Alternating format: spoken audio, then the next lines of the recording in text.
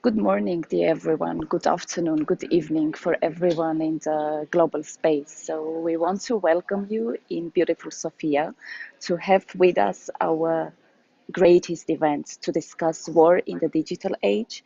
And this is a study case to see how the digital technologies impacted the war in Ukraine. So we will be having a lot of guests, a lot of speakers, participants from all around the world. We will be discussing multiple topics as how does the digital info war differ from previous ones, because we have seen different wars on TV, we have heard on radio, and now the Web3 has come to make a change. So we will be discussing this very important issue. And we will be discussing also how do social media platforms help silence and expose Putin's propaganda machine. We will be also discussing what are the mechanisms of combating censorship that have been used and refined during the crisis. So we have a lot of topics, guests from all around the world, and we are very much thankful to you for joining us virtually. Our event is hybrid, so please log into the event whenever you have the time. Please stay with us throughout the day because we will be having a very interesting discussions, panel discussions, presentations from our very important guests. So I will be leaving right now and will let you join the stage through our moderators. Start from the following, that DCN Global, it's a global community, multicultural, with colorful and, people from all over the world. I would like just to see together where the participants come from in order to show the diversity, a diversity that it is represented here also from us, the two moderators, but also from the rest of DCN Global members of the board. Ahora? So, good morning again. Good morning to all of you and welcome to Sofia. Out of curiosity, how many are here in Bulgaria or Sofia for the first time? Oh, there's a lot of us. This is exciting. Okay, great. So, welcome. It's also my first time. My name is Aura Kawanzarua. I am the head of DCN Africa, and we are really, really honored to be here. And I have my colleague here, Professor Panagiotou, who is the DCN Global President. And today we are going to be your hosts, and we're going to try and moderate a very awesome conversation, an important conversation, especially now, the topic being the war in the digital age. And like Nico said, please visit, forgive me, it's not an application, it's a website. So it's slido.com, slido.com, and that's where the question will be. It's a word cloud. So just pop in your word, where you are from, the country that you're from, and then we're going to see it on the screen where everybody is coming from. Nikos, could you tell us a little bit more about how we got up to this event today? Yes. So DCN Global work is mostly emphasized regarding digital communication technologies. We worked hard before the invasion in Ukraine, as it can be shown from the fact that we have created an Ukrainian influencers hub in Kiev. We have organized a conference in Kiev and another conference and meeting in Odessa. Thanks to the work of this Ukrainian community, we have been able to correspond immediately after the invasion, and we work hard in order to promote awareness by running a very innovative campaign called Humans for Ukraine that has been publicized in Euronews and in major sites all across Europe, as well in the rest of the world. We have actually launched the first NFT campaign in order to collect NFTs that it will help actually an Ukrainian organization, while we have organized a surprising birthday party for little kids, just again, because our work is mostly with the society and within the society. We are an organization that works in a grassroots level, and this is why we are effective. This is why we are trying to capsulate the society and respond to its needs. We organized Twitter spaces, podcasts, and a lot of other activities that helped us a lot in order to promote awareness. And this is why today we have with us some of the participants of the influencers hub that we have in Ukraine. Aura? So before we kick off our program, I'd just like to acknowledge the presence of the US Ambassador in Bulgaria, Hero Mustafa. I'd also like to acknowledge the presence of the Honorable Bojida Bojanov, I hope I said that correctly, the Minister of E-Government of the Bulgarian government here in Sofia, Bulgaria. So welcome, it is such an honor to have you with us today. I would like to call up Yulia Reshitko, and we're going to start off with a moment of silence.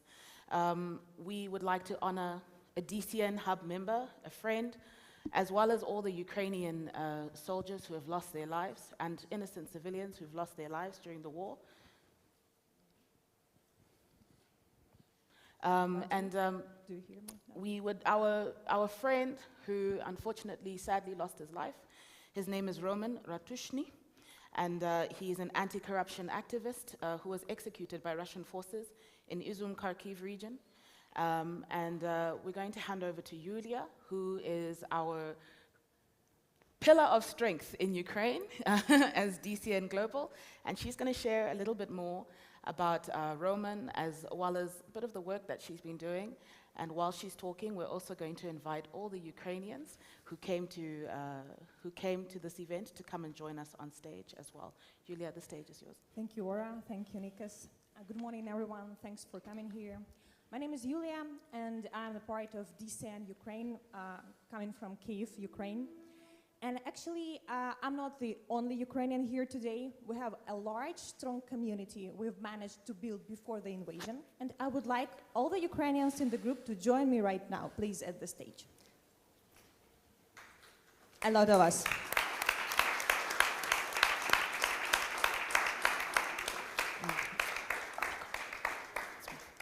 A lot.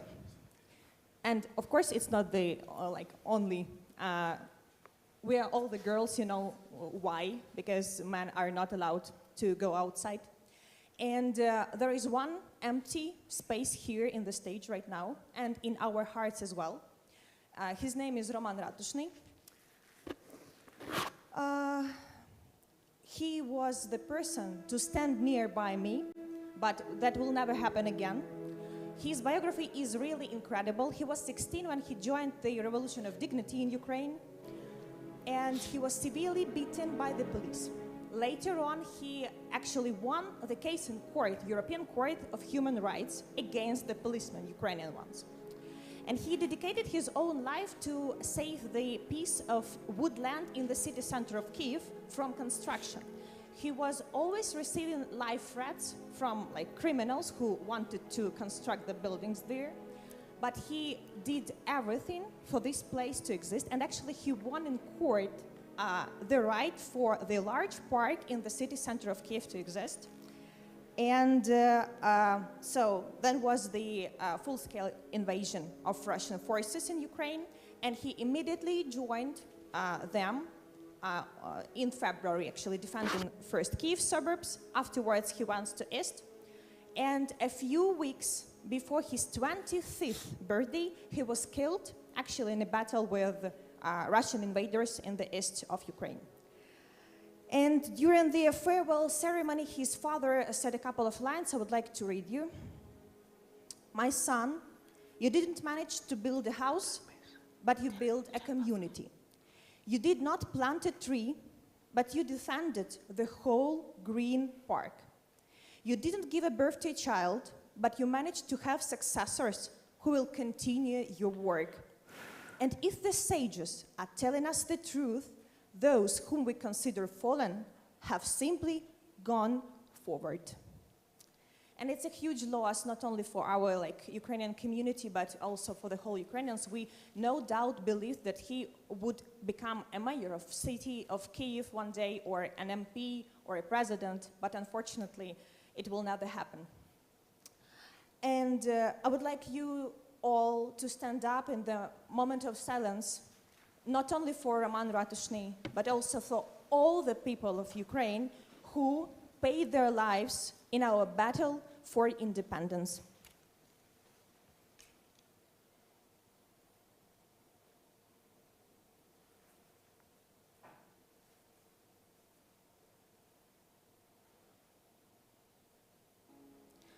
Thank you all very much. Ukraine will prevail.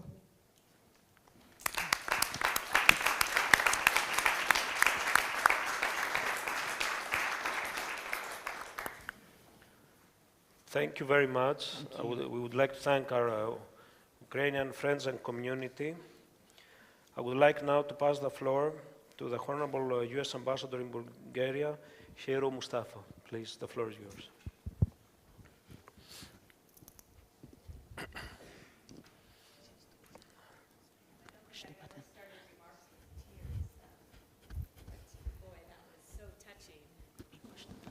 There we go.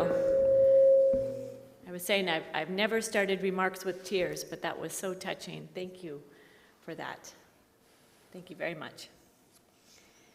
Let me say thank you, Vladimir, for inviting me to this forum. Thank you also, Nikos, for all the work that you have done to organize this, all of your team. Minister, it's wonderful to have you here with us today as well. Thank you to all the panelists, to the presenters for sharing your research, your observations, your insight. Thank you to all of you. And I'd like to welcome all the participants from across this region and from so many parts of the world.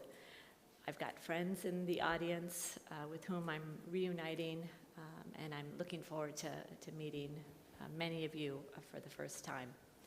Given what is happening in the region, I think we can all agree that this forum, together with the continued coordination, planning, and action, is not only important, but it's necessary and it's urgent. I want to begin by answering the question of what is different about war in the digital age versus previous conflicts. I know war. I ran from a conflict in Iraq when I was a young child. As a diplomat, I worked in Mosul at the very, very beginning of that war.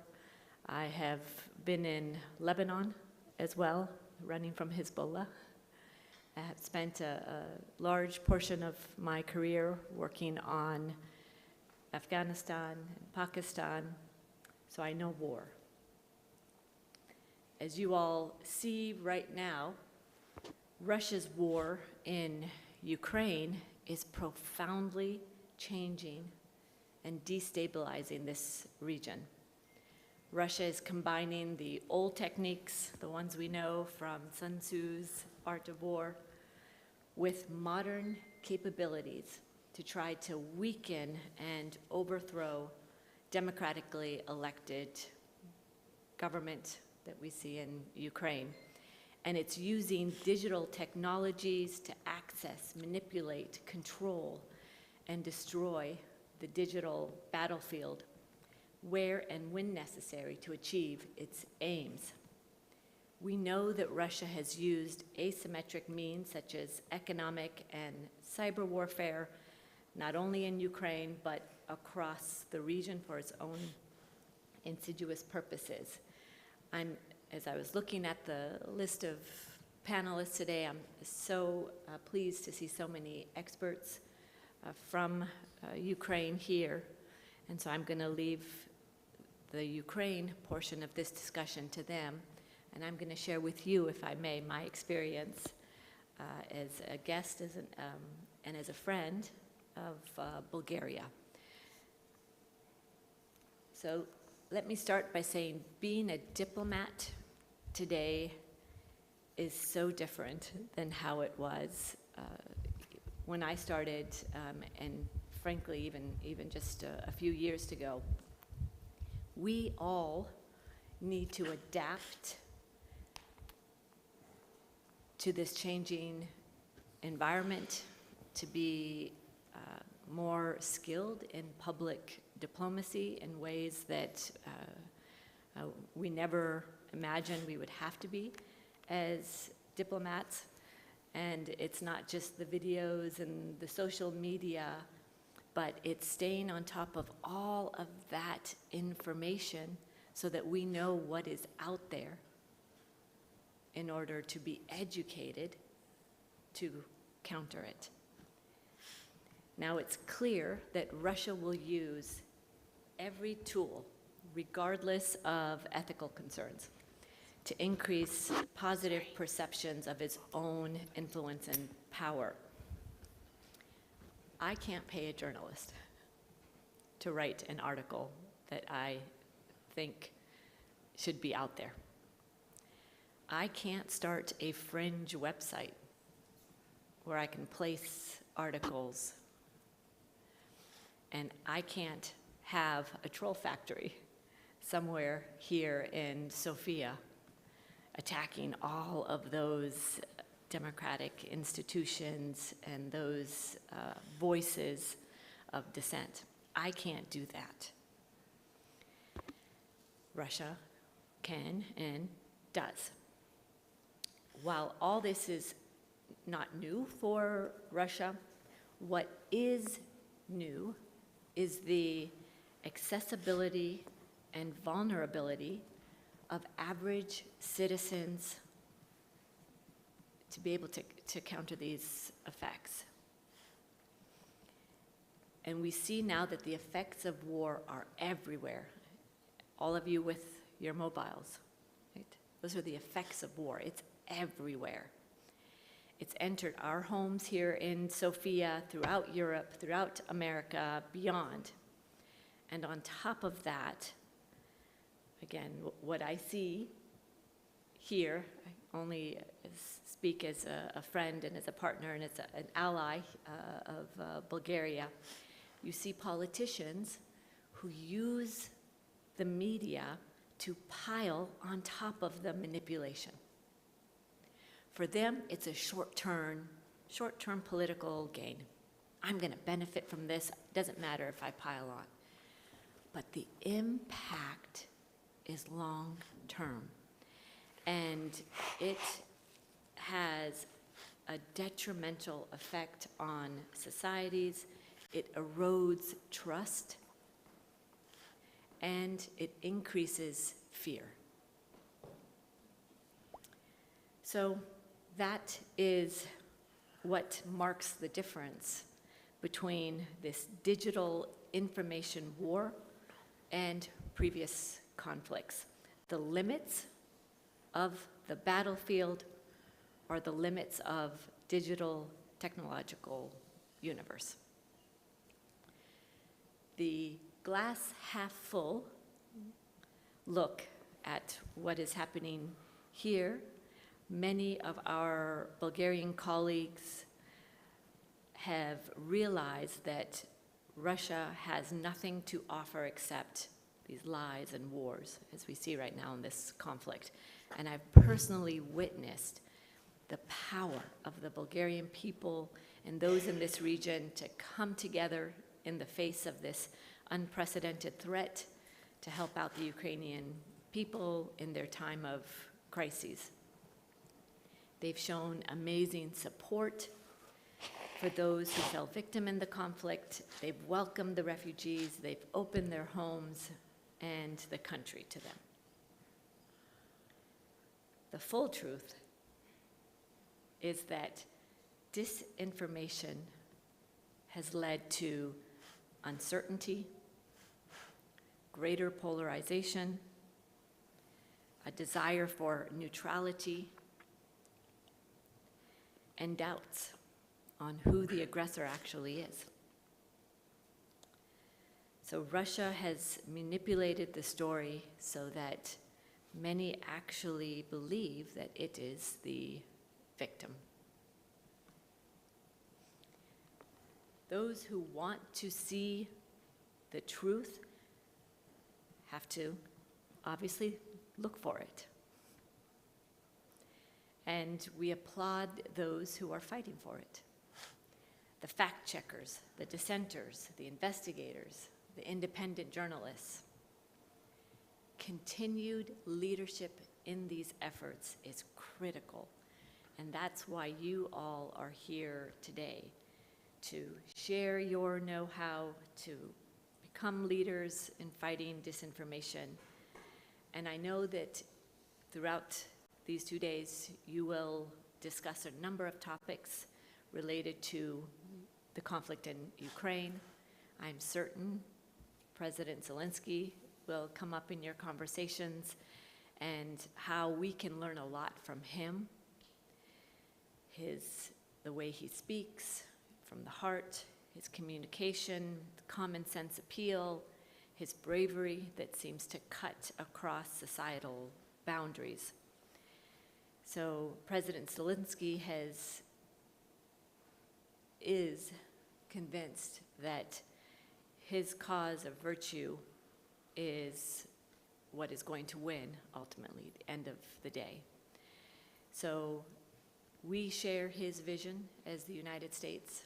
I know many of our partners across Europe share this, and we believe we all must stand together united with the people of Ukraine. One way each one of us can do that is to fight back against the misinformation. It is meant to divide us, and we have to stay united. And that is very, very important. It's also important to have leaders and politicians continue to advocate for speaking for the truth. That's also extremely important. I hope together you all come up with these ideas that will help us truly fight back against disinformation, because it is my belief that this is one of the greatest challenges here in Bulgaria, in the region, and if we don't counter it, it will have an impact on generations to come. So we have to do this now. So with that, I'm going to turn it back, and I look forward to meeting you, to listening to the panelists, to having the minister here as well. And I hope to hear your vision, and especially the way we can remain united and resilient despite the opposition and challenges, and how we can use many of these tools that are available to us. Thank you, and I wish you all success in this endeavor. We are all depending on you. Thank you. Thank you. I would like to thank the U.S. Ambassador, because it's the second event that she attends, and we would like also, as a community, to thank the U.S. Embassy, both the Ambassador and the Public Affairs Officer, for their tremendous support in order to organize this event and the previous one. Thank you very much. I would like now to invite at the floor the Minister of Bulgaria of E-Governance, that together with our Minister, Mr. Pierakakis, are driving the digitalization of the region. Minister, the floor is yours.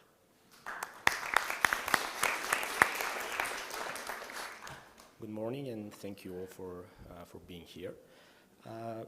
My role as an e-governance minister in December seemed to be, well, not easy because we were lagging behind, but I had to digitize bureaucracy, and we started all these things. We started building the mobile ID, something that Ukraine already has, for example, starting to exchange documents and data online instead of making citizens postmen of the administration, and we are doing that. We are opening data for public payments in order to help corruption analysts, journalists, activists.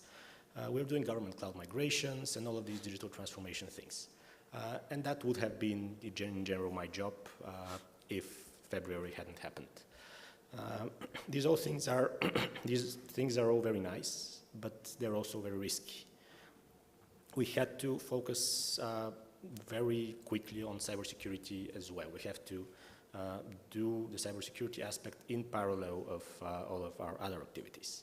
Because with the war, our vulnerabilities are more likely to be exploited.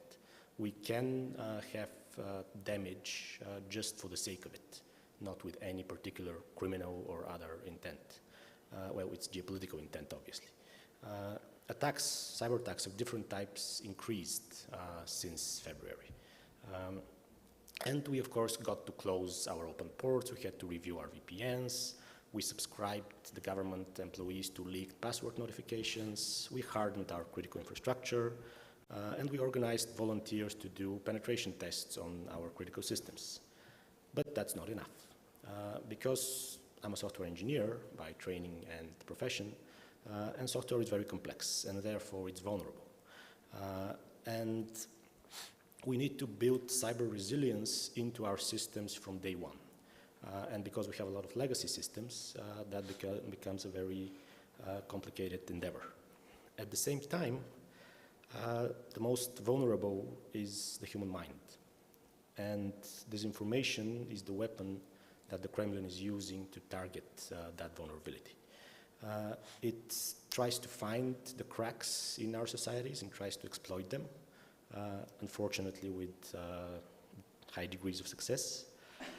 And it uses our values to undermine those same values. It uses our freedom of speech and freedom of expression values to sneak propaganda and disinformation.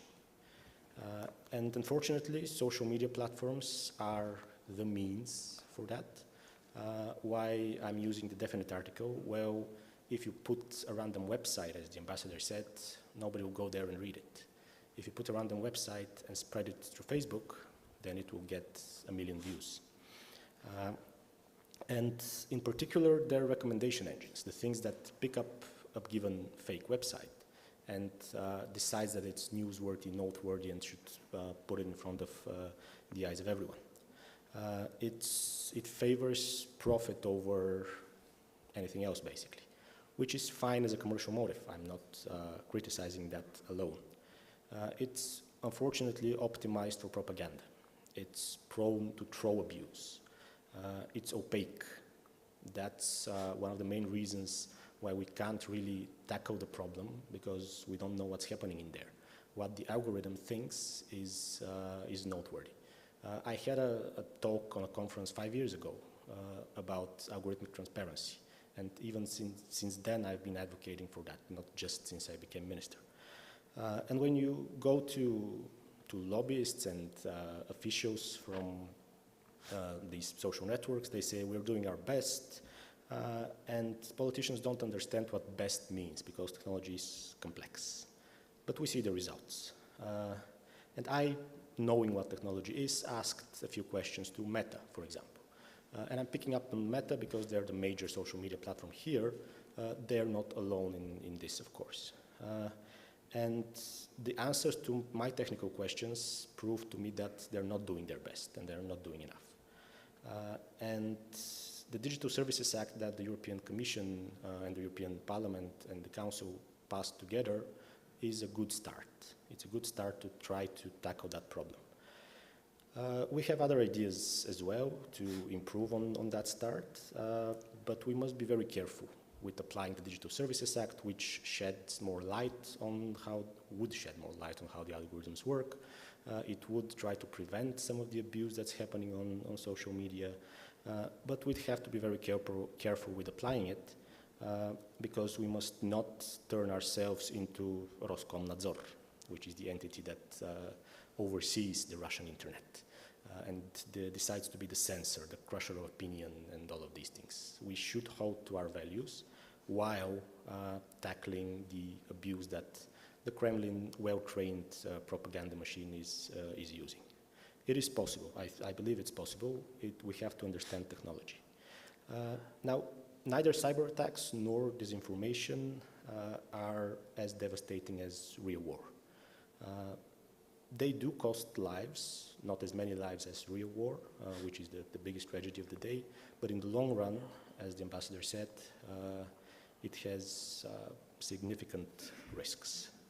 And that's why we need to build resilience into our institutions and into our societies to be able to handle that, to be able to draw the line between disinformation and freedom of speech.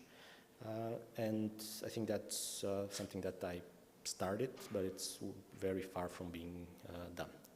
What would help? Well, I already said it, politicians should understand technology better. They should not trust someone's story of how it works. That's, again, a long shot at the moment, but we're getting there. The war amplified our perception of the threat. The threat was there, it has been there for a while. It has been amplified, but it also amplified our perception of it and compelled us to act.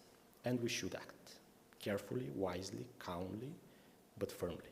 Thank you.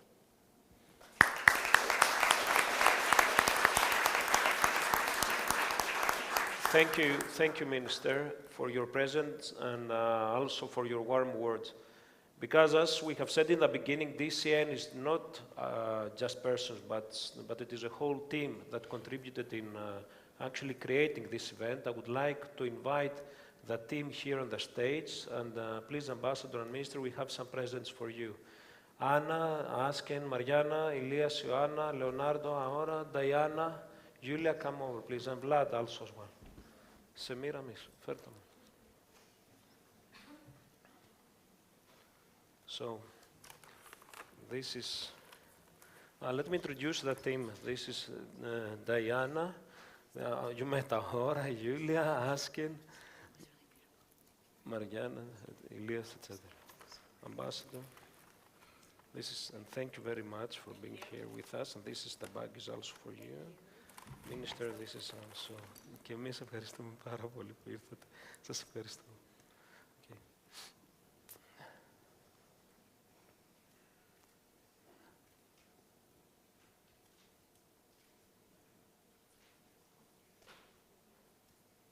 Thank you. Ambassador,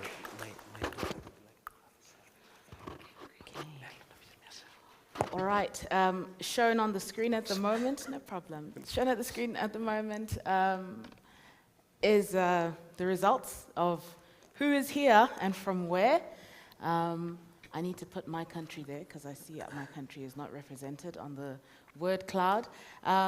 So yes, if you haven't logged in yet, we have people from Georgia, Ukraine, of course Bulgaria, the UK, the Netherlands, DC, Greece, Poland, Washington, Turkey, Lviv, Cyprus, oh my goodness.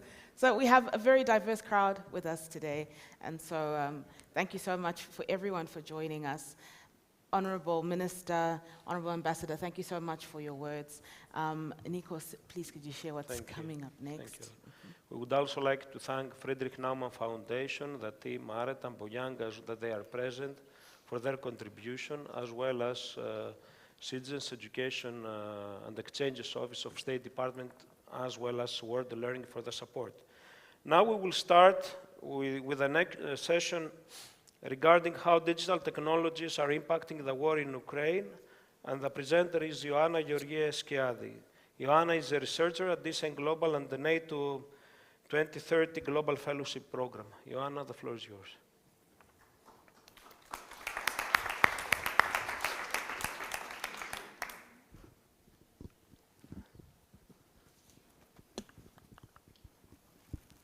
So, hello, I'm Ioanna. Thank you very much for It's being so here. nice to be Thank you here, for the help second that you have time provided to be in us. Sofia. And today we will talk about how the digital technologies have impacted the war in Ukraine.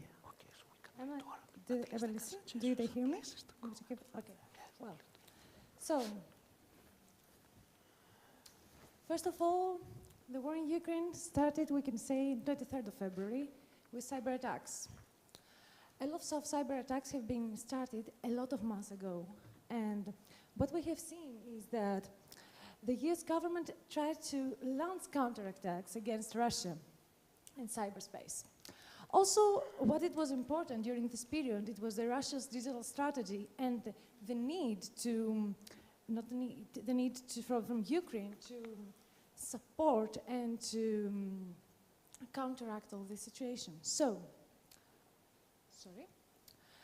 what we can say is that the way that wars are being executed after the war in Ukraine will be changed. It's a conventional war, both in physical and digital space. The government in Kiev, what has stated is that we are creating an IT army and we need digital talents. It's one of the first wars that we see something like this, and it's something that we will see in the next years. We will need some water. What we had these years, these 4 or 5 months, it were network disruptions, website jamming, classic media censorship, something that it was prepared for a lot of time now. Well, another important aspect of how digital technologies have impacted the war in Ukraine is the disinformation. A lot of deepfake videos have started with the Ukraine president calling the Ukrainians to invade Ukraine, and a lot of pro-Putin narratives and propaganda have been spread in social media.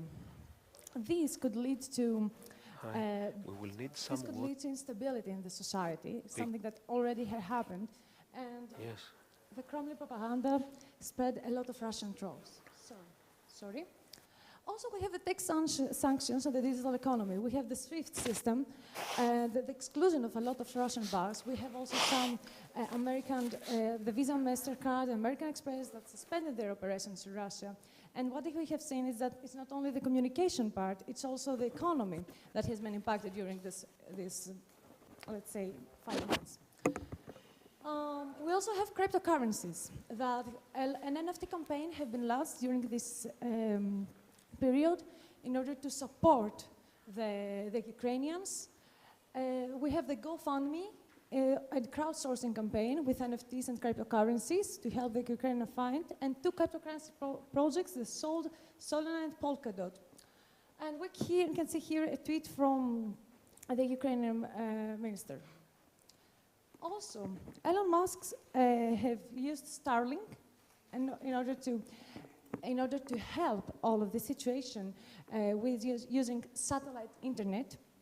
And this has helped you because one of the first things was the disruption of internet. This has helped in order to have communication all of the time. Well, another platform that it was really important during this period was the DIA platform, that people could donate money to the Ukraine military. And also it's important to notice that about 4,000 hackers have volunteered during this period that supported the Ukraine, building an army without waiting something to be rewarded. And also we have TikTok. We can say that it was also war on TikTok. A lot of digital activists have done digital fighting and have tried to influence all of the situation about the war. We can say that Ukraine won the war in TikTok until now, but we have a lot to tell today. In general, what we have seen is that the Ukrainian government has, the last especially few years and after 2014, have done a lot of things to digitize the government and all of the services. And it's also important what has done Uber during these months. They try to deliver food and water supplies to war-torn areas. And finally, we can say that the digital battlefield is parallel to the physical, to the actual battlefield, and this shouldn't be ignored. So, thank you so much for today and for having me. Thank you, Ioanna, for the very interesting presentation, and also for actually mapping the floor for the discussion that it will follow. Now I would like to invite the panelists of the next roundtable, which is titled InfoWar in Ukraine. Liz Labot, please, Liz. CEO at Zivi Media, which is an innovative initiative. She's adjunct professor at American University and columnist at Foreign Policy and Politico, especially that I tend to read a lot. And then the next presenter is Tim Squirrel, Head of Communication and Editorial Institute of Strategic Dialogue, London, US. And our next speaker is Rosa, will speak about Russia and Ukraine and the future of information war, which is Emerson Brooking from DFR Lab. Liz, the floor is yours. Thank you, Nico. And thank you to everybody for coming. Minister, my good friend, the ambassador, it's so good to see you. And I'm already so inspired by the people that I'm meeting here and all the people that are working on behalf of Ukraine and the Ukrainians. So thank you. I'm honored to be here. I'm here to talk about Russia's information campaign and talk a little bit more about the tactics that they're using.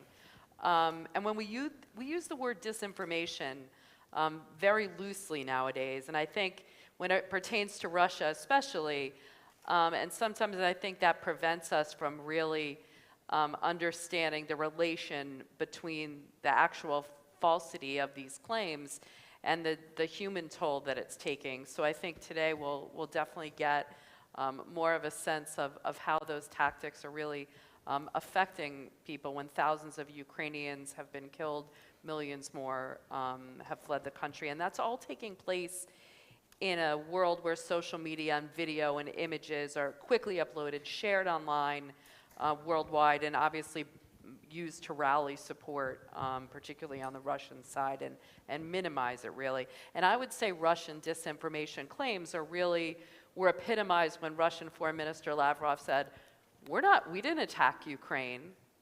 Now, obviously, this is false because we can see that the Russians attacked Ukraine, right? And that's a tactic that they use primarily for a Russian audience, being fed these lies about a special military operation. But there are two secondary audiences, right? One are the Ukrainian people used to sow discord in the society, and then it's us, it's the world, and particularly the West.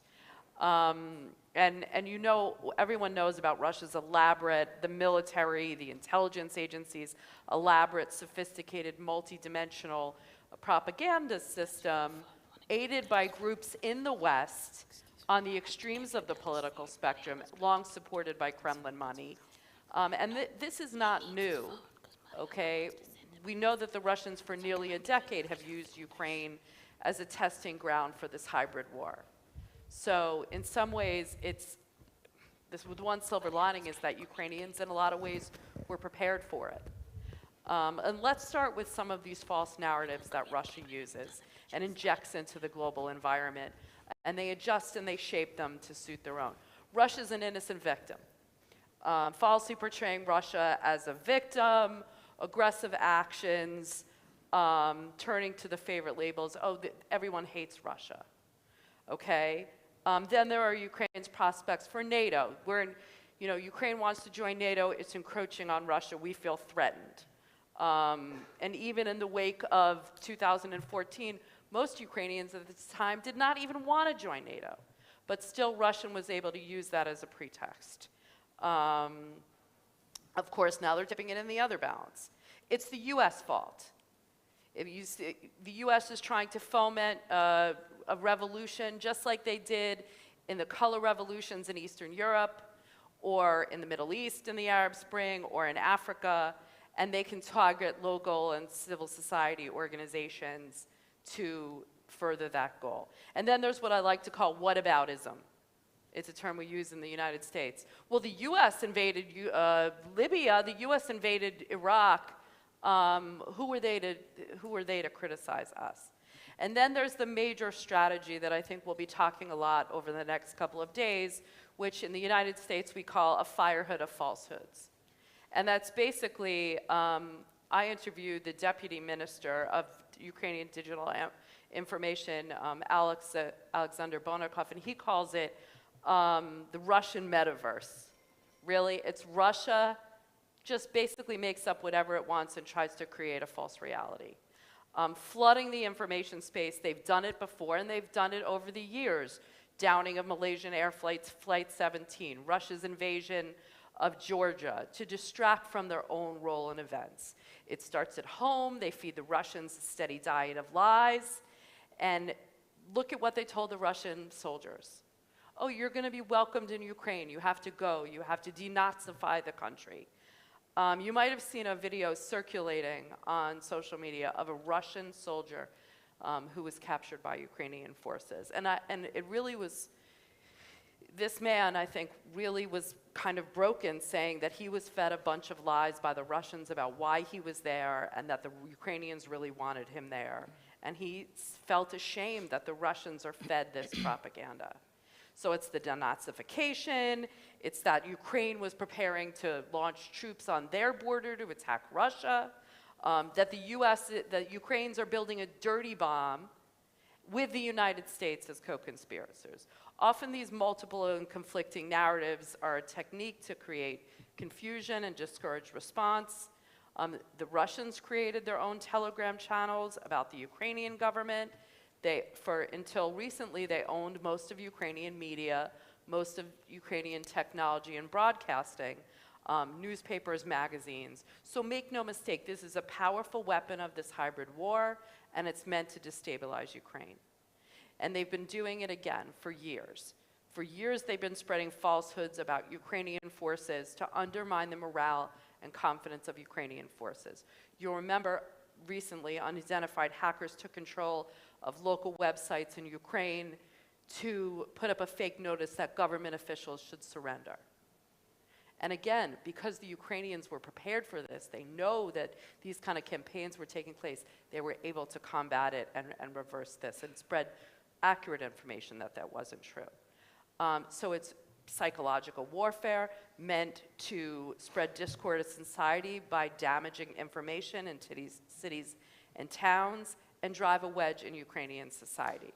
So rumors that the Donbass was not taken over, conspiracy theories about President Zelensky, designed really to create a civil conflict in Ukraine to get the Ukrainians to abandon their desire to move towards the West, to join the EU, to work towards NATO membership.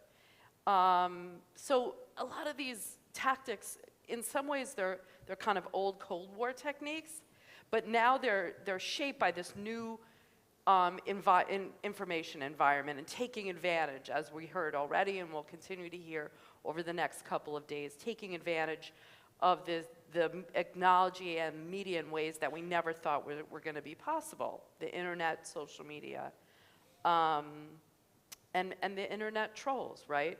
There are just so many of them we don't really know. And there are a high number of channels. They're just bombarding us with messages and messages. Often there are 20 different conflicting false narratives. What is the goal? The goal is to confuse us. The goal is to confuse us. We don't know which end is up, as they say in America. And then there's this 24 information cycle. And another tool that they use is censorship at home. So they're cracking down on all this free media, open discussion of war. You've seen people arrested for protesting the war. And the Russians are completely isolated from any accurate information about what's going on. And the longer this goes on, the harder it is to penetrate that information. And so impressions and narratives in Russian society get really hardened. And I think the Ukrainians have been really good about trying to penetrate that, and they've had some success. So we've talked about the Russian and the Ukrainian audience. What about the rest of the world? What are they trying to do? Messages designed to sow enough confusion that we're tired, that we have Ukrainian fatigue. We have gas prices rising, we have food prices rising. We're so tired, we just give up. And we start to, as the ambassador said and others are saying, reinterpret what's really going on. You know, maybe the Russians have a point. That's what they're trying to do. It's a playbook that the Russians have honed for many years and in different places. And it's try to make it so no one really owns an idea. It's so malleable, it's so flexible, that it's hard to really figure out and make sense of what's wrong. And so that we zone out. And that's the important thing, that we can't zone out. That's what gaslighting is. You know, in the thickening fog of an information war, trying to zap our focus. And there's some successful in some places and others. In Germany, sometimes they're successful, sometimes they're not. In the Netherlands, they're preparing public opinion in those countries for years. They're doing very successful in South Africa or other countries in Latin America where the U.S. is not popular. So this is also a battle for hearts and minds of the world, really. But the Ukrainians have been fighting back, and we're going to hear over the next couple of days. In 2014, when the Russians invaded Ukraine and seized the Crimea, the space was kind of homogeneous, and Russia owned a lot of the information space. But over these years, Ukrainians have built up their own tech infrastructure, their own broadcasting, their own media. And they've worked to build up their own tech sector to attract tech companies. And they're also running campaigns to show the truth in Russia about what's going on. And I think with some success. You saw, you know, the mothers of Russian soldiers wanting to know what's happening to their sons. A lot of that is because of the Ukrainians also working to combat the disinformation. They're working with big tech to shut down Russian disinformation. You have the IT Army of Ukraine, which we're going to hear about. Really incredible what they've been able to do. And obviously, we're going to hear a lot more about the use of Telegram. And the US is also helping. I think what the Biden administration did, which is to declassify intelligence and kind of preempt the Russian disinformation by showing what the Russians were doing, I really feel that was very effective in combating, kind of heading off Russian disinformation. And the Russians weren't prepared for that. So it kind of took them a little off guard. So I think the disinformation, while it's certainly very prevalent, the US and the Ukrainians working together has really taken the wind out of those sails. The US is also briefed, we're going to hear a lot in this conference from TikTok influencers here from Ukraine. There are also TikTok influencers in the US, and the Biden administration has really tried to work with them so that they can start combating some of this disinformation. And they say they feel empowered now to debunk some of those misinformation. And so I think there's a lot that is to be, we can look at as positive.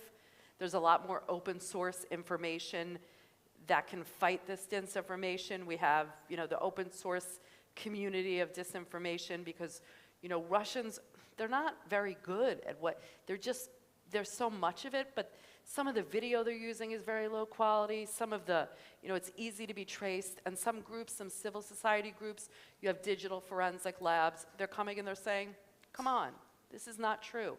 And it's easier to disprove. And that's why everyone's working together. Russians can flood the zone, but if you keep picking them off and showing it, a pattern emerging that this is not true. And so they can quickly call out Russia and say when we're seeing disinformation. So what we're really talking about here in conclusion is whether our information ecosystems are resilient. And that requires all of us. That requires participation of everybody. We're seeing a much more resilient information community ready to step up and question what's being put forward, call it out, put a spotlight on it.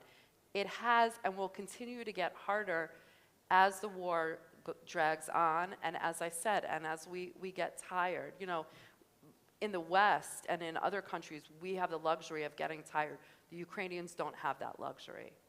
So we need to stand firm with them and not lose that focus and just, you know, get so flooded that we tune out and we get that fatigue. Because the zone is, we have to make that zone that Russia is competing in for information more constrained. And so I think the way we stay resilient is to stay focused.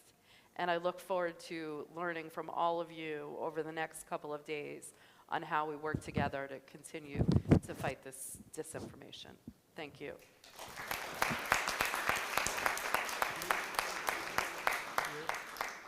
Thank you very much. Now I would like to invite Tim Squirrel, which is Head of Communication and Editorial, Institute of Strategic Dialogue, London, US. Also, Emerson, please as well join us. Thanks very much. Hi, everyone. So I'm probably going to give you one of the more depressing talks today because I'm going to be talking about how pro-Kremlin narratives continue to reach audiences globally. So what I want to say is that all of this isn't my work specifically. Thank you. This is all done by my institution, the Institute for Strategic Dialogue, which has been working tirelessly since the conflict began with the specific aim of understanding how narratives sympathetic to the invasion are continuing to reach audiences in spite of pretty unprecedented action on behalf of tech platforms, of civil society, and so on. So let's get started. So quick overview. I think there's an interesting thing here, which is there's an overarching meta-narrative. That is that the West has won the information war, that Ukraine and Zelensky in particular have really smashed it out the park, that they've done really well, and that generally speaking people are unsympathetic towards what has been portrayed as, and quite understandably and correctly, an unacceptable war of aggression against a sovereign state. Unfortunately, I don't think that meta-narrative is correct based on the research that we've done on a more global scale. And so what I'm going to talk about then is outside of the English-speaking world, how the Kremlin has managed to make its messaging stick, and how the war has been framed very differently in, say, Francophone Africa, which is the case study I'm going to use, or the MENA region versus the UK or the US. What I want to say, though, is that this is one small portion of the work that we've been doing since the conflict began. So we've been doing things, including most recently uncovering a huge network of sites which RT and other state media are using to circumvent restrictions on Russian state media. That's now been passed on to Google, who've been delisting that from their search results. So we've been making impact as well. We've exposed a couple of different doxing operations which Russia has been engaging in. We've looked at how RT is managing to circumvent restrictions across Europe in spite of the various bans there. We've looked at how, again, RT and Sputnik and other kind of agents of Russia are continuing to reach audiences on TikTok, how tech platforms, in spite of taking unprecedented action, are continuing to fail to really clamp down on this in the way that they promised. So let's go into, if this works, it's not going to work, there we go, quickly on the tech platform response. So this is a study that we did in the aftermath of the atrocities uncovered in Bucha. So we looked across 20 different countries, primarily in Europe, at the 10 most widely shared posts on Facebook, on public pages, describing Bucha across a range of different languages.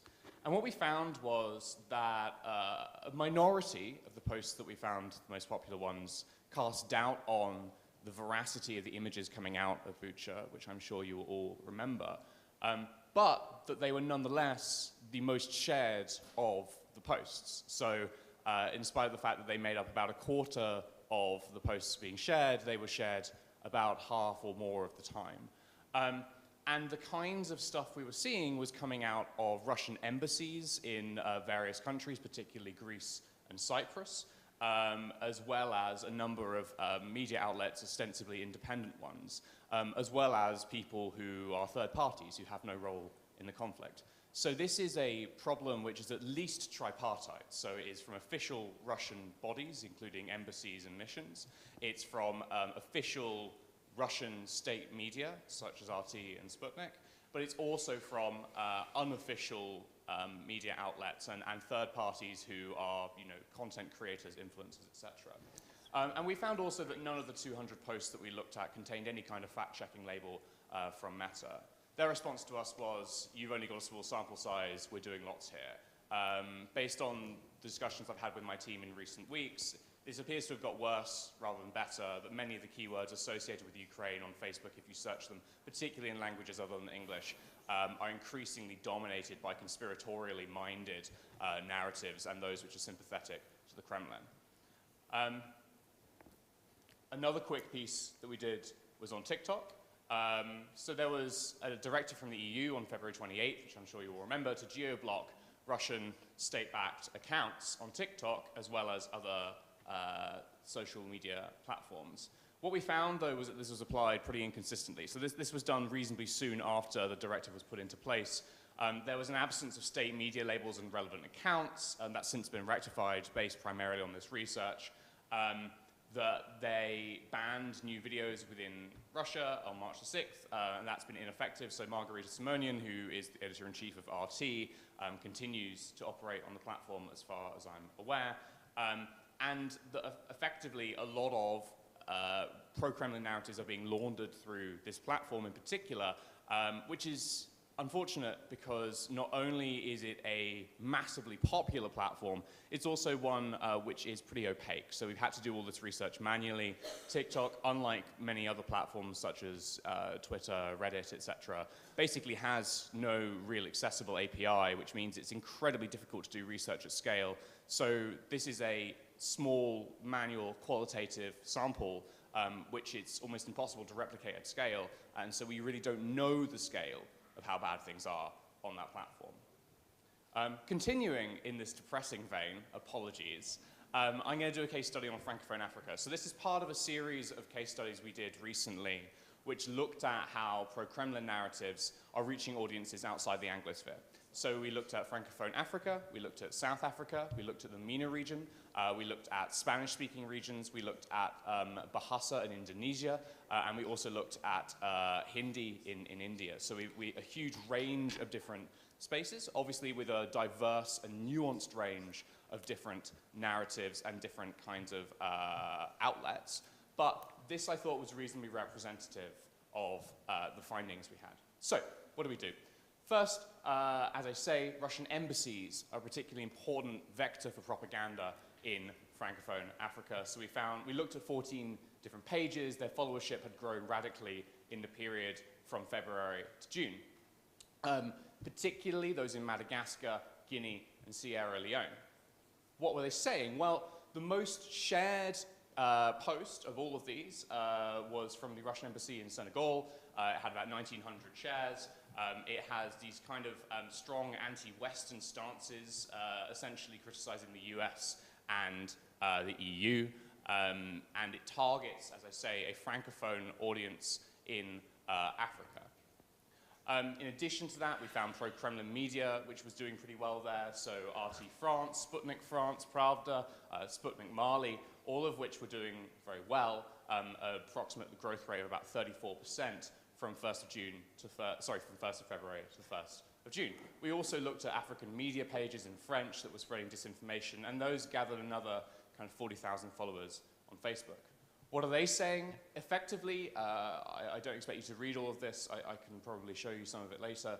But effectively, a lot of it rests on kind of anti-Western narratives rooted in anti-colonial resistance. So effectively, instrumentalizing and co-opting the history and legacy of Western colonialism in Africa as a mechanism for claiming that Russia is a liberatory force, that it is fighting back against Western imperialism, and that therefore they ought to support Russia. So this kind of pragmatic opportunism is pretty characteristic of pro-Kremlin narratives.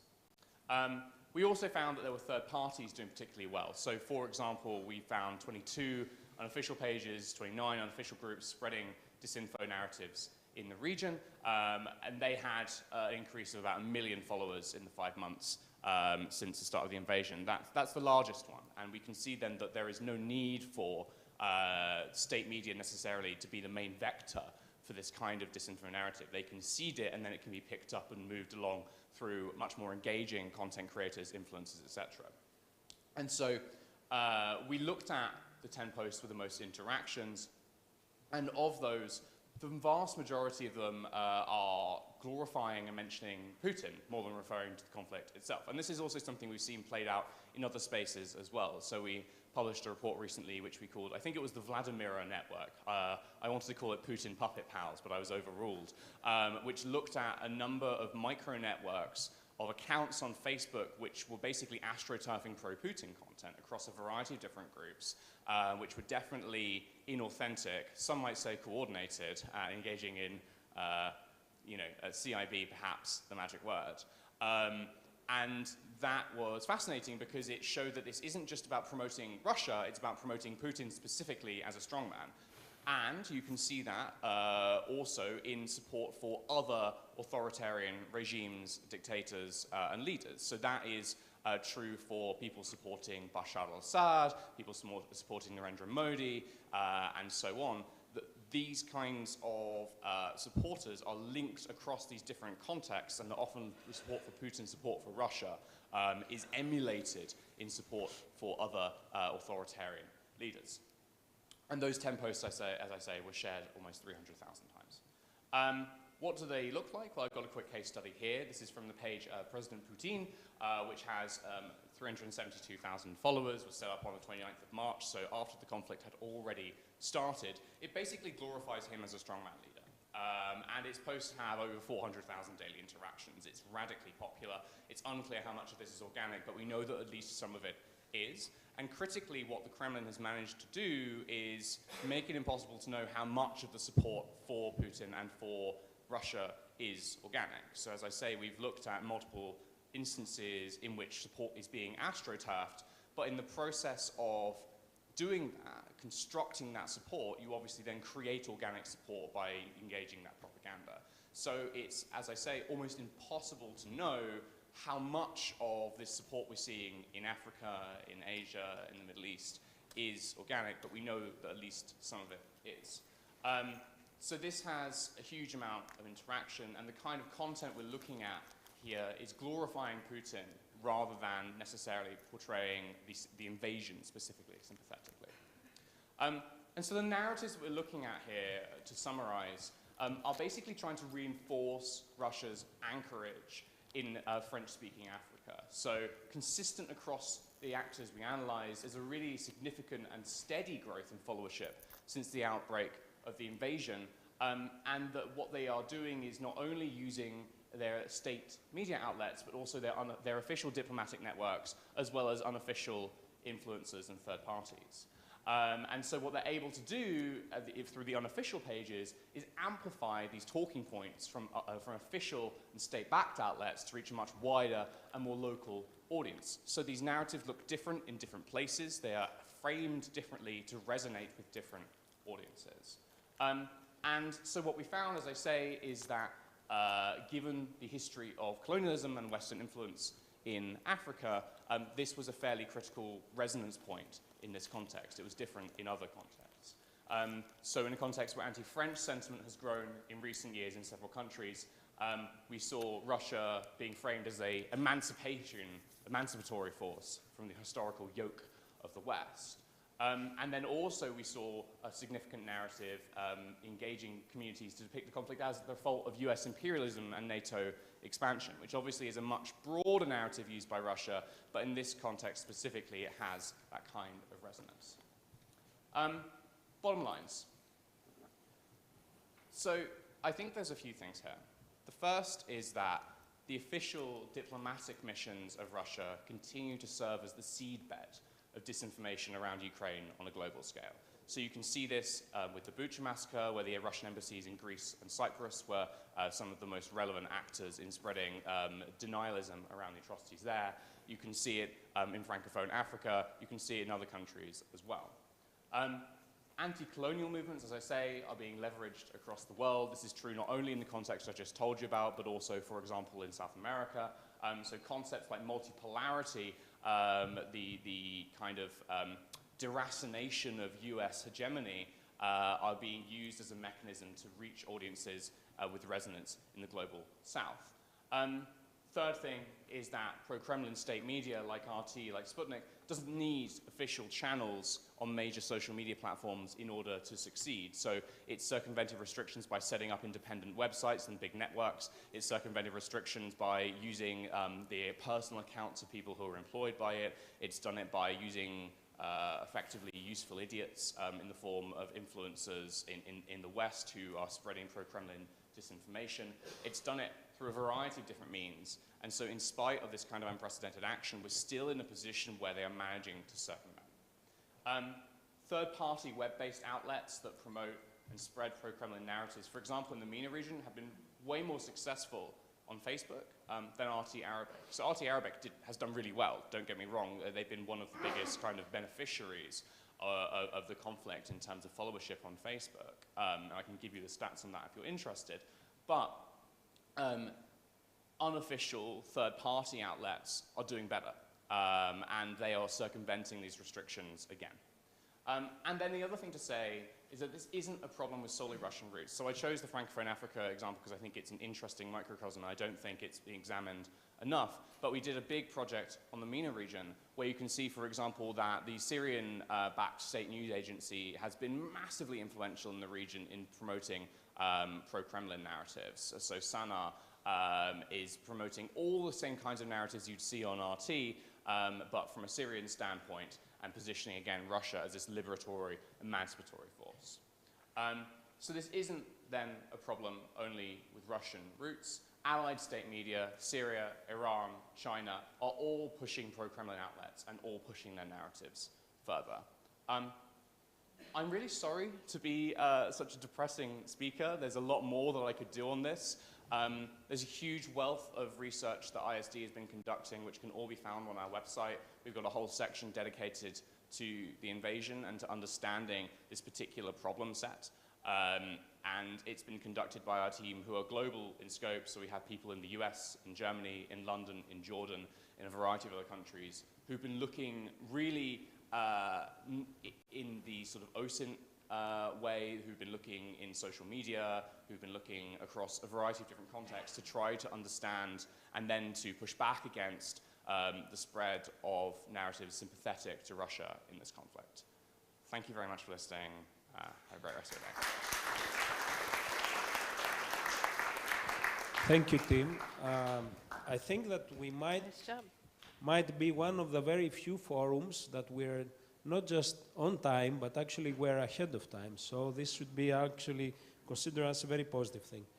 Please use Slido. I think that very important and interesting things have been, we have listened from the previous speakers, so please use it in order to pose questions, but also to take part of the very interesting polls. So one of the polls that it will be launched now, it is, from where do you get your news about Ukraine? What are the sources of media that you use? And now we move to our next speaker, which is Emerson Brooking. He is resident senior fellow of DFR Lab and co-author of the book Like a War, which is a fantastic book. Emerson, the floor is yours.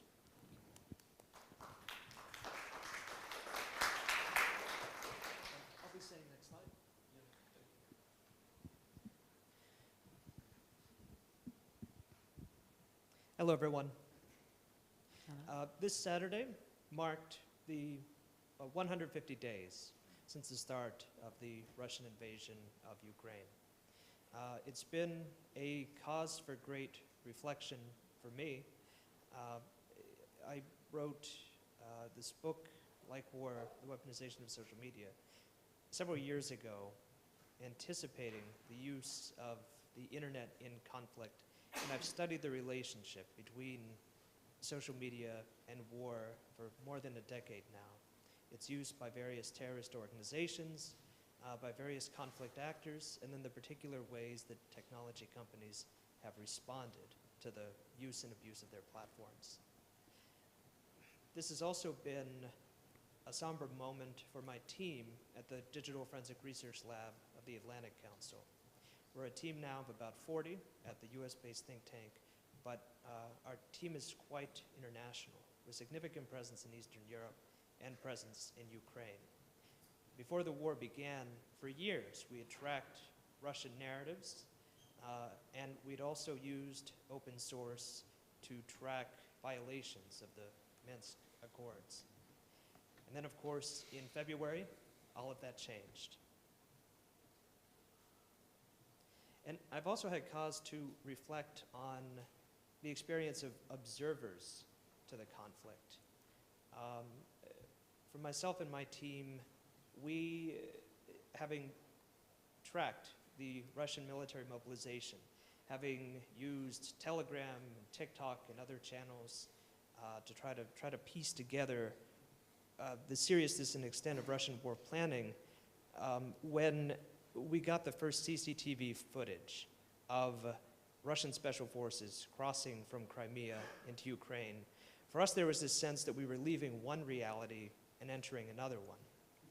But for hundreds of millions of other people who had more casually been following events, for them this was really the first time that they were tuning in to this war, which would shatter the peace of Europe and which would foist this new reality on all of us. Next slide.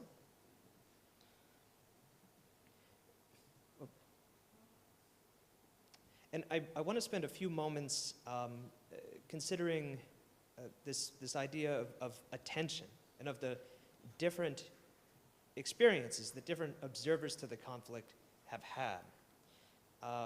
As I wrote in my book, attention is the finite resource over which information conflicts are fought. That is, when you're engaged in an information conflict, you're not fighting over control of terrain. You theoretically could put together an unlimited number of narratives to try to sway audiences to your position. But what matters most, how you measure the effectiveness and impact of a given narrative, is the attention that it receives. And attention is power. And in examining the nature of attention in this war, we can surmise something about the future trajectory of this information conflict, as well as draw lessons more broadly about the intersection of modern technologies, the internet, and warfare. And I want to start here with this graph of Google Trends data, comparing top queries for 3 conflict events in the United States. The rise of the Islamic State, the fall of the government in Afghanistan in 2021, and its reconquest by the Taliban, and then the war in Ukraine. And I had just gotten my start in Washington, D.C. in 2014 when the Islamic State rose to power. ISIS was a master of digital technologies and viral propaganda. The militant group made sure that they had global attention in the way that they so artfully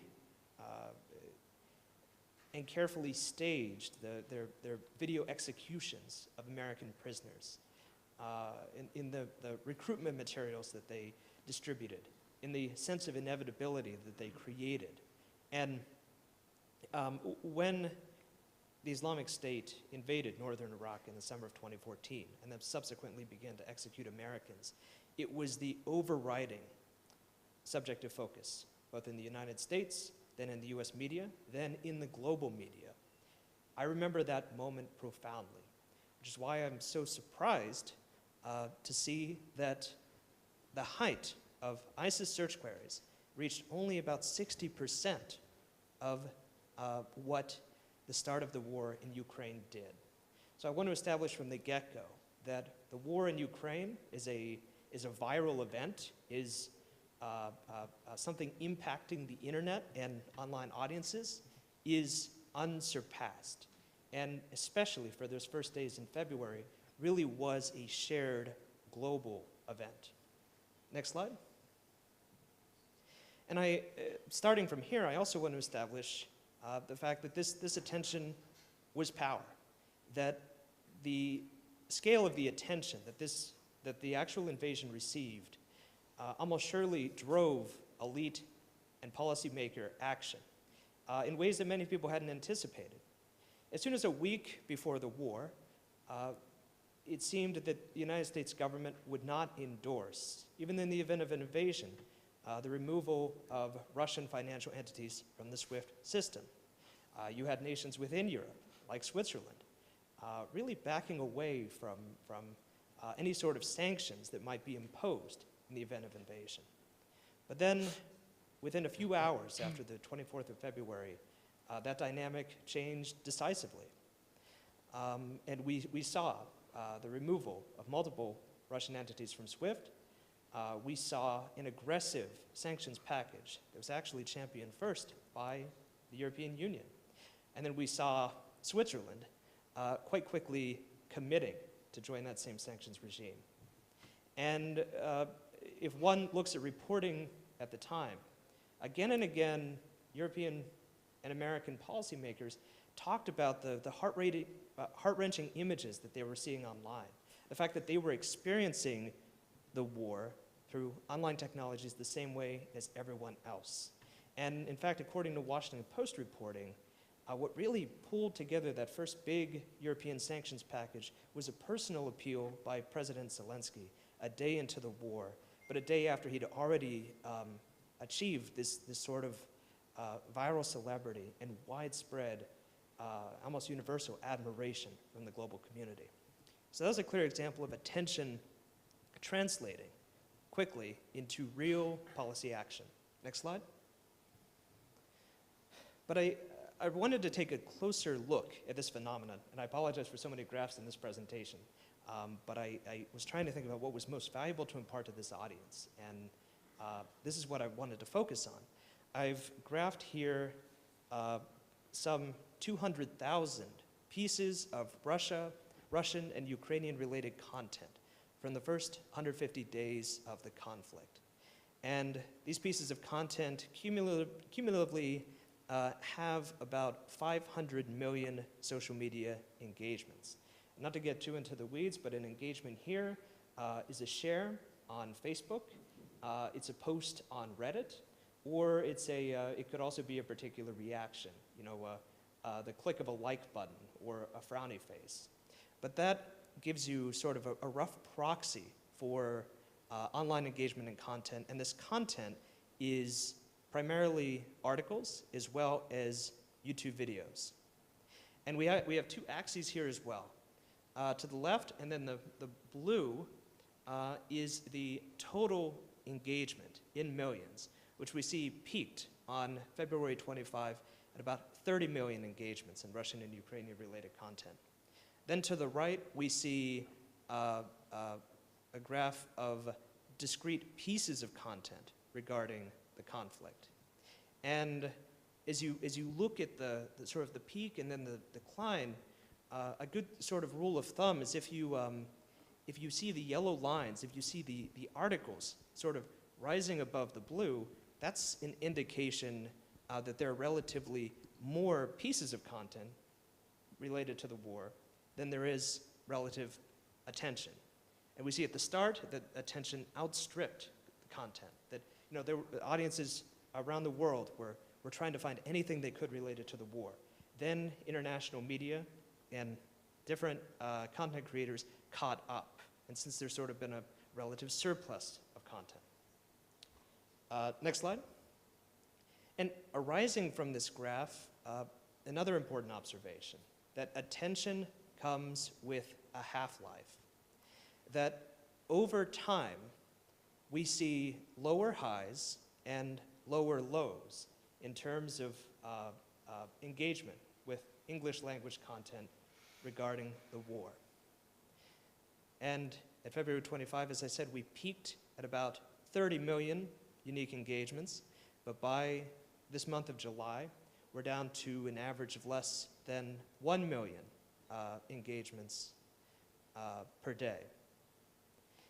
And the number of articles, again, is declining more slowly than audience engagement. Next slide. Now, I want to focus back on this graph a moment and then think about some moments which, for those of us who have followed the war closely, have seemed monumental or decisive. And in particular, the revelation of the massacre at Bucha and other Ukrainian cities, which came to light in early April 2022. Now, for myself, for my team, for people who were following the war closely, it felt like this was another moment, another viral moment equal almost to that initial invasion, where we'd seen the barbarity of Russian action laid manifest clearly for the first time. But if one looks at the data, audiences did not experience it the same way. One does see a relative uptick in engagement in content regarding the war, but we still see that continuing downward slope. Something like the fall of Mariupol, unfortunately, in a similar situation. And we see, for instance, 2 weeks ago, there was a terror bombing in Venezia, where over 20 Ukrainians were killed by either a poorly targeted or purposefully targeted Russian cruise missile. Again, barely a blip, unfortunately, in this overall trend regarding engagement with war-related content. Next slide. And from this, we can draw another conclusion, that unfortunately, attention creates a warped view of war. If one looks at the pieces of war-related content that were most popular across the whole data set, it's a lot of stuff about dogs, about pet rescues, and about celebrities, like Elon Musk. The fact is that most popular war media still conforms to the existing viral frames that generally govern what content takes off or doesn't in online ecosystems. And that means, for instance, we did see a few very popular stories regarding individual Ukrainian heroism at the outset of the war, but they're often overshadowed, say, by someone who braves Russian artillery fire to rescue kangaroos from a Ukrainian zoo. An important human interest story too, but the fact is that as most casual observers experience the war, they're not experiencing the war itself. And in fact, these patterns in attention don't correlate at all with the Ukrainian war dead or the Russian war dead. In fact, as the conflict has entered a more dangerous phase, as casualties have risen, we see still that diminishing interest from global audiences. Next slide. And the fact is that this receding attention benefits disinformation efforts. And I have here a chart of engagement with adversarial stories that mentioned either Ukrainian bioweapons or Ukrainian biolabs. I think this disinformation narrative will be familiar to many people in this room, but the allegation is that the US had funded these weapons programs and that Russia is justified in its invasion because it intends to dismantle them. Now, I want to emphasize this story has never received particular traction. Y-axes can often be misleading.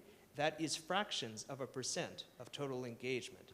We rose to an all-time high of 0.2% in March when Russia actually used this position on the UN Security Council to bring this issue forcefully before the global community and was essentially abusing their position in international institutions.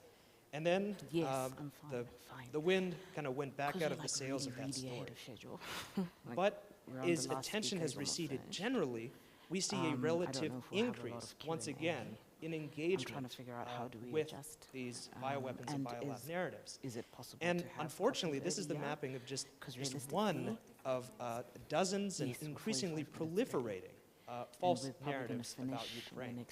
So another broad observation to draw here is that as overall attention diminishes, it opens up new opportunities for war propagandists and disinformation merchants, as well as profit-motivated individuals who have no particular stake in the conflict, but whose intent is to farm engagement, to sell advertising against any story that they think will draw the most eyeballs, whether or not yeah, we had that two story DC and is Africa true. events.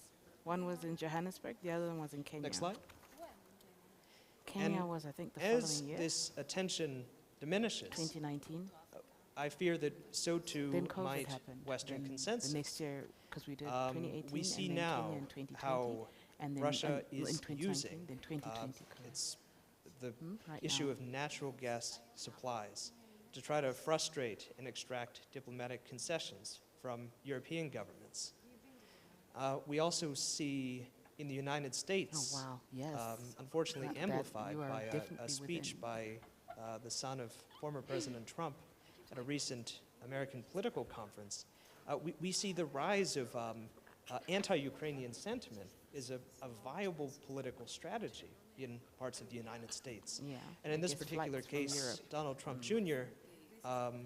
Was criticizing the American provision of aid to Ukraine, and he was citing a true story of money that had been seized from the wife of a former Ukrainian minister. But he badly misstated when this event had occurred.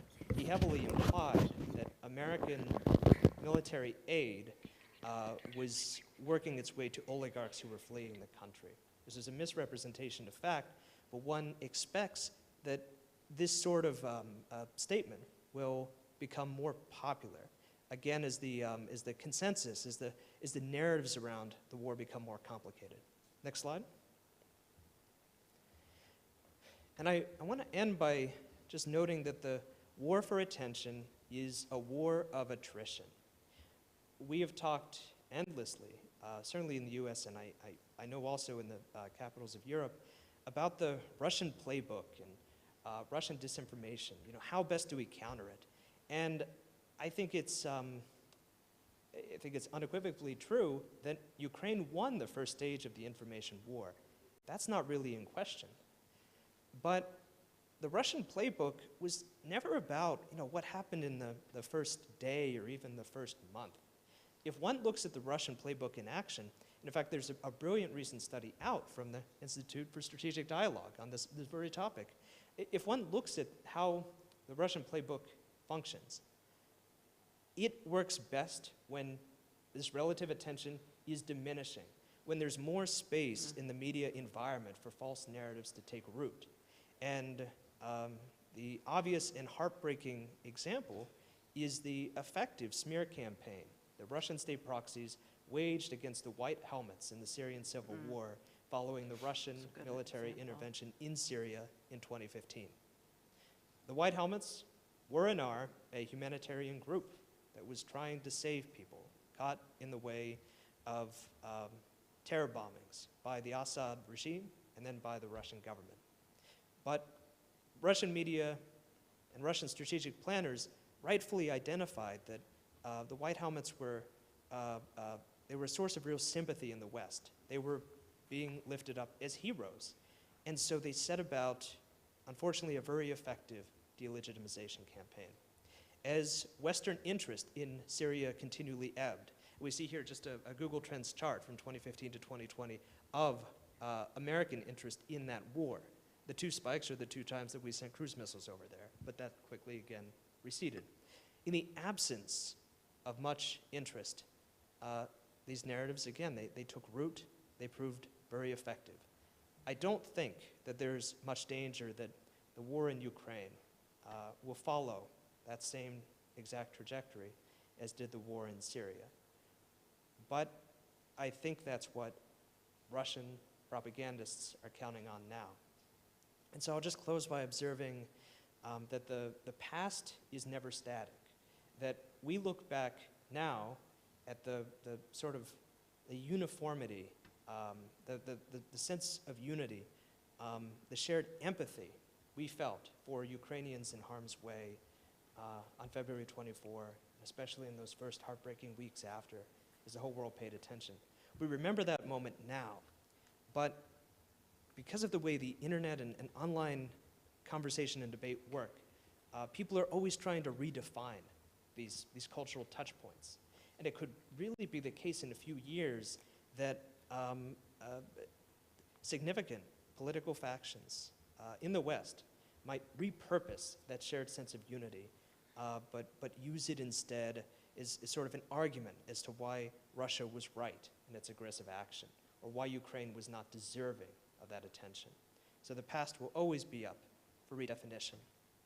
And while I think many Western observers maybe prematurely declared victory in this information conflict, I don't think that could ever be said of the Ukrainian people themselves. It's clear that there remains a very long and attritional struggle ahead of us, and I'm fortunate to be here today and to be meeting some of the people who will be instrumental in that fight. Thank you very much.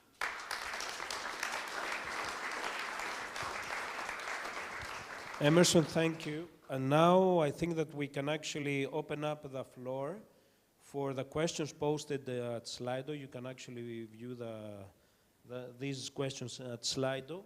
But before actually starting with the questions, I would like, because all of your presentations were related on analyzing Russian disinformation, what do you think that the proper reaction would be in order to tackle these efforts?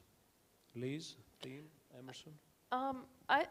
I'll start by saying I just think it needs to continually be called out. You know, a lot of times, like, people that recognize Russian disinformation will just you know, take it for what it is and roll their eyes and say, oh, that's, you know, we like to use the word in the States, fake news, you know, and I think that term has gotten a little overused, but, and we just might dismiss it as, oh, give me a break. But it needs to continually be called out, and there needs to be venues for accurate information.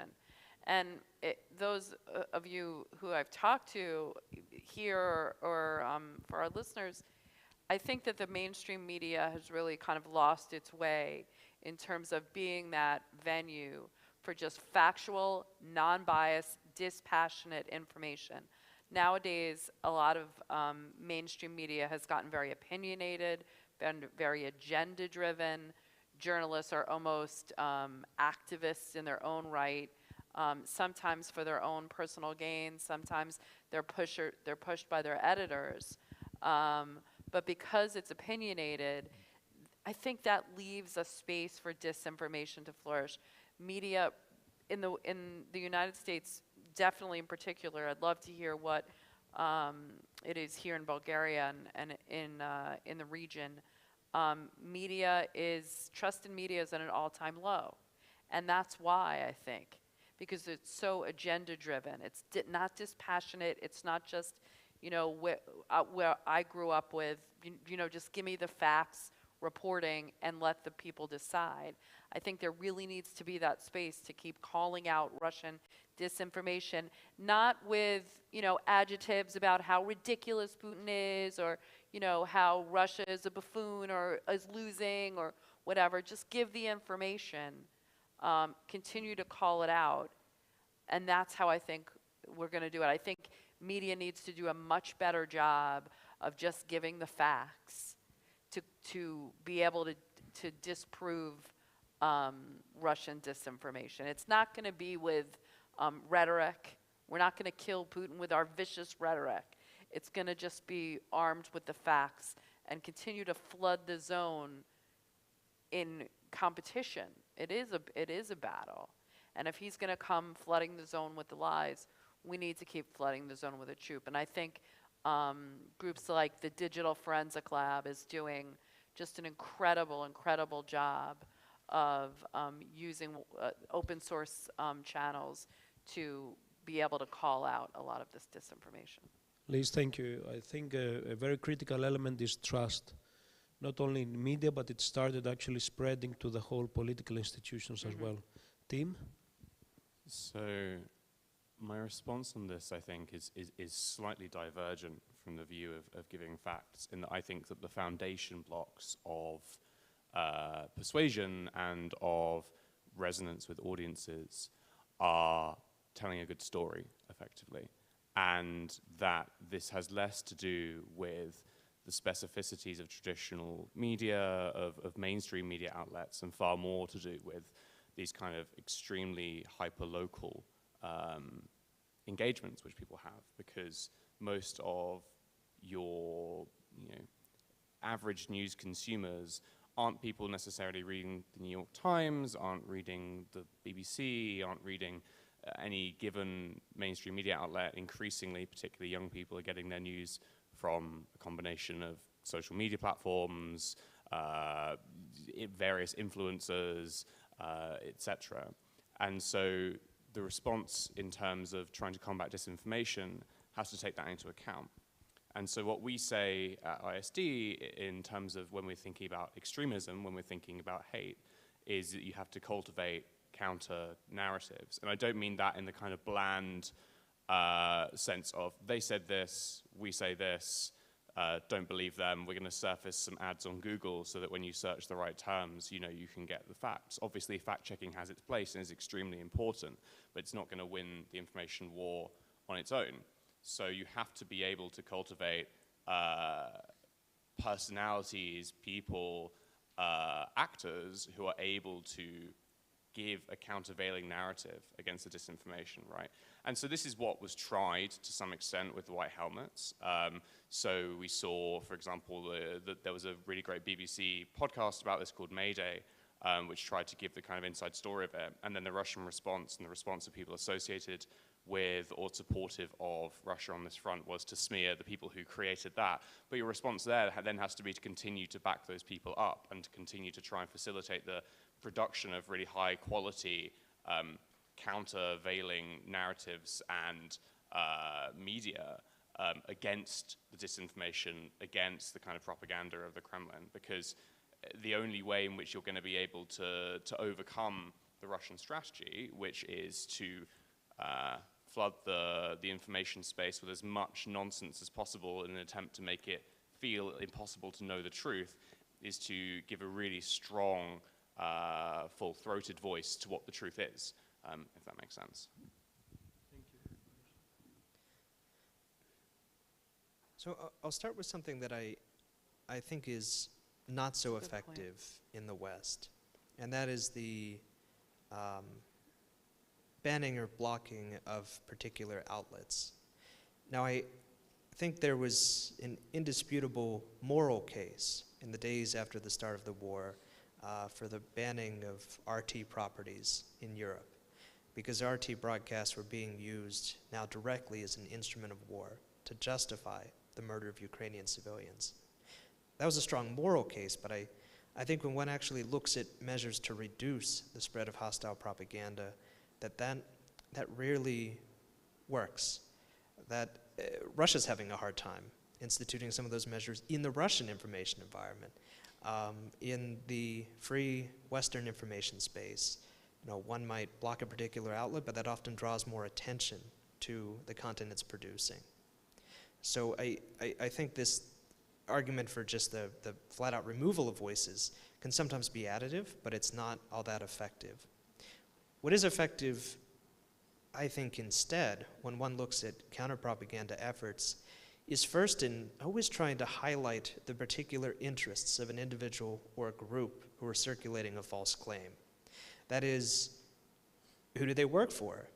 How is their organization funded? Do they stand to benefit from the spread of particular narratives? One of the big problems with the disinformation challenge today is that people often consume content but have no idea and no insight into the people who produced it. The fact that news from a 200-year-old newspaper has equal place in a social media newsfeed as does a fabricated story from a pop-up website that was created yesterday. Can I ask you something, though? Do you really think that isn't lost on the audience? Like, to your point, once the story is out there, if you're kind of saying, oh, well, look at their interests, then aren't you the one that's attacked for trying to poke holes in the story? Like, once the story is already kind of in the narrative, is it really effective? I've always been curious, is it really effective on the audience to say, oh, well, look at who's their interest, or is it more of a tool for society that's creating the content and creating the counter narratives to be working on? That's a great question, and there have been so many false news stories, especially in the U.S. since 2016. Right. But why people spread false headlines, and the fact is that some people look at these stories and they spread them even knowing that they're not true, or even knowing that they're not going to delve deeper, because for them it's a badge of honor. It's a way to indicate their particular political beliefs or political belief system. But when I'm speaking about maybe trying to reveal the interests of people who are spreading these narratives, it's more about trying to reduce the secondary effects of these false stories. The persuadable middle, basically, to try to blunt the spread of these stories before they pick up too much viral momentum. So that's the first point. And then quickly on the second, I think it also goes a long way to always bring it back, especially with these hostile anti-Ukrainian narratives, to bring it back to the human cost, which is associated with the spread of false headlines. I had a radio interview in the first days of the invasion where I was talking about the spread of Russian disinformation. And it was a very academic sort of argument and points being made by my questioner, saying, well, you know, Russia's spreading disinformation, but is Ukraine totally above the level? You know, we need to take a step back and look at the full extent of the issue. But the fact is that there was only one population that was in harm's way.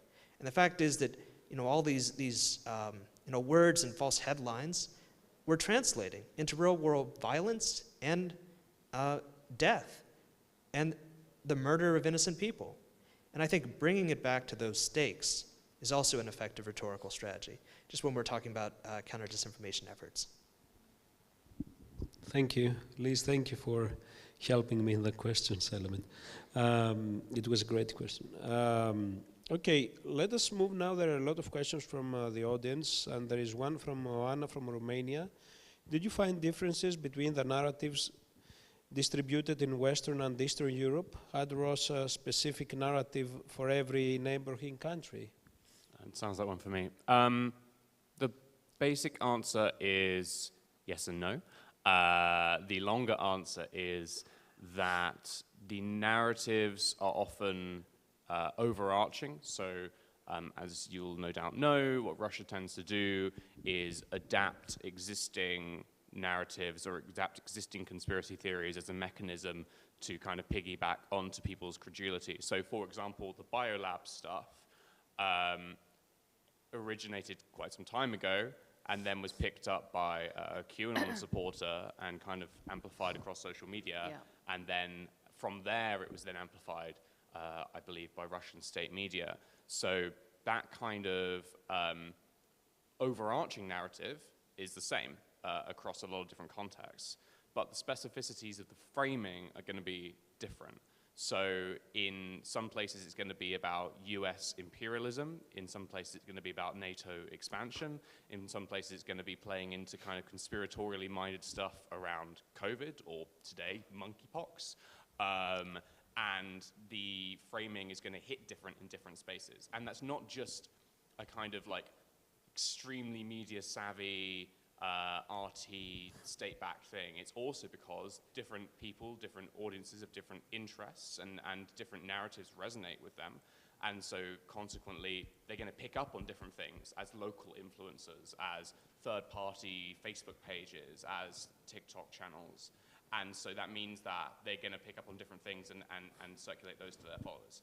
So the kind of overarching narrative can be the same, but it's going to hit different in different places, and it's going to be spread by different entities depending on what's available and, you know, what's most popular in different space. I can give specific examples later. I just don't have the notes in front of me right now as to exactly what was said and where. I would like now, again, to start from Tim, and then I would like from all of you your thoughts about it. Are you concerned about the differences of perception about the war between the West and the rest of the world, namely Middle East, Africa, Latin America? Tim, and then Liz. Yeah, massively. Because we can't rely upon the US as a kind of global hegemon or policeman of the world, and the EU as a sort of backer of that, as the only sort of forces keeping in check the rise of kind of global authoritarianism, not least because in those contexts as well, we're seeing, you know, a not insignificant slide towards various kinds of sort of authoritarian fascism. And we can see it in some places in Europe. We can see it in the pretty dire political situation in the US right now. And so it really matters that other countries as well, you know, have what their perceptions are of this war, because we see this war as a bellwether for how democracy is understood and how it is valued across not just Europe but the rest of the world. And if a authoritarian leader can make up an excuse to invade a sovereign country and then claim that they were doing it for good reasons, and that can be accepted in a variety of different contexts as the truth or close to it, then that's deeply, deeply worrying. So we need to be concerned not just about Western Europe and the US, but about the global South, about Latin America, about Africa, about the MENA region, because this has resonance there as well, and also the support of those countries for different global powers will have ramifications not just in the years but in the decades to come. I think that's exactly right. And just to kind of follow the thread, your address, your remarks also kind of talked about, you know, a lot of this is rooted in anti-Western, you know, anti-US sentiment. This is not, you know, I don't want to go so far as to say this is a proxy war. It's not. However, it does have larger ramifications where this is about, you know, for Russia, it's about a greater power competition. And so, you know, you've seen in the Middle East, for instance, when the US has gone to some of these countries and said, we need you to side with us against Russia on Ukraine. This is about a country, a democracy being, you know, trampled on and human rights. And they're like, you know, this doesn't serve our interests. We need to have good relations with Russia. China is definitely hedging because and working more to further Russian disinformation. Not 100%. I think Chinese, you know, influence on this war and China's help for Russia is a lot less than I think one would have expected. But still, they're not helping our case. And, you know, there was a US congressman who said, you know, this is all about beating Putin. Said to me, this is all about beating Putin. It's not just about beating Putin in Ukraine. It's about beating Putin on the larger sense. And so I think that the world doesn't just see this. Unfortunately, like this is about, you know, human lives. And we talk about the human toll. I don't think, you know, people just see this as, you know, kind of Russia as this big behemoth and Ukraine as some, you know, big country, but these are individual lives and individual people. But I do think that the world does not see this just in terms of Russia invading Ukraine. I think they see it more against, this is an existential battle between the West and Russia. For the US and the West, it's about democracy versus authoritarianism, but I think the world definitely sees it as, you know, we definitely want to have Russia on our side for larger issues than are just related to Ukraine. Thank you, Ms. Emerson. It's a great question, and I think it's helpful to start by differentiating publics from governance. The fact is, especially in those first few days of the invasion, I think outrage was universal and global. That one even saw in China, Chinese exchange students in Ukraine, you know, sharing, at least at the start, their unfiltered experiences. And you know, regardless of your political valence, when you see or hear about a child killed by a bomb, you have a very visceral and emotional reaction. You don't really see that through a political frame. But as time has gone on, I think the question has become a lot more complicated. Because publics in different countries are perceiving events in Ukraine, you know, often mediated by their own politicians or their own media figures. And unfortunately, in many states, media figures and reporters are often taking their cues from what the government wants publicized. And so to give you just one example, if one looks at, say, the Indian response to the war, Indian public, again, at the start, broadly sympathetic to the Ukrainian cause, but Indian government and other such governments making a very different calculus. And that calculus is that Russian gas is available on the cheap. One could get many material benefits by supporting Russia in this war, or at least not vocally condemning Russia in the war. And then the question is, do these potential benefits, are they less or more than potential diplomatic concessions that, say, a country like India could extract from the United States and from the West if they joined vocal condemnation? So that's a long way to say that there's this realpolitik calculation, which I think is increasingly becoming apparent as the war progresses and as the realities of energy and of economic calculation, unfortunately, weigh increasingly against humanitarian concerns.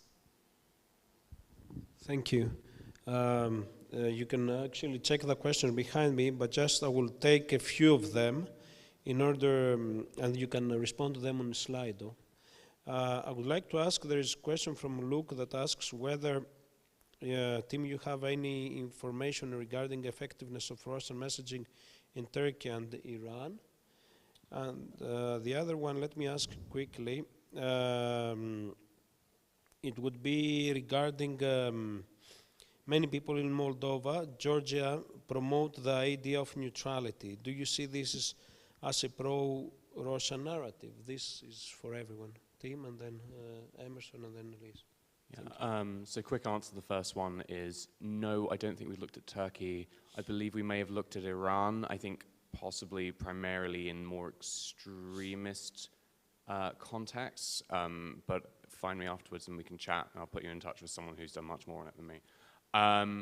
In terms of the neutrality question, I think that when you look at, for example, the countries which took a neutral or abstaining stance on the UN resolution to condemn, that was to some degree an endorsement, right? Because if you remain neutral in the face of an aggression against a sovereign country, which is, comes with war crimes in tow, I think that that is to some degree a tacit endorsement of those actions. And I think you can see that right now with, for example, the revisiting of the history of neutrality around, say, the Second World War in Ireland, where a lot of people saw the country's stance of neutrality see it now as, being on the wrong side of it. And I think that that's effectively the bottom line, is that this is a brutal, unjustified war of aggression, and that there is no good reason to be neutral on it. Go ahead, Emerson. Go ahead. Thank you. I think whenever one hears these attractive sounding words like neutrality, you have to dig deeper into what that really means. And here, neutrality means inaction. I read yesterday a really powerful essay by a Ukrainian socialist who is ardently anti-Western and anti-NATO, who nonetheless has been fighting... Socialist in terms of Europe or US? Socialist in terms of Europe, quite far left, who for months now has nonetheless been fighting in the territorial brigades of Ukraine because he's fighting to defend his homeland. And he was making this point about people who call for a peace. What kind of peace? On what terms? One has to dig deeper because you can see many Russian media proxies endorsing calls for peace because it's a peace on Russia's terms. Because a peace, even now, a peace for the status quo, would still see the mass occupation of Ukrainian lands, seeing the deportation of hundreds of thousands of Ukrainians to the Russian Far East. One always has to dig deeper into these attractive words and to really understand the messaging and the interests behind them. Yeah, I think that's right. And I mean, to go back to what you were saying is there's a difference between the publics and the governments, right?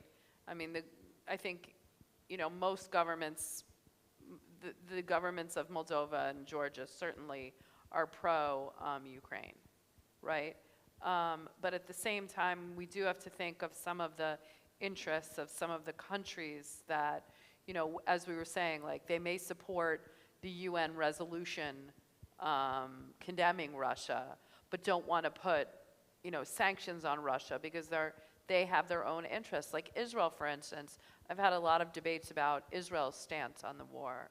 They've supported the resolution, but they're not going to go along with some of the embargoes or things like that because they need to have a good working relationship with Russia because of the interests in Syria. And so I think, and some people say, oh, no way. If they don't support Ukraine by imposing sanctions on Russia, that's wrong.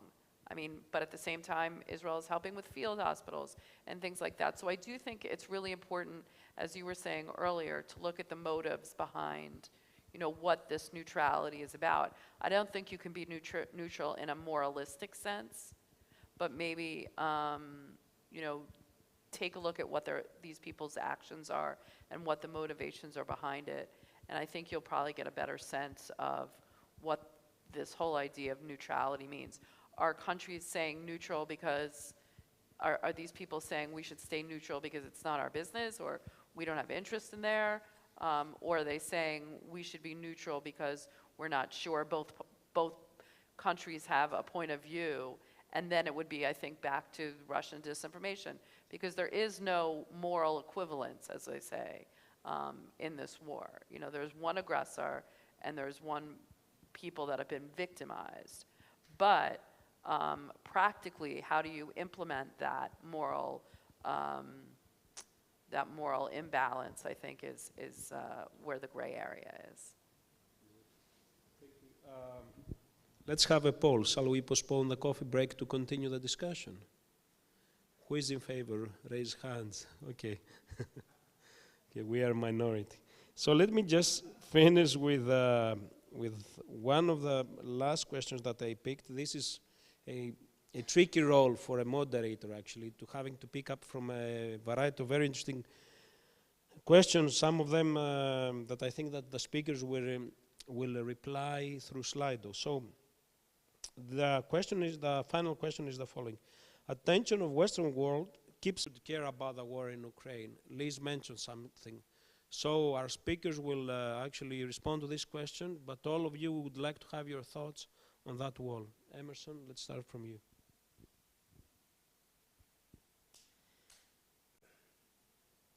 In terms of our presentations, unfortunately there hasn't been a lot of good news here, but I think it's important to have a realistic view of how attention is working in the case of Ukraine, how it always works regarding war.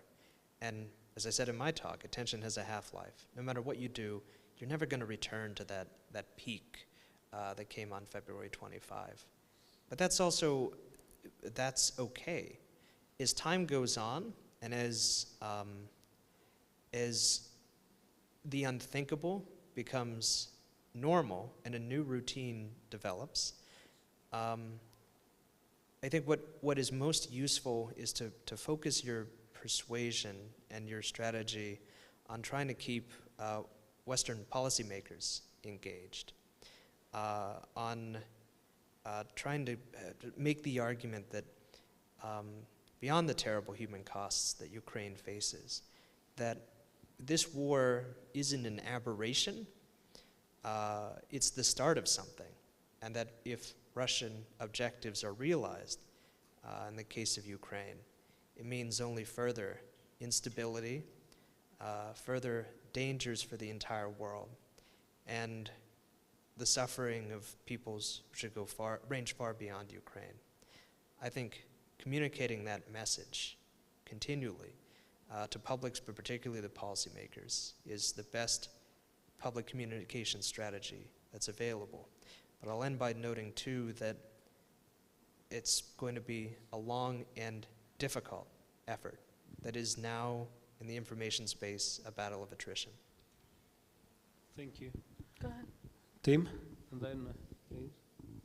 So I think based on not only Emerson's presentation, but also just our broader understanding of how world events unfold and how attention works, it's impossible to keep up the initial level of attention which a conflict like this, or Afghanistan, or Syria will entail. And in fact, attention isn't always the most helpful thing, because yes, it implies a pressure to act, but it doesn't necessarily mean that action happens in the best way. In fact, it can often connote an urgency which will result in knee-jerk policymaking, which can have long-term negative consequences. So the question then is, whose attention do you want? And I think Emerson's absolutely correct there on it being policymakers. What I do hope we get out of publics, though, on this is a broader empathetic reaction. So one of the things that I think has been conflicting to see in the UK, where I come from, is the response to the plight of Ukrainian refugees, which has been overwhelmingly positive, welcoming. We have banners in our airports saying, you know, welcome, go here for information, etc., versus the increasingly punitive, draconian, and, to be honest, pretty racist response we have to other refugees from other places in other conflicts. And I think that I don't want to try and use this as like a teachable moment, because I think that's crass, but I do think that there are lessons in empathy that we can learn from having a conflict on our doorstep or in a place that we see as more similar to us because it is effectively in or around Europe, depending on where we are from, and that therefore allows us to understand the experiences of huge swathes of humanity who are subject to those kinds of conflicts as well. So this isn't to downplay the importance of this conflict in particular. Obviously, we are at a conference talking about this conflict and have done a huge amount of research to understand and to try to turn the tide in this conflict. But I do think it's important to think about the wider impacts this can have upon our beliefs, upon our behaviors as publics, even if the impact on policymakers is more important in terms of this conflict specifically in the long term. Yeah, I mean, we're coming on a year on, on the withdrawal of U.S. troops from Afghanistan, right? And I mean, just the kind of dichotomy between what we saw and how people are treating, they're treating Afghan refugees better than they treated Syrian refugees, that's for sure. But certainly, I think Ukraine has really rocked the West in a way that these conflicts have not. And that's not a good or bad thing, it just is. But that empathy for the larger plight of humanity, I think, is important. And I also, to Emerson's point, we do have to keep the pressure up on policymakers, but I think policymakers need to do a better job of, and frankly in the media too, I mean, we all need to do a better job at what's at stake, okay? There's the human toll on the Ukrainian people. We have the luxury of being, tuning out for a while and, just kind of like, a dinner party saying how bad we feel. Ukrainians don't have that luxury, okay? So that empathy is about, when this might hurt us and our gas prices go up, or there's a supply chain crisis and our food prices going up, like, okay, suck it up. Like, we need to not complain, you know what I mean? But I think, because clearly, what the Ukrainian people are going through is nowhere near that.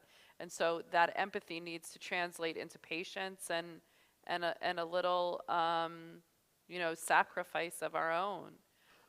But I think policymakers need, and I don't think, frankly, in my country, I don't think the Biden administration, and we have a U.S. diplomat sitting here who might agree with me, I think. I'm not sure that the United States has done a good enough job at explaining to the American people or to the world really what is at stake. We're talking, Emerson talked about that this has wider implications for the world. It certainly has wider implications immediately in this region where you see Sweden and Finland applying for NATO membership. Why? Because they're worried about Russia's expansionist policies. But it's also sending like a clarion call for every dictator out there that if Putin could get away with it, and he's like, this big, major power, my little country in, Africa or, Asia somewhere, they're not going to pay as much attention to me, and I can get away with whatever I want. So the larger implications for what's at stake, I think we always need to do a better job of reminding everybody about that, and that might not only be able to work on the sacrifice part, but also on the empathy part. Thank you. I would like to thank our speakers, and actually I would like to thank you for posting such an interesting questions. We didn't have the time though, but I'm sure that we will continue the discussion on Slido as well as in the coffee break. Thank you very much.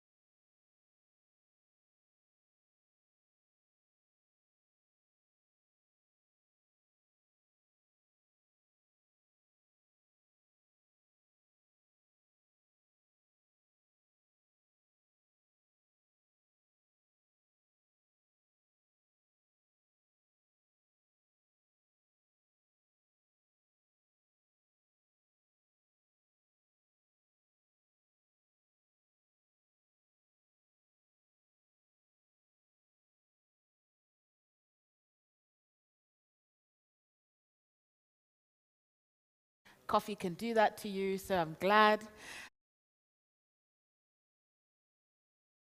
Next panel discussion. But just before we go deep into our program, a gentle reminder that Slido is still open. So we're going to use Slido quite heavily. So if you haven't logged in yet, please do. There might not always be an opportunity to have your question answered, but the speakers will be answering your questions on the platform as well. So even if your question is not answered during the panel session, they will answer your questions on Slido. So speakers, also please, a gentle reminder to double check Slido and see which questions were there and that were directed to you. If you could please also answer those that weren't asked during your panel discussion. Our next panel is focused on the digital footprint of war. Very much in line with our theme around war in the digital age. So far, unlike wars in the past, we never really had to worry about the internet as much as we worry about it now. And as you've seen from the presentations before, there has been a very, very broad influence that the internet has had on the discussion around the war in Ukraine, the perception of the war in Ukraine. So our next panel, we're going to have 4 very incredible speakers. We have Paulius Senuta, the CEO of Not Perfect Companies in Lithuania. We also have Andrew Hoskins. He's a global security professor at the University of Glasgow from Scotland in the UK. We have Veronika Boyko. Is Veronika here? I do not see Veronika. Okay, all right. And Christopher Karajov. Is Christopher here? Ah, hi, Christopher. Okay, so you'll be joining us. Would you mind coming closer to the stage, if that's okay? Yes, please. Please, feel free. Yeah? Awesome. Okay, so we have Christopher, who's the Associate Professor of Journalism and Mass Communication from the California State University, Long Beach, California, in the United States. So we're going to start off with Andrew, who's going to give a presentation on remembering and forgetting the open source war. Please, a round of applause for Andrew Hoskins. Thank you so much, and thank you so much to DCN Global for this invitation. I'm really delighted to be here. This photograph here I took around 2017, 2018. It's a Ukrainian drone somewhere near the front line, what was the old front line, in Donetsk. It's just to remind us that there was a war before this year, and it's partly because the world really didn't take notice between 2014 and 2022, that partly why we're here now.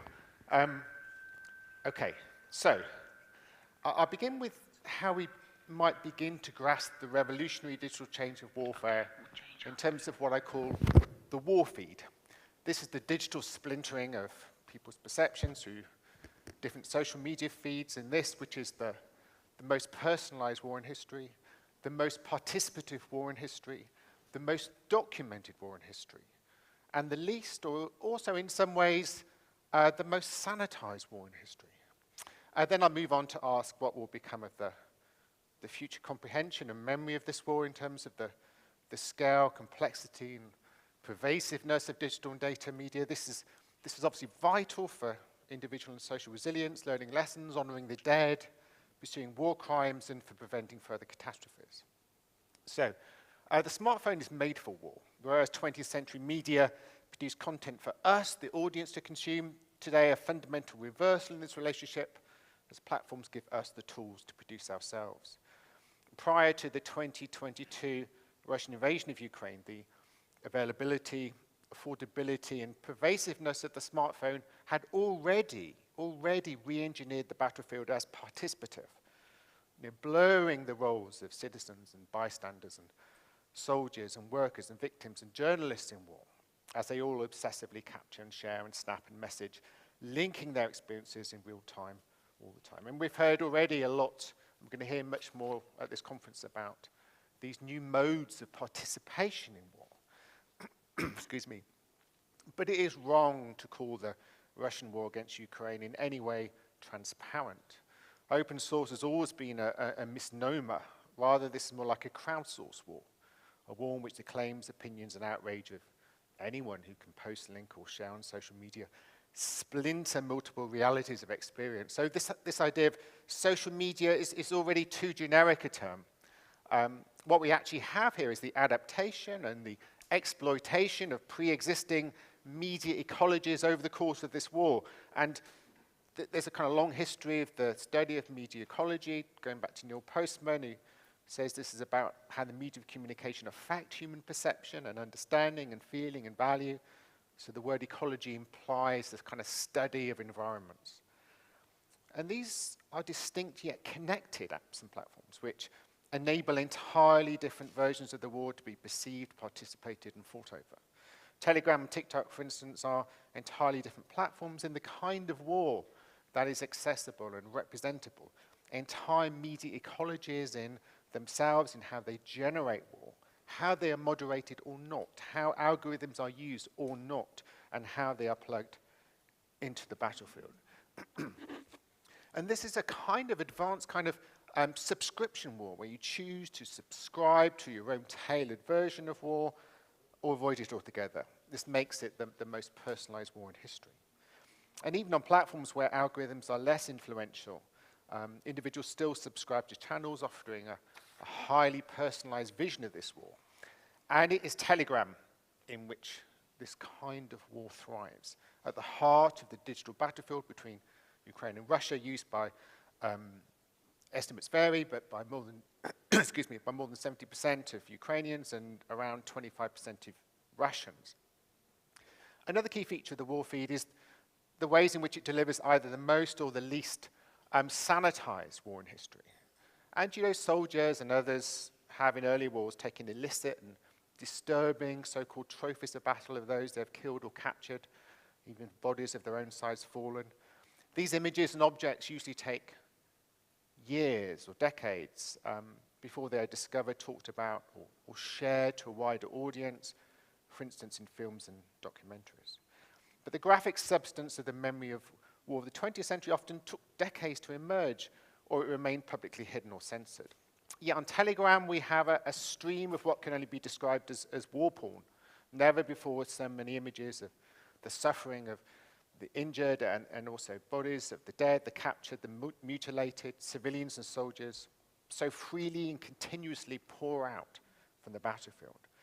We see unadulterated photos and video of the dismembered bodies of soldiers and captives, but also the bodies of civilians, including naked children. These are the channels you can choose to subscribe to or not. Some of them have 750,000 subscribers, with these posts copied and shared, emojied, and so on. And the Russian version of this channel, I'm not quite sure the translation, something like Channel No Cola, 94,000 subscribers. I've obviously blurred the images. You know, this post is taken from the 14th of July, very recently, and the translation from Russian is something like, you know, we have another mix of these ghostly fighters of the armed forces of Ukraine who did not want to stay in the world of the living, did not lay down their arms, did not raise their hands, their choice, and only them. These strange people have plenty of time to make the right decision. In these channels, every image, every video is a potential breach of the Geneva Convention. You know, I find it really strange that we have debates, especially in the West, around moderation and regulation and rules around different social media platforms, and debates about the press and should we show this, should we show that. And yet on Telegram, this pours out all the time, continuously, as I speak here today. And we can already see this then as the most documented war in history. And I'll come on to talk a bit more about what these thousands and thousands of post channels and media ecologies add up to for the future. But firstly, I want to give just a very brief overview of the kinds of media actors on Telegram to illustrate some of the new modes of participation in this war feed. We've got aggregators of other Telegram channel content. So, for example, Colonel Kassad was originally a personal channel of an independent journalist, Boris Rosin, and Rosin was part of the official propaganda machine, kind of more of a enthusiast, I guess, who sincerely believes that this war is a just war, and he quickly became the key Telegram pro-Russian channel. Before the war, he had something like 52,000 subscribers. This channel now has almost 750,000 subscribers. We've got crowdsourcing channels for humanitarian assistance, military equipment, drones, advanced optics and uniforms.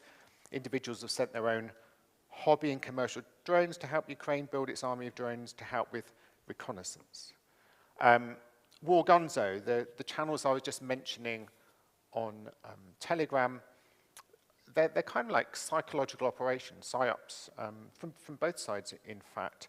And also soldiers, frontline blogs, Russian activists, and finally, as we have represented here today, a whole range of official and unofficial bloggers, all participant, all contributing to this war. So what does then all this leave us for the record and memory and history of this war?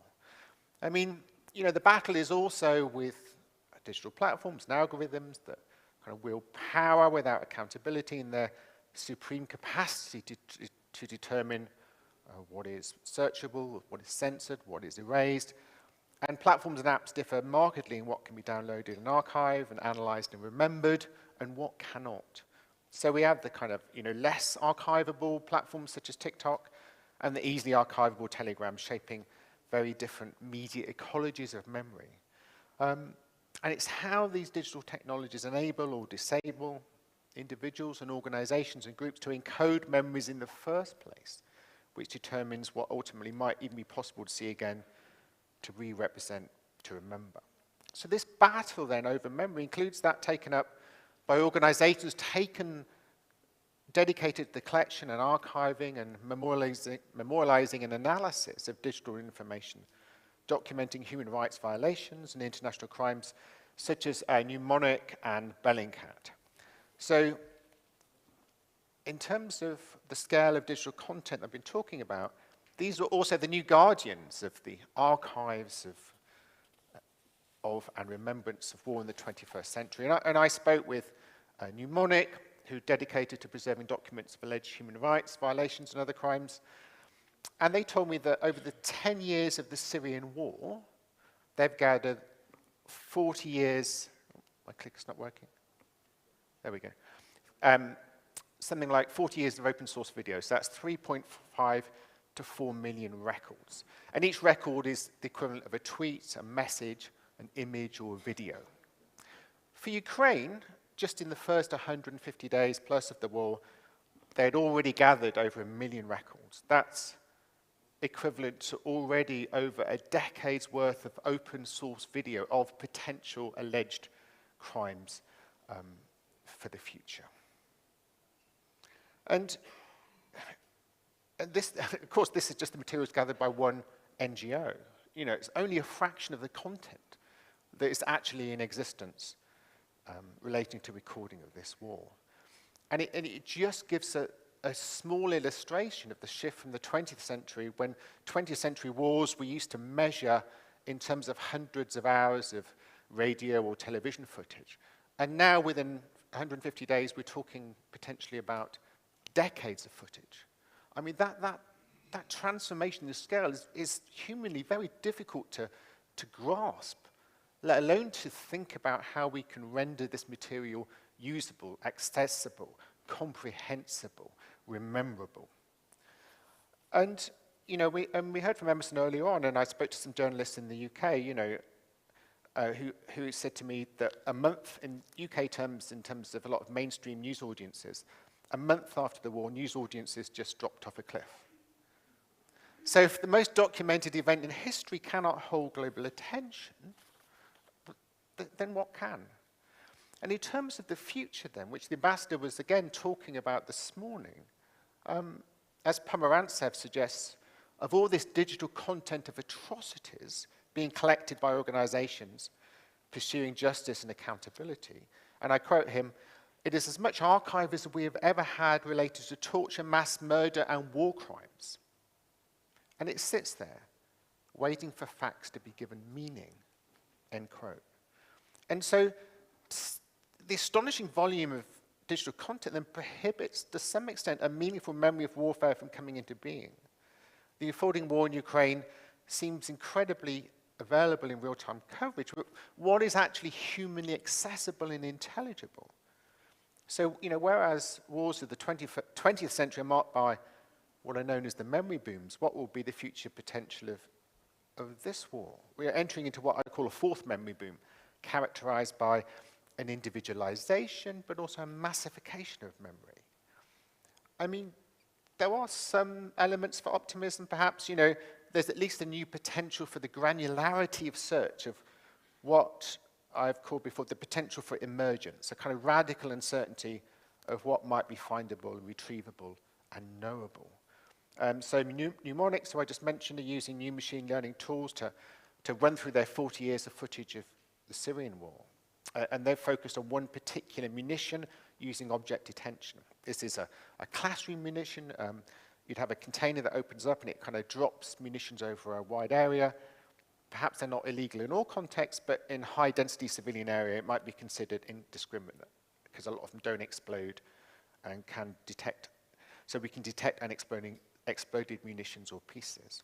And they've already found 900 videos through their archive of this classroom munition. So there's the potential then for the collective archive to be mined and remined anew for new purposes and to new ends. And this, of course, could be useful in the prosecution of international law, such as war crimes and breaches of the Geneva Convention.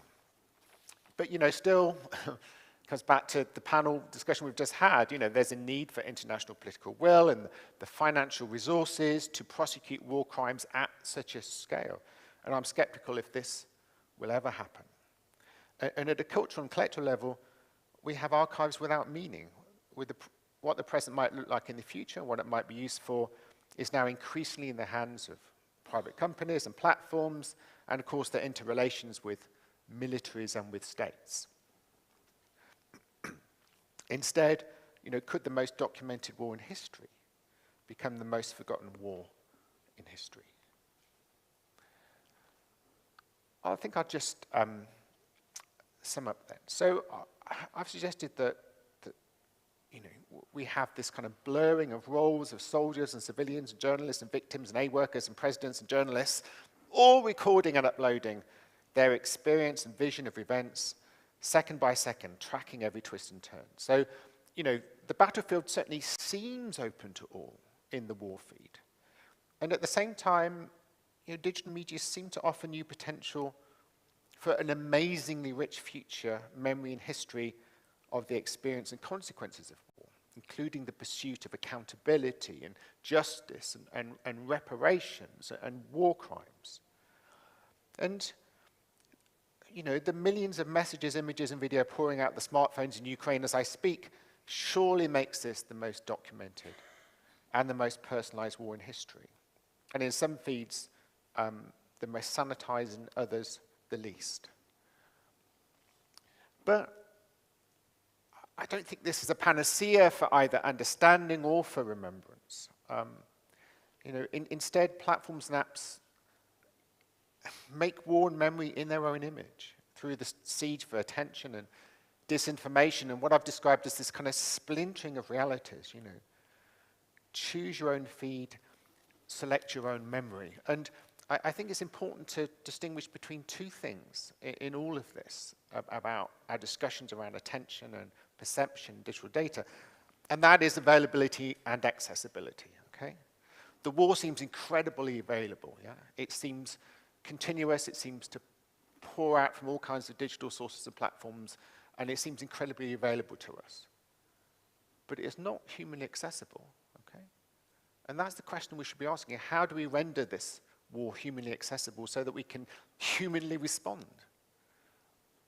The problem with digital data and the overload and pervasiveness and complexity and scale that I'm talking about is that ultimately we become more and more dependent on the very technologies that are proliferating this abundance that we can't deal with. Thank you. I'll end there.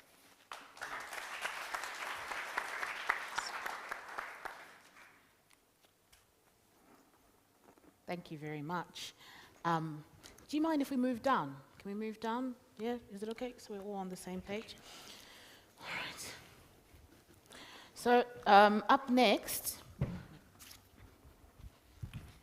we have Christopher, Sorry? who Okay. Yeah, will yeah, be yeah. talking about. Okay.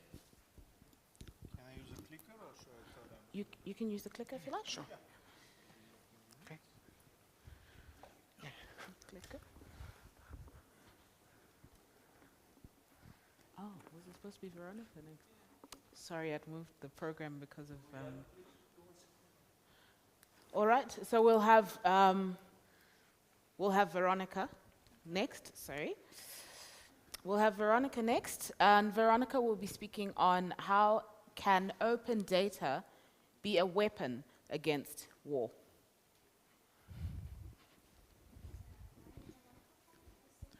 Okay, this one.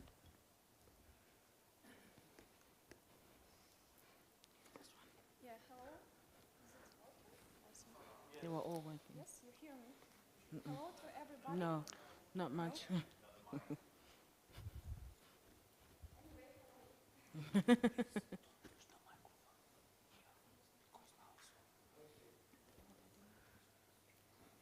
I think the speaker.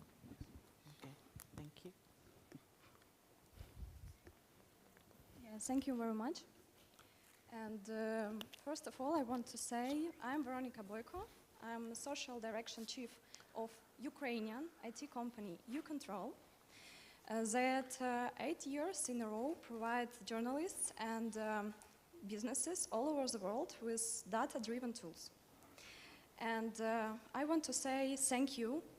I hear today so much support of Ukraine, and I appreciate it very much. And I want to say thank you for this and for the opportunity to join this conference. And I think these claps are not only for me, for all Ukrainians that stand. Okay, our team, 8 years, provide the journalists and the businesses, as I said before, with data-driven tools.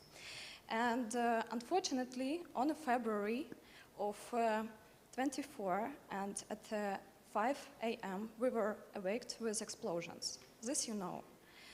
But like other businesses, we were not prepared for this war. But we stand, and we work still, and most of my team is in Ukraine. And what I want to say is that we united around the goal to stop this war. And this is my team. Yes, and we launched so many new projects to support Ukraine after this full-scale invasion. Some of these projects I will show you there, so we will have not only election part, also a practical part. And before I will share you this system that we start, I want to share with you some statistics. From the start of full-scale invasion of Ukraine, Russia struck about 3,000 missiles over the Ukraine territory. It's about 1 missile strike per hour. Just imagine, it's like 9/11 every day. So we can't count for now the whole amount of money what they spent to these missiles, but we can count how much spent Russia each day on a war. And this is the statistics of Ukrainian analyst Volodymyr Datsenko, especially for Forbes. So you can see it's about $400,000 million per day. Yeah. And what I want to say is that therefore we see that money is in the heart of any war. And my team and I believe that economical pressure is the same weapon as military equipment for the army. And it means not only sanctions. I can show you next slide. You know that 750 brands have already closed in Russia, but how much of businesses is still contacted with Russia? And this responsibility is on each of us. So each of us can just stop cooperation with Russia. And that's how we can help to stop this war. Russian, Belarusian, Kazakhstan and Ukrainian politically exposed personalities. Also some terrorists, propagandists, and other people who involved to this war. We will have some practice today, and I just want to say what we did. We collect all data in one service that help you to see these connections very fast and to give you a real instrument that can show these connections to the whole world, because you are journalists and you can help with this mission. Yeah, a little bit more about the service. For now, we have 2 million mentions about politically exposed personalities from different countries. It's 20 plus countries where you can search. It's 50 plus sanction lists that we update each day. And yeah, we are still improving it, so it starts from the 1st of March. We only launched it. And then the case. On the slide, you can see 2 people from Russia. In this case, I will show you inside the system. And connections between different countries. It means that till now they have these businesses and they are appeared. And then you know why it's a risk when I will show you this in the system. Okay.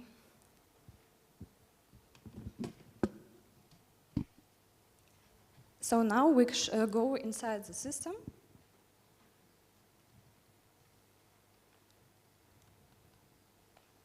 Hello, Veronica, RUA sets it calls. And I just can type the name of a company or name of the person or its ID number. I already know what I want to show you, so I just make copy-paste. And there is some SARS Middleton Telecom Limited. And I see that founding 2 companies, 2 results. Then I come inside and see that our system already mentions that it's finding some politically exposed personality. I come inside the card, and it's like a registry. You can see that this company is from France, but the owner of this company, Middleton Telecom, is from Ireland. Then in owners, I can see PGO, and by the name you can recognize that it's from Italy, and some guy called Raymond Leonid. I come first to the PGO and see that, yes, in fact, it's from Italy. I can also see the address and so on, many information, but not concentrate now on this. And in owners, I can see Raymond Olga. Again, Raymond. And I have a question, why there was Raymond and there is again Raymond? Maybe they have some connection. I come inside the card of this Olga and see that for now she have businesses in countries Austria, Italy, Ireland, and Russia. And she's from Russia. I even see her ID number because in Russia, in their registers, they don't hide ID numbers of people. And I see that she's from Moscow region and so on. And also the first source where we find this information. This is RUPEP, the source from Russia. So, next. I go to assets and shares, and here I can see a lot of businesses that is launched by her in Russia, and not only in Russia. There can be also Italy, some other, Australia, and so on, so on. So she is deeply connected with all of the world, and in the same time, like this is a Federation of Sport in Russia. Who understands Russian can read it. Yeah. And then I come to linked to or linked from, and here I can see relatives. And now I see our Raymond. He is her husband. What we know about Raymond? This is it will be very fast, guys. or you are interested, I come to identifications. And in identifications, I can see declaration. So, for now, I can understand that this is politically exposed person. And I see the country St. Vincent Grenadines. And I see that he was an advisor of President of Russian Federation in 2009. Who don't know, Raymond can also go to Wikipedia, for example, and read more, but you can also find this in the system. So this is, in fact, this is very easy. I can go also in assets and shares again and show on which positions he was. Also, the Ministry of Digital Development, Communications, and so on, so on. But the most important thing that just we give you a service that from different registries collect this data, and then these links can be shown. Because how many times you will waste to come to each country and to see this data? We just switch it together in one source.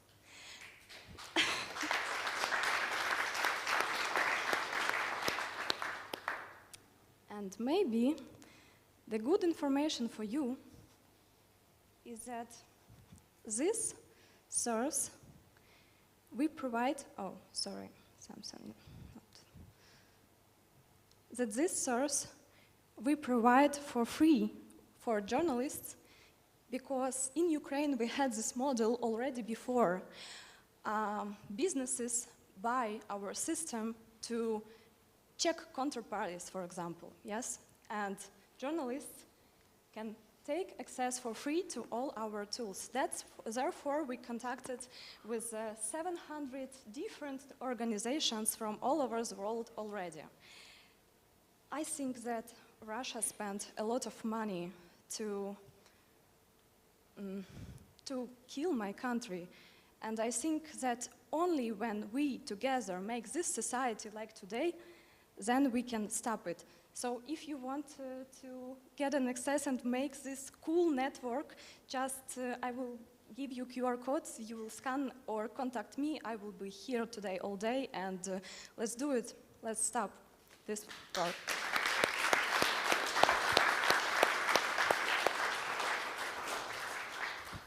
That is brilliant. Hello, can you hear me? Okay, that is brilliant. I think it's amazing. The clicker? It's amazing what technology can do. And congratulations to you and your team for launching such an amazing product. We are now moving on to Christopher Karajov, who will be speaking about the Kremlin's propaganda machine and sharing research on Russian trolls in Bulgarian social media. So please, a round of applause for Christopher.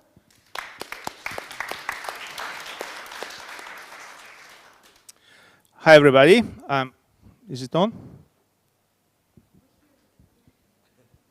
I hear myself too, but see, that's better. All right, hi, здравейте, много ми е приятно. I'm a native Bulgarian, so I think I'm allowed to break the official language of the conference for a bit. I'm really excited to see how many different approaches these presentations have been featuring, from conceptual approaches to how to do kind of presentations. And my presentation is something in the vein of the how to do, so maybe how not to do certain things, and I will explain in a second. Let's see how this clicker works. All right. So, I see there are like 5 people in the audience who remember that other big story of the past few years, the pandemic. Remember that one that we had to mask and all that. Speaking of Russian trolls, Kremlin propaganda, trolls in general, I just want to bring you back to that story, because we ran a project that gave us the idea to research trolling, to research various malicious actors on social media, starting with the project that we did with the Internet Society Bulgaria, supported by the US Department of State via the US Embassy in Sofia, whose idea was to provide accurate information related to COVID-19. Essentially, interviewed with solid specialists, you know, good quality health-related information. It was titled COVID-19 Facts versus Rumors, and it was done in Bulgaria. It lasted for 6 months, well, because that's how long the funding lasted. I wish it had gone for longer. But it was you know, quite exciting. We had this short 10-12 minute interviews with 3 questions, straight to the point, no, you know, bloviation, hundreds of other posts with you know, validated you know, health information from experts. The page, it was a Facebook page. I actually probably forgot to mention that important part. Built up to about 600,000 followers, and many of the videos had over 100,000 views. So pretty respectable you know, numbers for basically something that was done by you know, 2.5 people, you know, all men. If you get the reference. All right. And then what happened when we were doing this? We discovered that there is a thing called trolling. Suddenly, we got slammed and attacked. I mean, we thought we were doing public service, public goods to provide all this, you know, good information with best intentions, really doing very, very conscientious work. And we get this thousands of malicious content. And that's your, you know, dictionary definition of trolling, which, you know, basically is somebody who intentionally antagonizes others online by posting inflammatory, irrelevant, offensive comments or other disruptive content. The point of trolling is to disrupt. And that's what we had there. Again, we posted this hundreds of you know, pieces of information. We got thousands of comments, and among them there was a very significant number of trolls, of really malicious, disruptive type of content.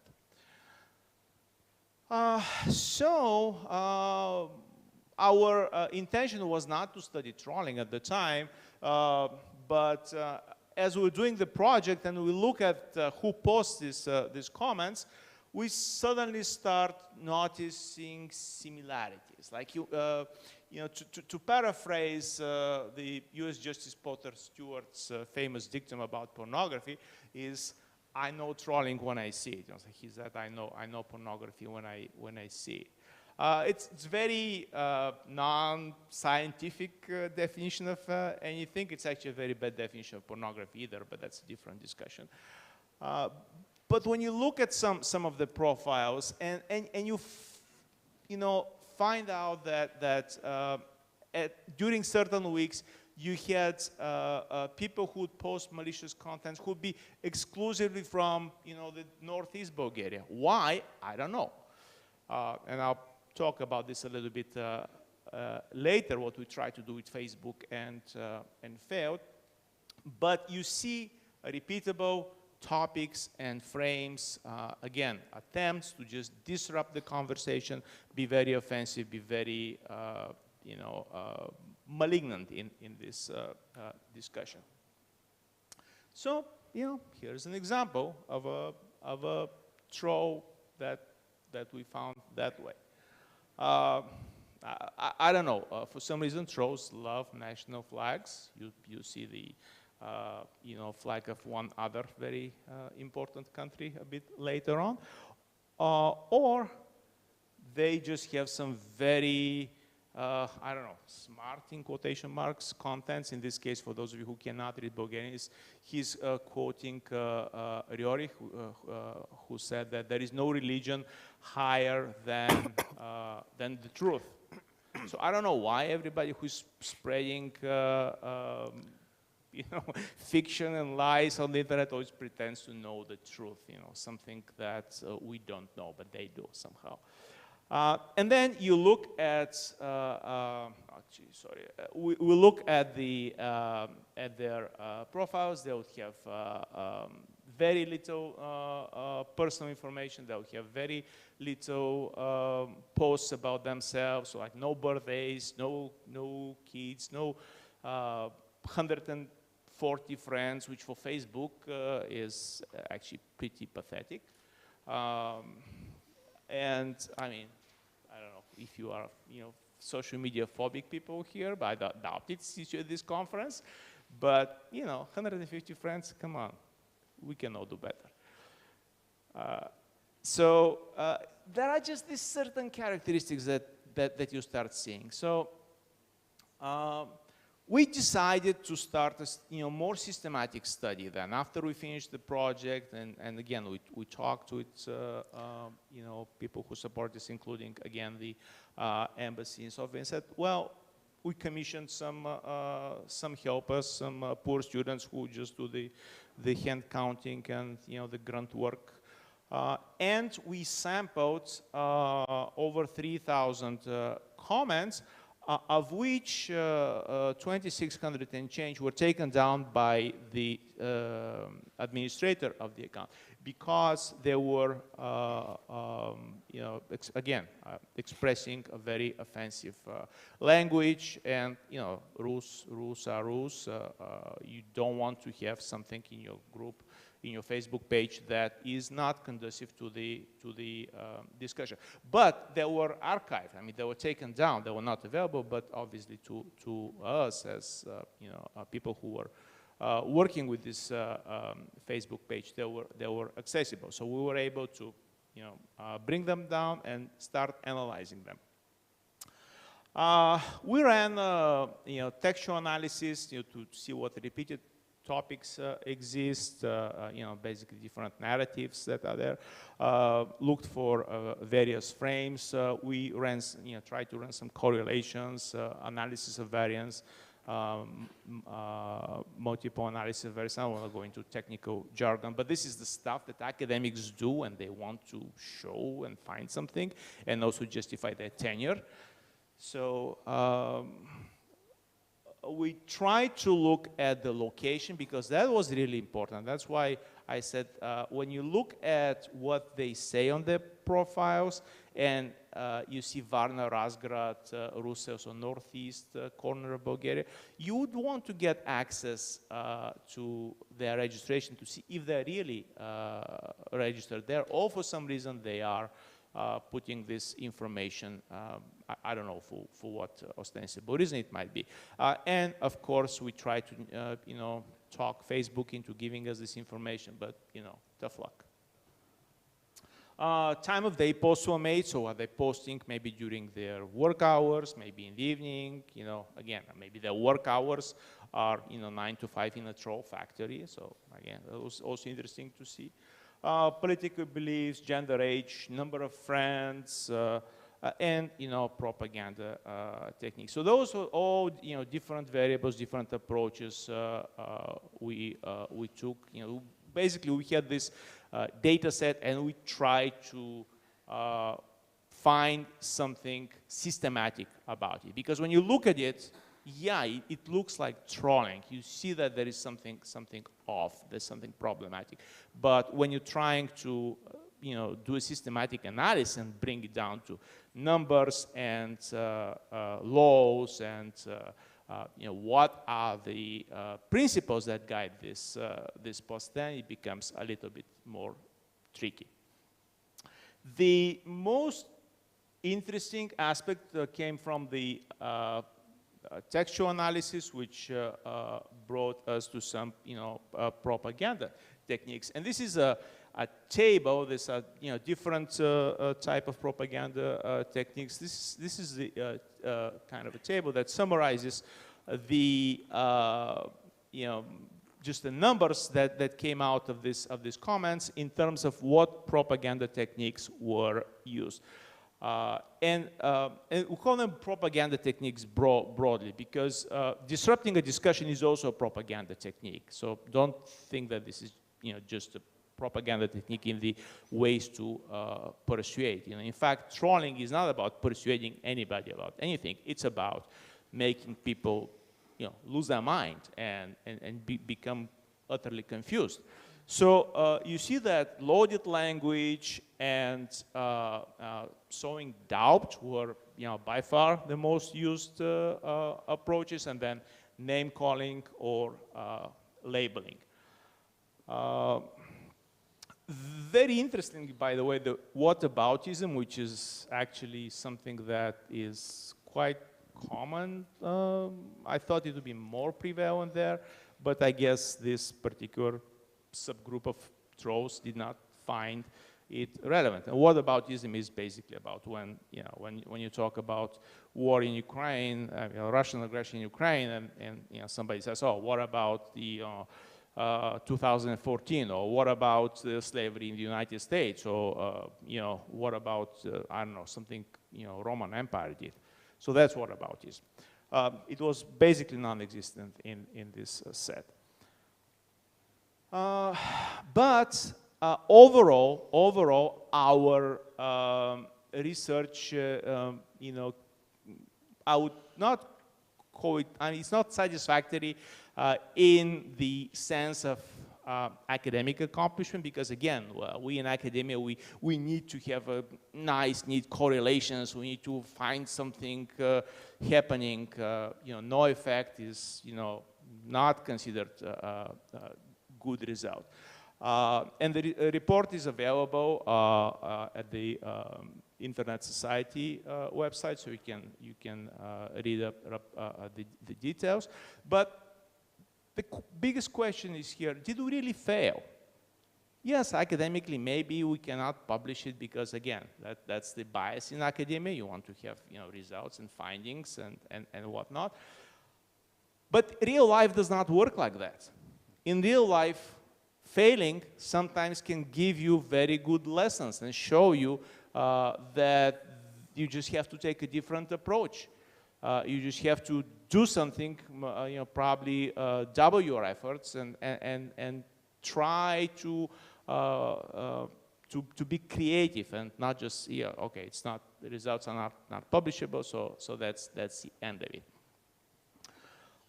So we had several lessons and suggestions that came out of this overall project. There are severe methodological issues. One of them is that it's very difficult to get data from Facebook. That is systematic, methodologically random sampling type of data that, again, academia values most. So we have to, find ways around this, but it is very important in terms of policy making, information literacy making,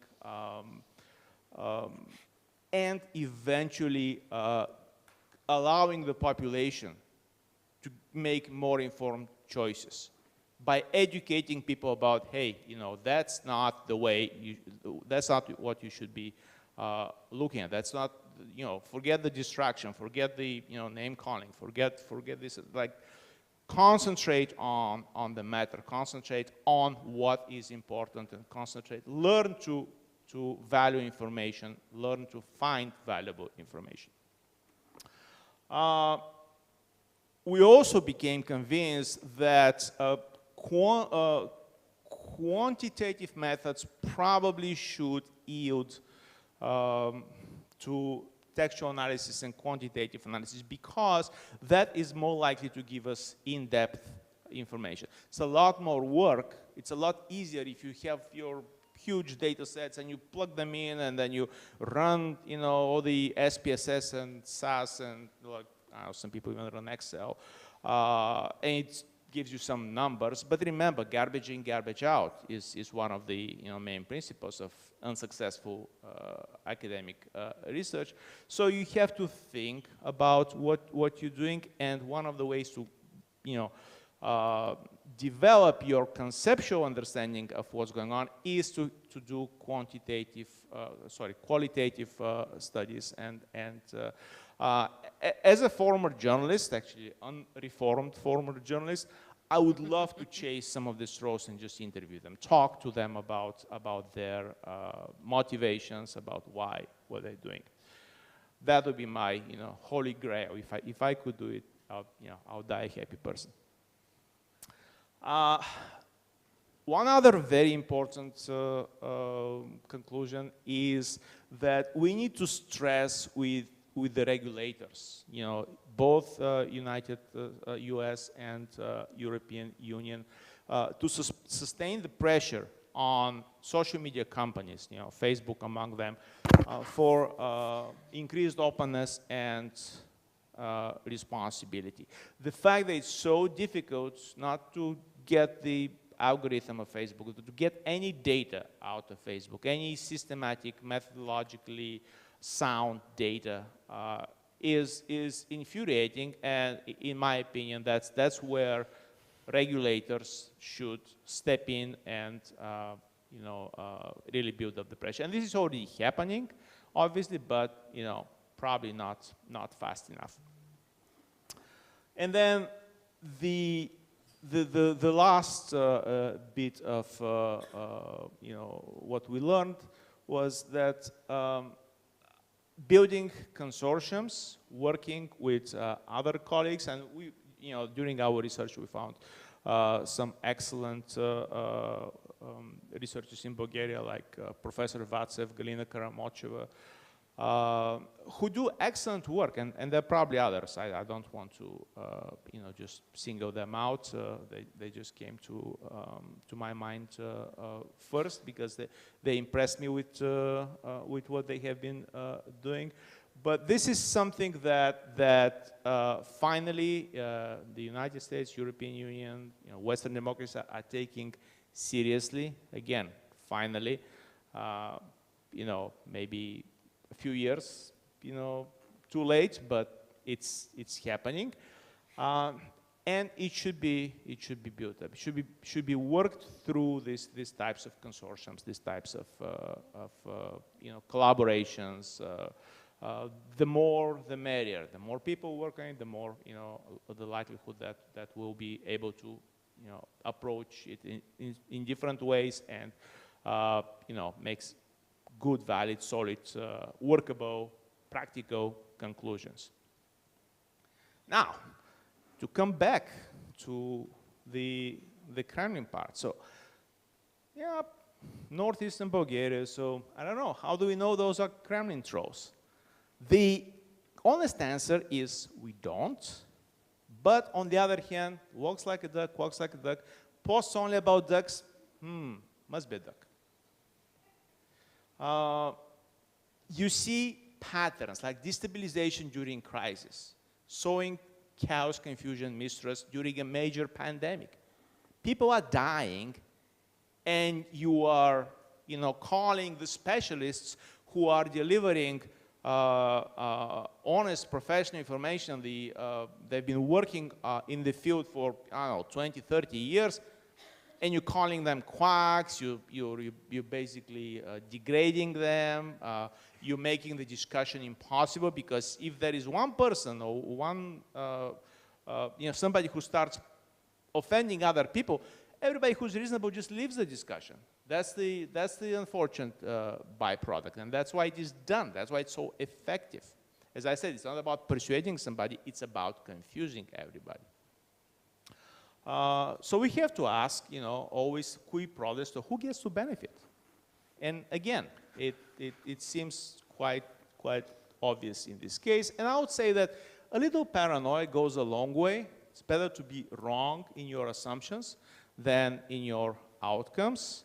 I don't remember the Red Scare in the United States in the 1950s, and of course the excesses like McCarthyism and all that. But there were actual Russian spies who were working against the United States. There were actual fellow travelers, you know, who were working to, you know, beef up the Russian case or Russian story in the United States at the time. So it's not just paranoia. It's not just McCarthy who is imagining things. These actually things were happening. And if you need some more persuasion, that's one of the trolls that actually persisted after, because again, we banned the comments, we banned the users, but you can still see the profiles.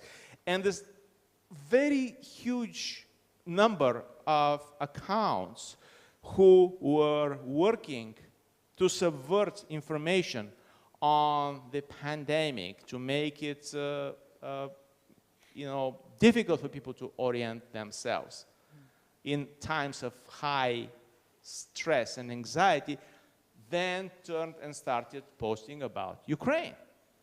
Or I don't know what would be the next, but I'm sure that, you know, that would be the next. And I don't know, I'm not sure if this is a woman or if it's a Russian, but the profile was pretty, I don't know, Russian-y to me. The most interesting case, because it's a lot of work to go through all the profiles, but the most interesting case was a guy who was, again, I don't know if he's a guy or he just uses a male name, who was posting a lot and was, again, banned during our Facebook page on the pandemic because he was super offensive. He was, you know, just awful. So this guy appears in February, actually in March, we saw him of this year with this profile. Obviously, that was not during the pandemic because the Z was still not there, but the same name, the same location, you know, same, I don't know. Lots of people are single. I don't know, why do they say they're single? They're looking for mates. I don't know. I mean, you see a troll, I mean, you know a troll when you see one. So those are just few examples. And again, keep thinking who gets to benefit.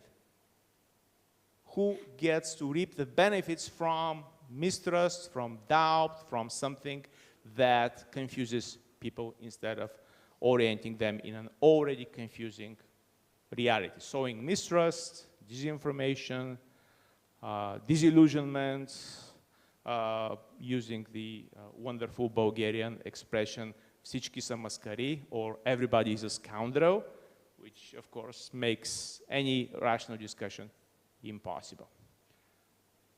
All right, so I put here, there's a lot of you know, research projects that can be, again, I'll share this information through the network. I don't know how they organize, who choose to do this, but those are excellent sources for additional information.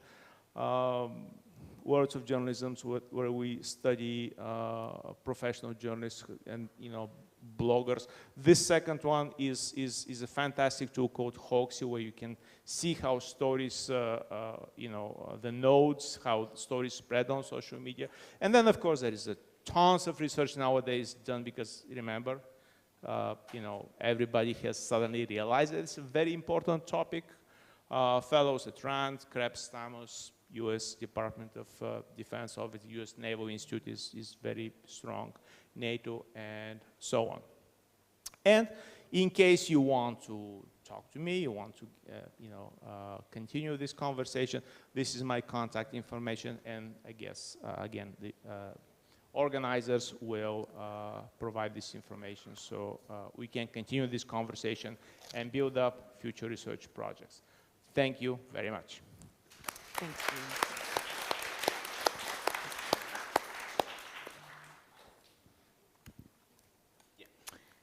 Thank you so much, Professor.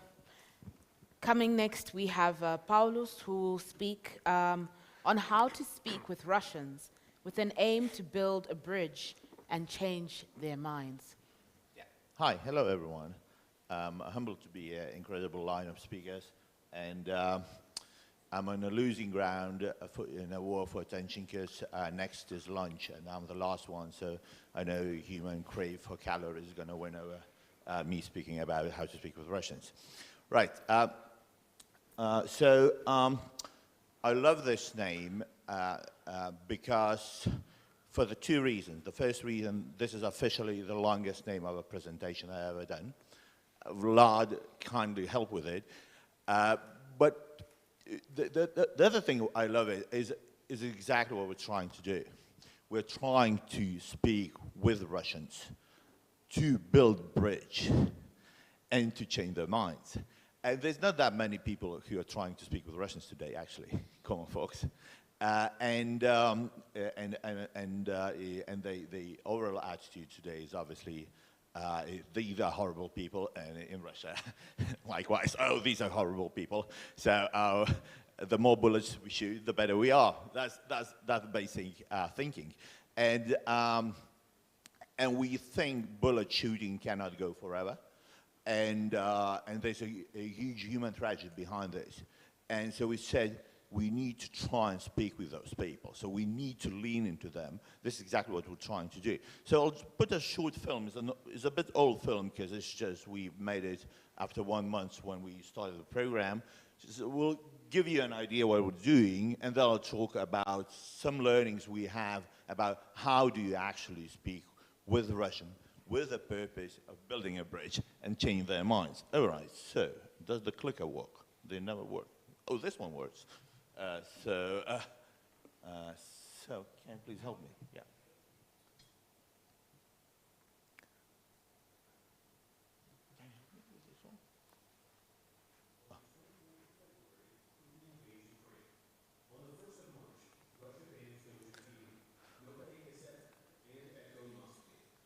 On the 3rd of March, Medusa. On the 4th of March, Twitter. And on the 5th of March, Facebook are blocked. As the war intensifies, Russians are increasingly cut off from independent media and social networks. Putin is running the war in Ukraine with massive support from the Russian population because they don't know it's a war. So, how can we inform Russians? Russians' phone numbers are public in Russia, paradoxically, to say the least, for a country where nearly everything is blocked and banned. They are shared online in public phone books. Therefore, if the Russians could not access information other ways, we thought we would call them. We downloaded 40 million phone numbers from online phone books, built an online calling platform, Call Russia, and launched an appeal on the 8th of March to Russian-speaking people all around the world to call Russians and tell them what is really happening in Ukraine. All in 120 hours from the initial idea to global launch. The initiative became one of the largest civic initiatives to fight Russian disinformation about the war. In 4 weeks, it was covered by more than 800 publications and reached more than 1.7 billion people. And boy, did they call. In 4 weeks, more than 130,000 very difficult calls were made from 132 countries, with 45% of calls going through, and 47% of those judged as successful. Call Russia. Okay, so this is basically it. Oh, thank you. Thank you. Yes, this is just kind of saves my time to speak what we've done. What I really, with my heart, is to speak about some learning from that. So we've done it because we had an intention that we want, and we think we can. We're kind of naive, stupid people. We think we can swing public sentiment in Russia one call at a time. This is why we did it. But the question is, it's not actually about being able to call. Oh no, it's not going the right way. Okay, it's not about being able to call. It's actually what happens on a call, right? So you pick up a phone, you dial into random number in Russia, someone picks up, and what happens next? And I tell you, it's a very difficult conversation. It's a very difficult call. And so what we've done, we worked a lot to understand how this could go about. So the first thing I think that we've realized, and it's something that I think everyone needs to understand, is that why Russians think the way they think. So a lot of people are focused on Russians being unable to access independent media and social networks, and that's why they say Russians think the way they do. And this is where we started as well. But what we found out is that Russians believe in what they believe because they want to believe in that.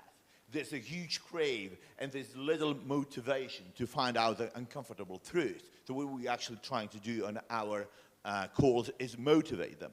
And that's actually very interesting because in Russia, in general, people don't trust government. I was born in Soviet Union. I know how it is. My mother, it's my late mother, she taught me like this, like Polish never trust the government.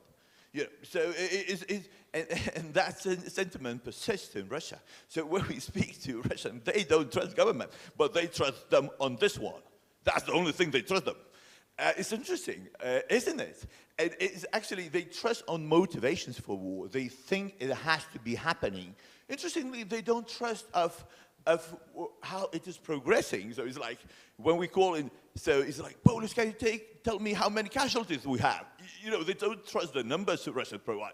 They trust on the motive. And that's very interesting. And that's very interesting because that kind of a point of view that developed in Russia, the narrative over 22 years when Putin came into his presidency, is actually become a Russian, part of a Russian identity. So to be Russian today, and I'm sorry to say that, but to be Russian today, you need to see the world in a sense at a confrontation to Russia. That is a part of identity. And that's why it's so effective what Kremlin feeds in. It's not just about the access. What we're trying to do, and we just had a discussion with Andrew, various sources where we try to forward Russians to check information. They don't want that. This is something that is, to be Russian today, is to be antagonizing the Western world. And this is something I think that the Western world didn't realize before the world started. So just a note, because I'm generalizing again. So every conversation is different, every Russian is different. There would be nuances. I've done myself about 500 calls. Every story is a little bit different. Not everyone in Russia supports war. This is my numbers. These are not research numbers. These are my numbers from volunteer feedbacks. About 70% of Russians, I would say, support war. 30% are against the war. Support for war started as ideology. So that was this Russian confrontation with Western world. This is how it started. But today, interestingly, it got another spin. That's unfortunately is not good. So today, those people who were not supporting war initially because of all the horrible things that war is, they started supporting because that is support for Russia. If I love my country, even if I disagree with war in my heart, I need to support this because Russia gonna collapse, gonna disappear, so I'm supporting the basic existence of my country. That's an interesting spin and a very unfortunate spin, I have to say. So we knew there's a problem to call from initial calls we did, the way we approach it is actually with a group of psychologists. We put a group of psychologists to work on this, and then we've kept testing all the time the narratives, what is the most effective. Because what is happening, you call to someone, you need to lean into him, create a bridge, and how do you do that? So we kept testing initially heavily, and we keep testing, and we see, and those things as well change a little bit over the time as the war changes. But we do this, and then we provide advice to volunteers how you make the calls. Three key principles that were developed early on and still stay now are, the first one is a simple one, but something that was actually quite hard for some people to take on: transparency. So don't pretend who you are, what's your purpose. Sometimes you want to do this because the opening of the call is so difficult, but actually, it will not help you further on. So be absolutely transparent, human. Being a human being is key as well here. I'm going to talk about it further on. The second one is, so because we, especially early in the war where Russia had little information, now they have a lot of information, only that is twisted. But especially early on, the urge of volunteers was to call in and keep telling, like, hello, you didn't know this and that, and we found that is not an effective way to do a conversation. So you need to listen more than you speak. Now we advise our volunteers for the first 7 minutes not to tell a new piece of information that person you're talking to didn't know. So before you build that kind of basic understanding, and before you listen to their thinking and feelings, you shouldn't do any kind of upload of information. And the third one, and the key one, is actually the whole idea of this is built around it. So Russians are split in their heads. So on the one hand side, ideologically, they think the war has to be. But on the other hand side, they don't think they're bad people. So they think they're very good people. We are bad people, they are very good people, and they're very caring people, actually, and they care about human lives and humanity in general. So what we find out that our urge to call in and tell they're wrong and we're right is not working at all. That's not the way to go. What we found to be effective is when you touch on a humanitarian crisis, where people dying, women being raped, people being killed, this is something where you move their attention towards something that they care a lot, and the sentiment starts shifting. And this is where you can start inserting stories, because people typically don't know all the atrocities that are going in there. As well, we found out actually stats not that helping.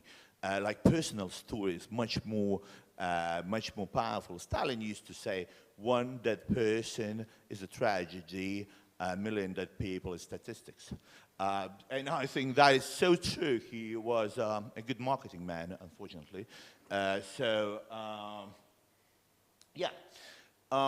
key, even though those principles are there, but the key to our program, and it's what I think this could work on a grander scale, is actually human to human is a very powerful emotional tool.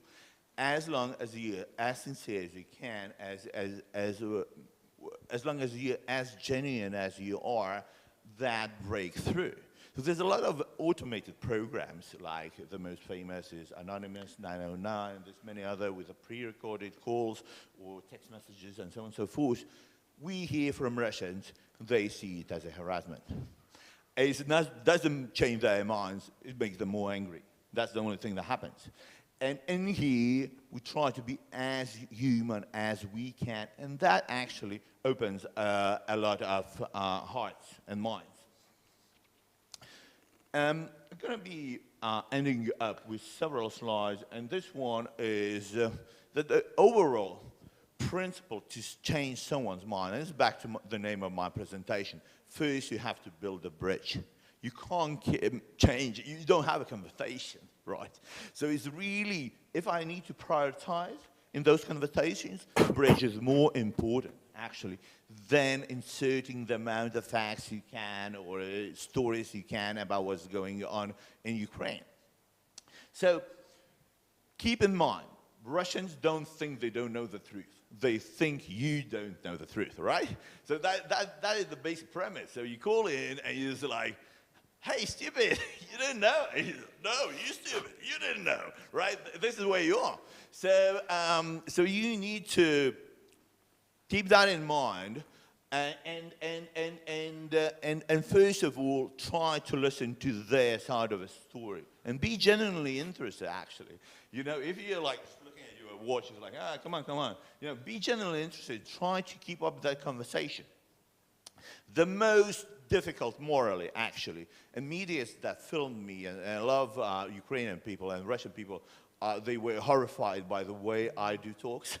They thought I'm, you know, I'm morally compromising because, you know, you have to try and meet somehow halfway.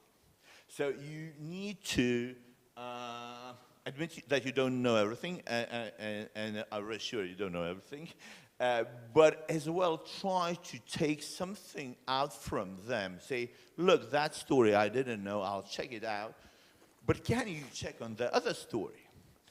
This is where you get the conversation flowing. And in there, you're able to insert the stories you want, the ones that cast doubt upon them.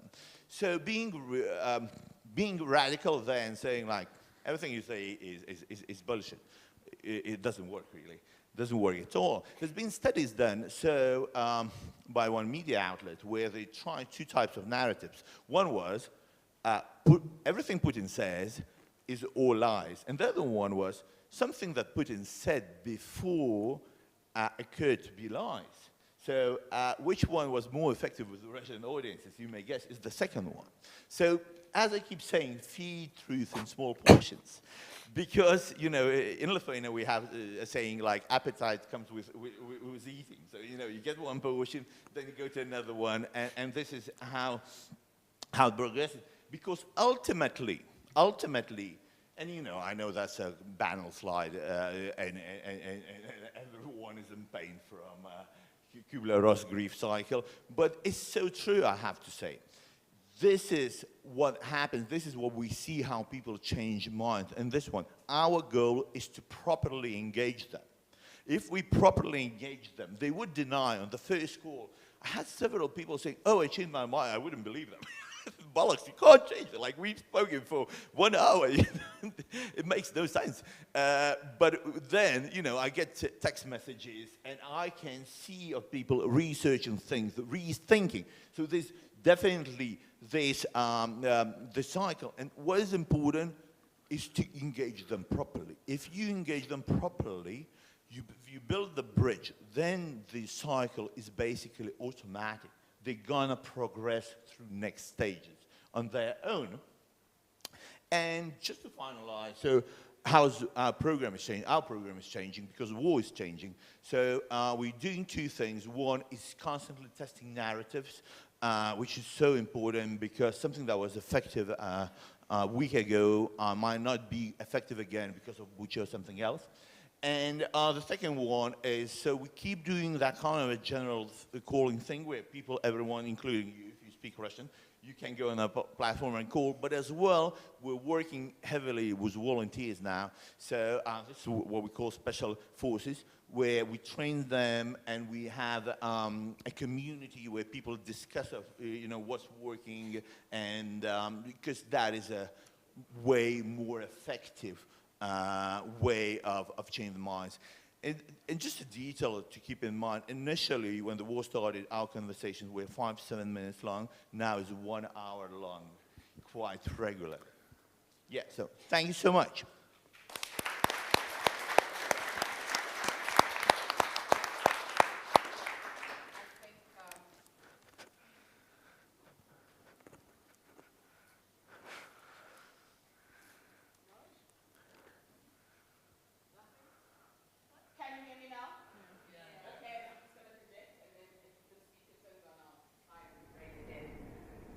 All agree that this was a very powerful panel and shows such a reflection of the digital footprint of war, especially the war in Ukraine. So bear with me, please, can we give them another round of applause?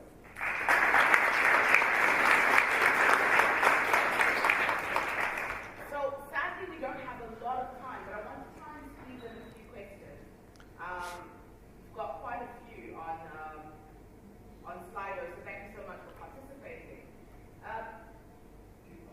We will start with the one for Andrew. So Andrew, there's one here that says, Okay. Andrew, can the Ukraine invasion be categorized as a diffuse war? So diffuse war was a theory I wrote about back in 2010 to suggest that the problem for all of us especially policymakers and militaries, was that you can no longer, can you hear me again? Yeah. Yes. You can no longer predict outcomes in the ways we might have once thought we predicted outcomes in relation to you take X effect, you take X action will result in Y effect.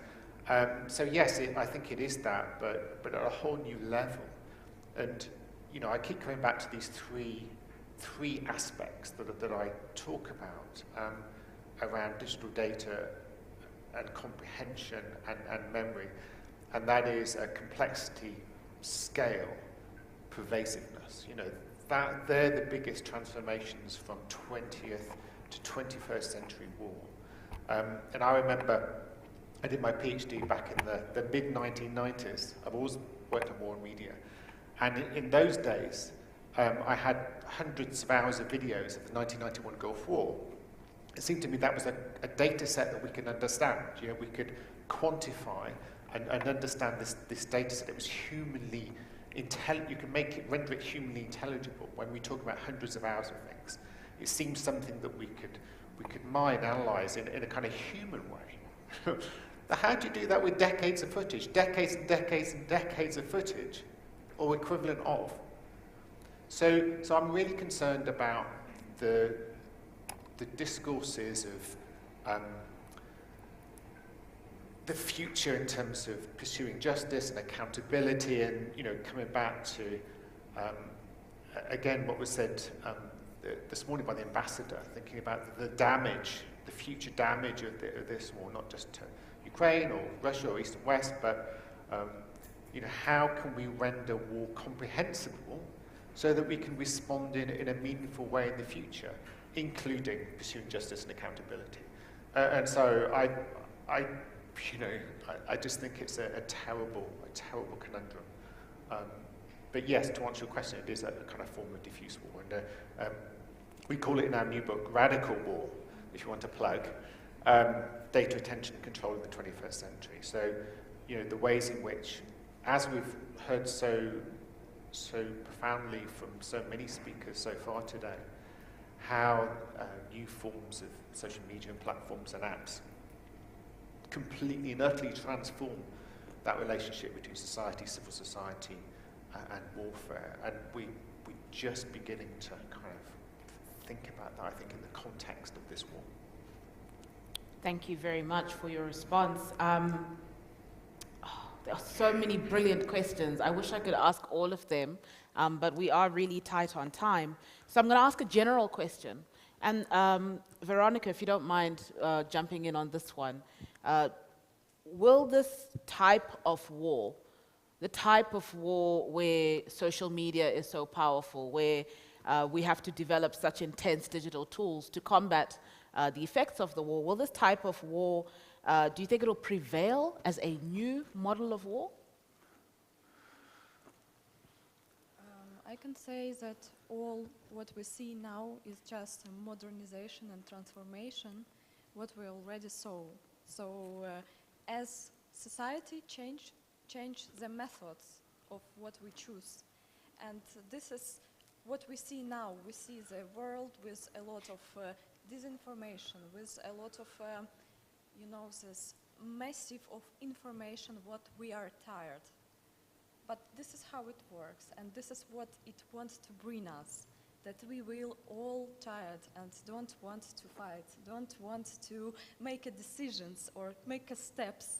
And maybe for this we need all remember that we are humans and remember that we have a position, and to go inside deeper to all topic, don't to lost in all this information, and it not matter in which country this war happened. Now it happened in my home, but it was many years before, yes? And in other countries, and in other situations, and in other methods. So just remember the first source, and first source is human. And then we can help to prevent this. So then we can help to, yeah, so of course this is a new way to fight, but we also know these methods. Yeah, we also know what we can do, and now we do this here. We speak about trolling so much, and yeah, it's cool that what I see that humans for now want to know more. They want to come to the first source, and we just help them to do this, and then it will easier, and we call Russian, and we find Russian businesses. Yeah, and we look what's done in social media. So with these steps, just give people instruments to fight with this, and then we can do this. Yeah. Thank you so much. Dear speakers, thank you so much for sharing your work, your research. We wish you all the best in your endeavors going forward. As we break for lunch, please feel free to, I think they can feel free to approach you and ask more questions if you have more. Speakers, please also engage. On Slido, there are some brilliant questions on Slido for all of you, so please do log in and answer. Also, again, we keep asking this question, as we did right from the beginning. Why should people care about the war in Ukraine? And we want to hear your thoughts. Please write them on the board behind you. In case you haven't seen it, you can take a quick look back. That big white board with just a little bit of text on it is waiting for you and waiting for your thoughts. We want to know what you think. And we hope that as we get deeper and deeper into these conversations, that, I don't know why I'm using this microphone, as we get, sorry? It works? Okay, all right. As we get deeper into this conversation, hopefully, you know, even if you don't really have an answer today, and that's okay, maybe by tomorrow, by the time you've finished hearing what all the speakers have shared and what they've worked on, maybe you'll be able to come up with a more concrete idea as to why you think that maybe you personally should care about the war in Ukraine, or why you think people in general should care. So thank you so much, speakers. You may return to your seats, and we can take a break, and we're going to have some lunch, I believe in the door opposite. Yep. Right as you walk outside, you walk across, you will see where the tables are, and you can have some delicious lunch, and we'll link up again at exactly 12:15, but I will likely ask us all to be in by 2, sorry. 2, so that, you see, I'm hungry, Vlad. You see what's happening? 2, so that we can all settle in and get ready for the next session. Thank you so much.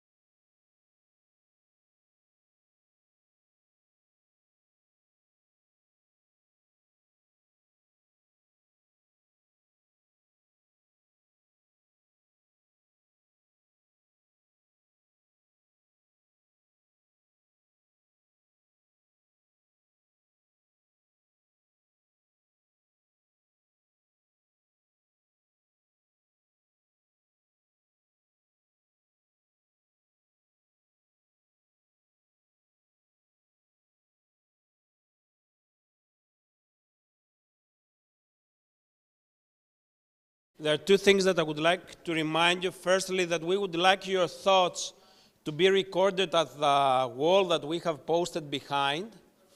And secondly, we would like to continue to be as enthusiastic in order to pose questions, engage with our speakers.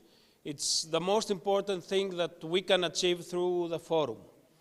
Also, whenever you tweet or you post something in social media, please do not forget to mention DCN Global Net, and especially our forum. It is more than important to share this knowledge and to share actually what we are having as a discussion today. So our next speaker will be online, and more specifically, we would like actually to thank and welcome Mrs. Gulsana Mamedieva, which is Director General of Directorate for European Integration at the Ministry of Digital Transformation of Ukraine. The Ministry of Digital Transformation has done an amazing job in order actually to correspond into the necessities due to war, but also as an organization that was addressing the challenges resulted from the Russian invasion. Ms. Mamedieva, we would like to thank you for being with us, for accepting our invitation. We're looking forward for your presentation. The floor is yours.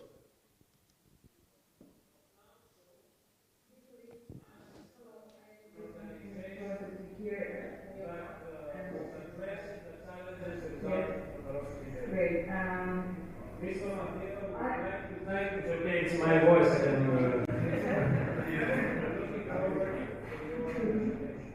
I'm sorry, no, we have a technical issue, but no, it's okay.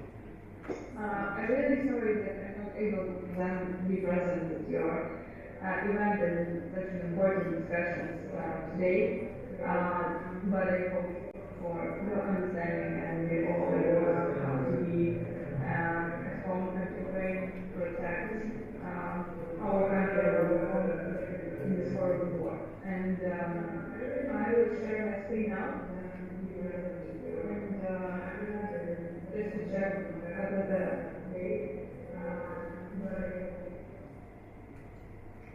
so this is what you see on the screen. I hope you see it. This is a scene from the physical world and damage that caused by Russian Federation, the aggressor in this war. But we also found ourselves in the digital war. And my presentation will be about what we have built, how we serve Ukraine, and what we dreamed about the digital future, digital transformation, and how, what point we met the war, how we adjusted, and how we continue to fight. So this is a video about, I will demonstrate short videos. Actually, the video will explain what we were setting up as the aim for ourselves and what the vision of the digital Ukraine was made before the war.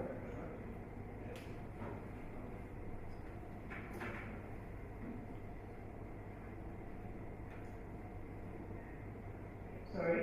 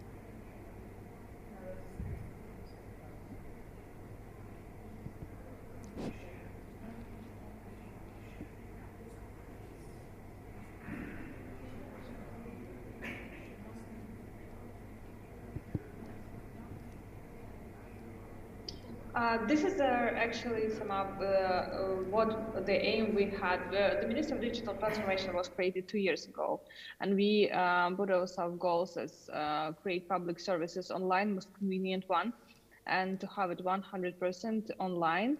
Also, we put the goal to teach 6 million citizens digital skills, basic digital skills, to cover the 95% of the territory of Ukraine with a high-speed internet, and also make the growth of IT sector in countries DGP to grow.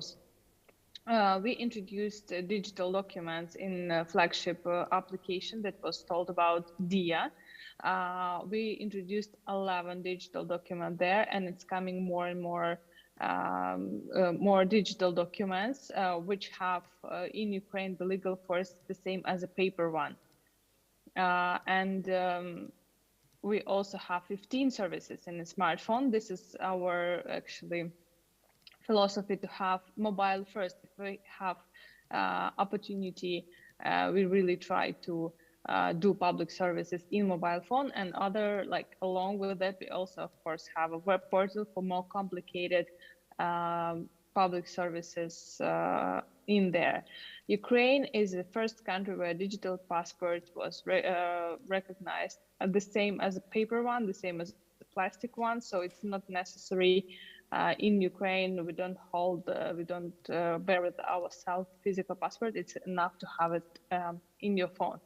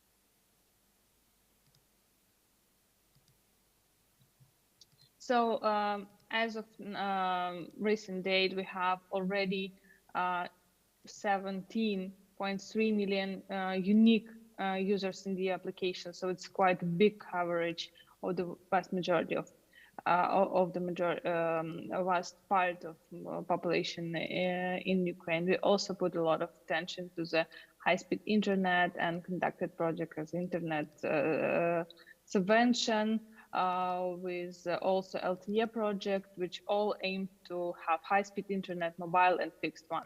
We also did care really about the digital skills and teach almost 3 million Ukrainians by the time the war started, the full invasion started. 3 million of Ukrainians passed the courses on the digital education program.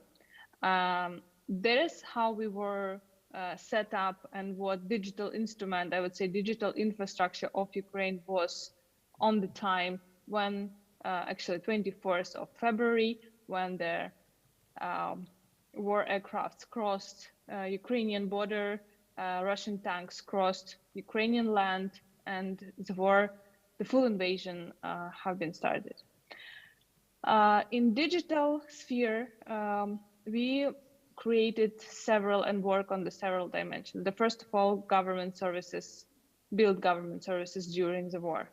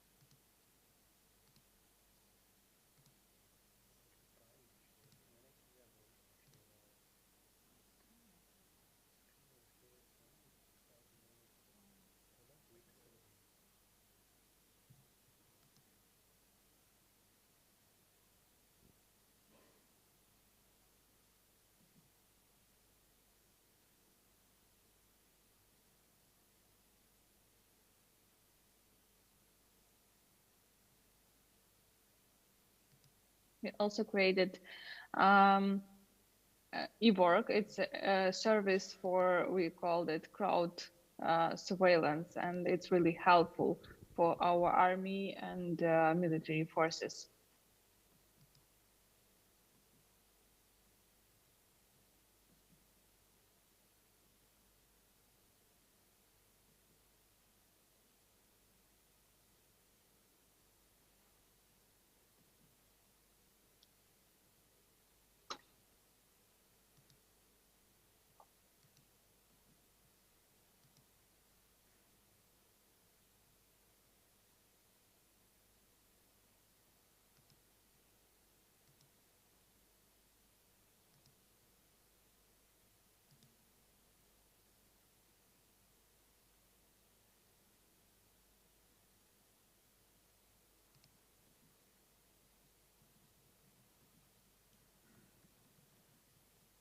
It also was important and still important, of course, to be and to stay online for the military, for the civilians, even in occupied territory. And here, the Starlink's technology, you probably heard how it's actually how Ukraine was helped with many countries and the company itself with the Starlink, and it's really we made a lot of test drive, I would say, and discovered many possibilities of the Starlinks, even more than it was envisaged by the manufacturers. And yeah.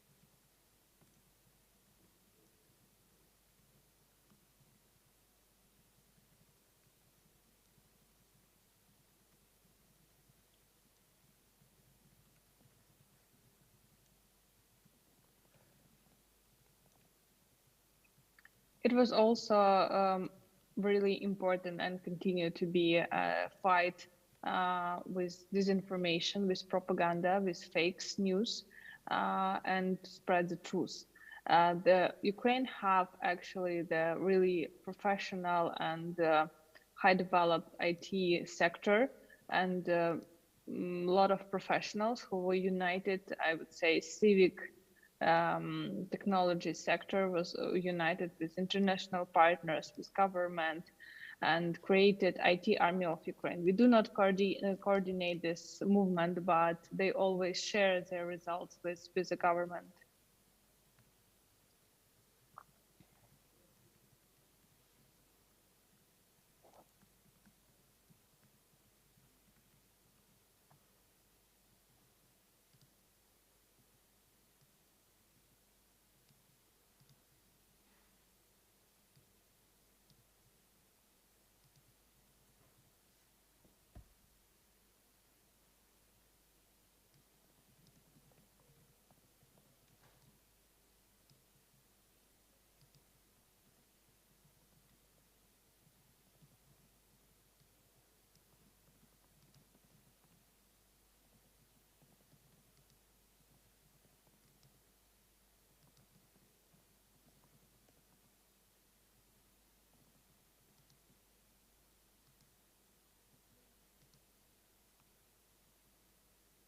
Sorry,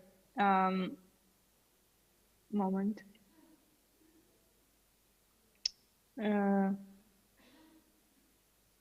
I think it was some here.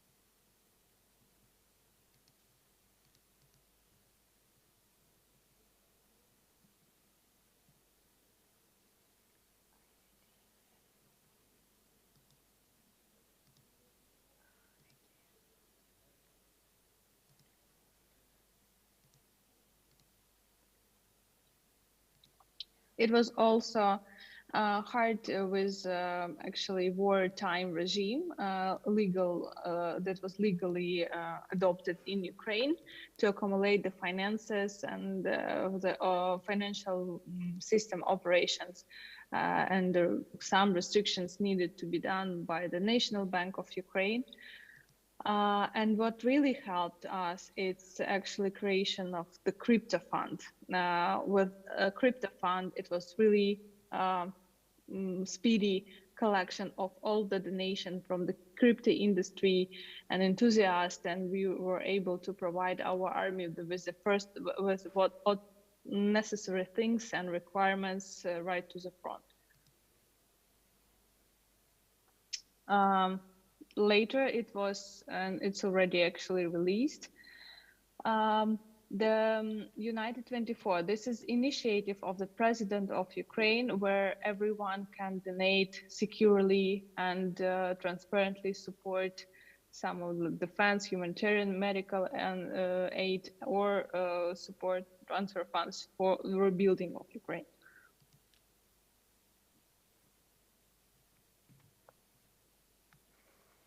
This initiative also contains a digital sector, which we call this part of United 24.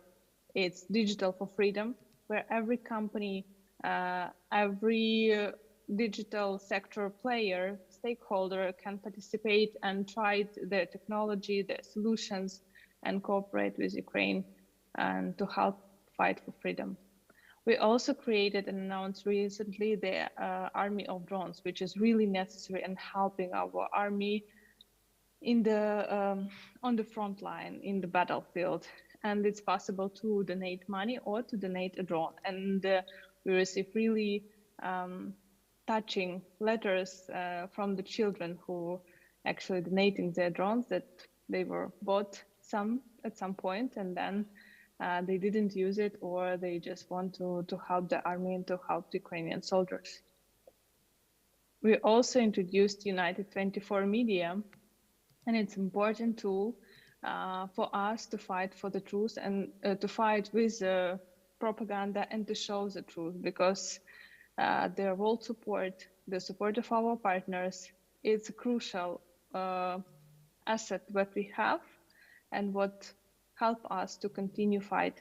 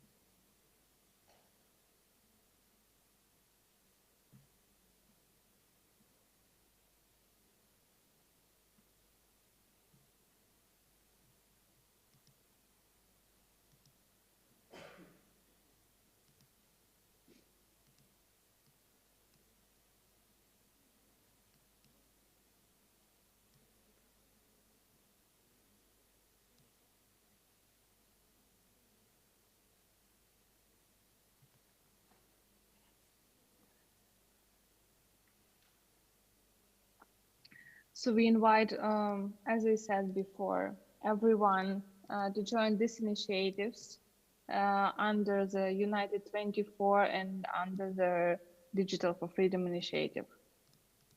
Okay. And this is my context, and I would really be happy to communicate, to provide any additional details if it might be interested for you. And of course, would welcome any actually contact to cooperate and to discuss what we can do together. Thank you. And this is the end of my presentation. Thank you. Unfortunately, I cannot see you and hear really like early, but I hope you heard me well. Thank you. Thank you very much for the very interesting presentation and the amazing things that you are doing. I think that what we can contribute as well is promoting the content of U24, which produces amazing... Excuse me for interrupting. I don't hear. I hear the echo. Maybe it's possible to do something with the There sound. might be an issue with the voice. Can you hear me now? The same. Okay. Are there any... Yes, are there any questions? If I stand closer to the computer? Are there any questions? Okay. Do you have it online? Do you have it open so I can speak through the computer? Okay. If you can send a message. We would like to thank very much for the very interesting presentation. We will be in touch, and this actually forum is related on contributing and strengthening the fight for Ukraine. Thank you very much. Slava Ukraina. Thank you. Героям слава. Thank you.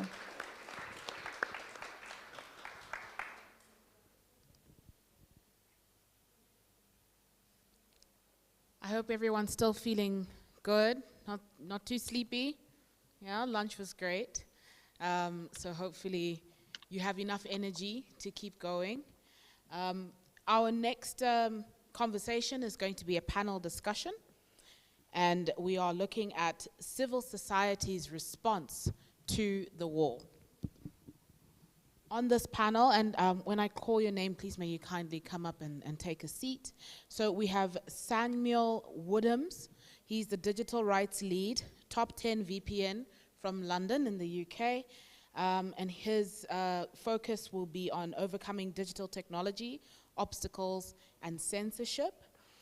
Internet censorship in Russia since the invasion, as well as censorship circumvention technologies adopted by citizens. You can clap for him.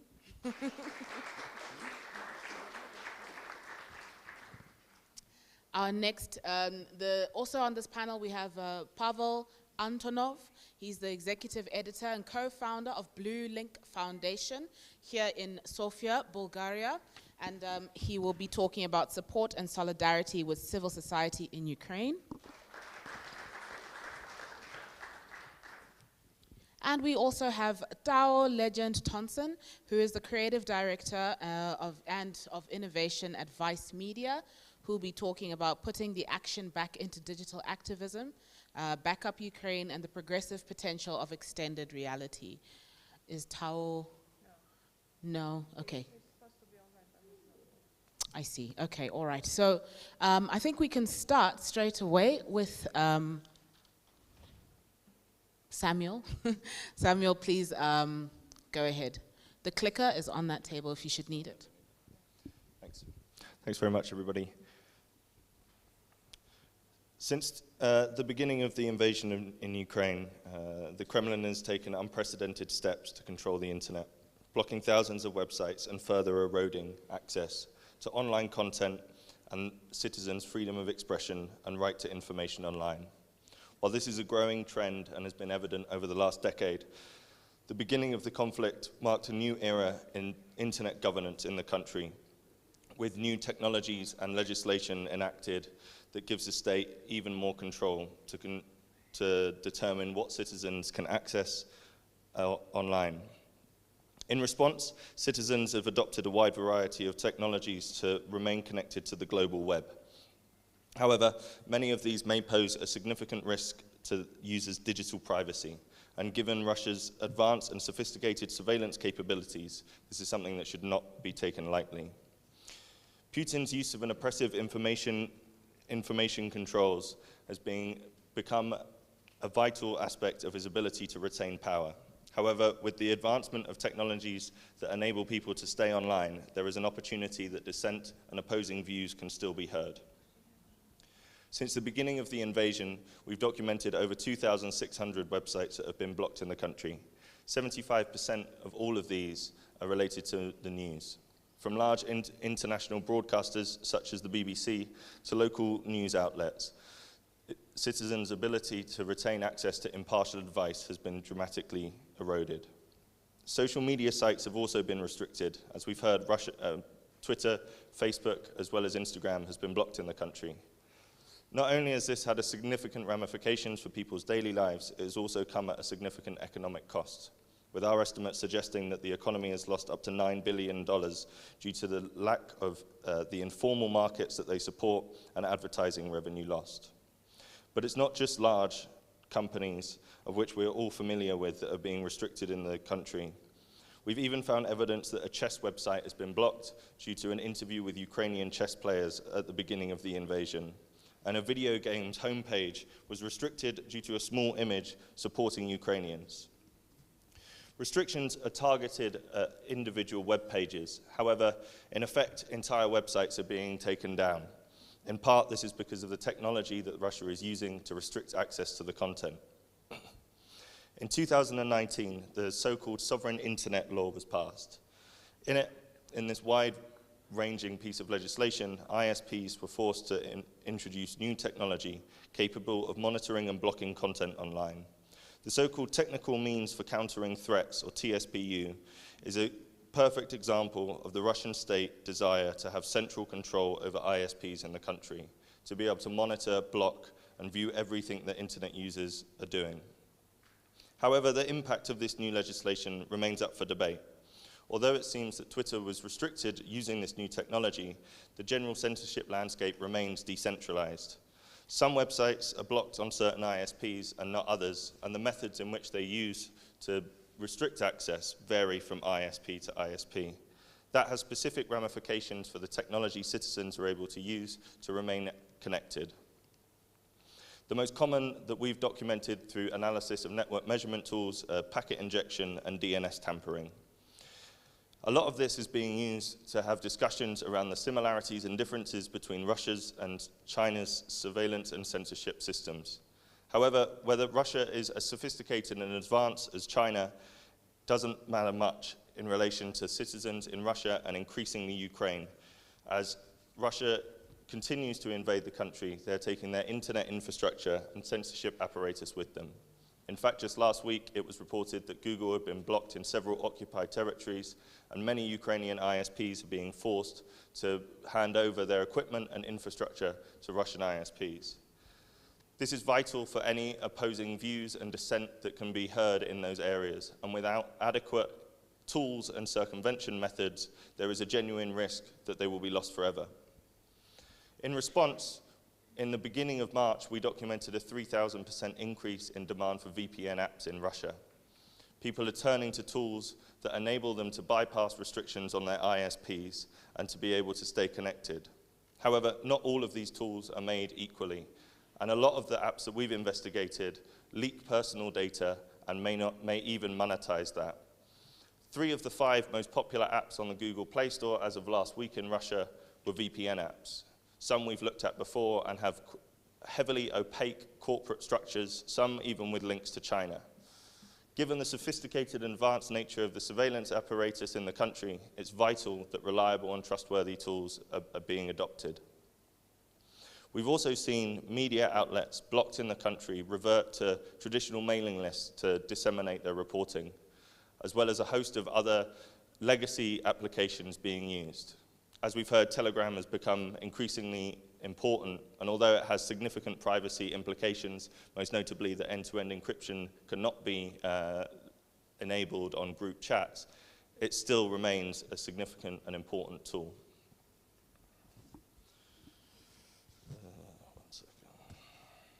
In response to the widespread increase in the use of VPNs in the country, the Russian authorities have responded by blocking specific apps, as well as a few months ago, attempting to block specific protocols which enable them to work. However, by blocking the protocols, it blocks both what the Kremlin would describe as legitimate VPN usage, i.e. the secure remote working and other cybersecurity aspects, as well as the people trying to bypass the blocks. Authorities have actually come out in public and said that they use the technology, and that although it hasn't been blocked, it is illegal to use them to access illegal content.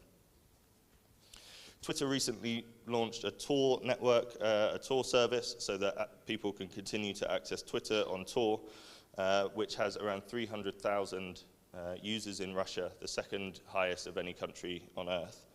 And among more technically advanced groups, we have seen a growth in the use of mesh network messaging apps, which use Bluetooth to remain connected to one another, even when there is no internet at all. However, there are still several things that need to be done to ensure that people in Russia and increasingly in Ukraine can access secure and reliable tools to keep them online. Firstly, governments should continue to support the creation of these secure tools. Recently, America funded 3 VPNs and provided additional funding for those tools. This will provide a lifeline to people in Russia seeking out reliable information about the war and could be influential in changing public opinion. We've also seen international pressure and a range of other factors that have been able to increase the accessibility of these tools. But there still needs to be more to be done. Increasing awareness within the country about which tools are reliable and which aren't is incredibly important, as well as creating accessible and culturally relevant tools and toolkits to enable people to stay online. Google and Apple also have a huge responsibility in this, ensuring that the tools that they promote on their marketplaces are reliable and secure, and that is something that we can clearly see hasn't been done enough. I think looking ahead, it's very unlikely that Russia is going to stop blocking any and all content that varies from its state-sanctioned narrative. However, as each new type of technological advancement is made by the censors, there will be new opportunities to overcome this. And with that, there is an opportunity that people will be able to remain online, access impartial information, and sway public opinion. Thanks very much.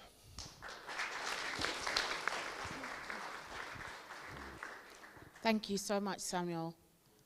Up next, Pavel. Would you need a clicker? Yes, thank you.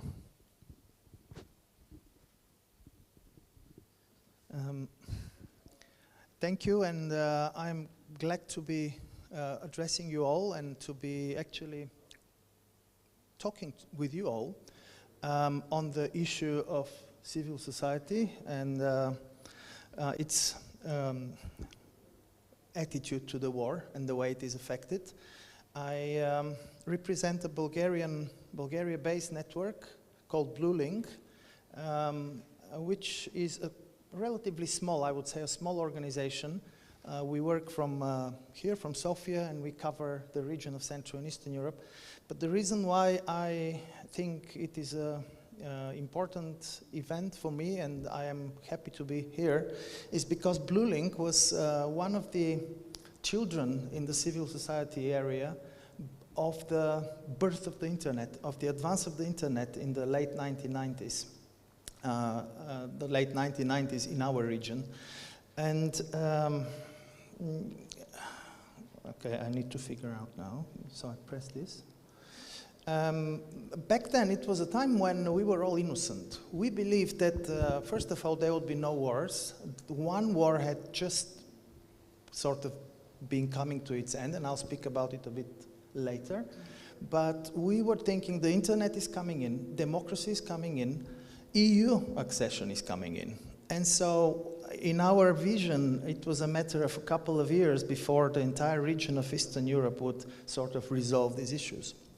So we created an organization whose purpose was to use the internet strategically to build civil society, to use the technology available, and to create exchange of information. But I like to point the word trustworthy and independent. This was a time when the memories of authoritarian and totalitarian propaganda were still quite lively, and we still didn't actually enjoy much of media freedom, which we were hoping would resolve those problems. And the last important point on this slide is that we limited our sphere into upholding democracy, protecting nature, and promoting European values. When we meant European values back at this time, this was a package of things that very few people understood what it meant. They just wanted to be part of it, but we need to unpack it. Human rights, freedom and dignity, social equality, solidarity, and let me point out the EU, with its package of values, is a post-war project. It is a peacemaking project. It was created on the ashes of a huge war in Europe, and the idea was to never have another one happen. I'm moving in the wrong direction. I will not go through this slide. It's a horrible slide. It's just to tell you what Blue Link was doing in response to this. Enabling information and communication technology, environment protection and green economy, democratic and civic participation, European values, human and social and economic rights, empowering in civil society and freedom of speech were the actual areas which we worked regionally and in Bulgaria. And on the vertical side, the things we actually try to do to help civil society in these areas, electronic networking, watchdog journalism, research, and social policy analysis, advocacy, and media and policy advocacy, technical support and capacity building, and help a bit with litigation. Now, I promised to come back, and I need to step back a bit from the specifics of the conversation here to give a bit of a background, and also to, I think, to give us a useful reminder. In our region, this, unlike most of Europe, the old European Union, actually we had another war at the border in the time when the period I'm talking about started. This was a horrible war. Of course, I don't want to compare it, and you can see that the figures are horrible by itself, but it did a lot of damage on the tissue of the countries around us, and I would argue this damage was never completely overcome, particularly the last point, nationalism and hatred. It's never been uprooted, in fact, quite the opposite. But I want to remind some of the lessons learned from this period, which we picked up, but when I say we, I mean Blue Link, but this was a regional effort for civil society. And of course, I will just highlight what those of those which we were sort of connected to. During the war in Yugoslavia, there was already connectivity. There was no internet the way we know it today, but there was this organization called Zamirnet, and this organization was connecting civil society across front lines. Activists who were separated by the war but actually felt connected to each other because of their values, because of their mission. So they were using primitive dial-up technology to help them exchange messages. APC, the Association of Progressive Communications, was founded at this time, and Blue Link soon after joined, and we're still a member of this global network. The Regional Environmental Center for Central and Eastern Europe was a special regional international organization created with the help of the United States and the EU to help the entire region move on in this transition. In 1998, the first peace agreement was signed, and that was on environmental issues. This organization was one of the many who implemented the Stability Pact, and I'm bringing it here. The Stability Pact for Southeastern Europe was a post-war effort, but it brought some very important lessons learned, and I think we should not forget them. These are the elements of its Regional Environmental Reconstruction Program, which I happen to work on as an employee of the Regional Environmental Center of this time. But what I wanted to point out is that we were building civil society in networks, electronic networks in all the countries affected and surrounding the war. And I was personally involved in leading this Regional Environmental Press Center as an effort to create quality coverage to overcome the manipulation and propaganda. Now, this slide is an attempt to lead us to the point of the conversation. What happened in our region? Unfortunately, not only positive things, unfortunately. Of course, we saw all of the region's countries join the EU, and the neighboring countries, including Russia, by the way, were involved in one way or another in partnerships. This was a bit of a positive momentum. But then we saw the next war emerge globally, the war on terror after 9/11. We saw the economic crash. And we are now experiencing still some of the negative developments. As I mentioned, hate speech on the rise in nationalism, a rejection of the entire concept of human rights, gender rights, minority rights, and migrants. You remember the hysteria across Europe a few years ago. This was all underpinned as denial of European values, denial of democracy. And this remained, I would argue it remained unchecked to a big extent. Although, of course, civil society and a certain community reacted to it, but then there was this sense that, oh, money will resolve everything. If the economy is well, it will be fine.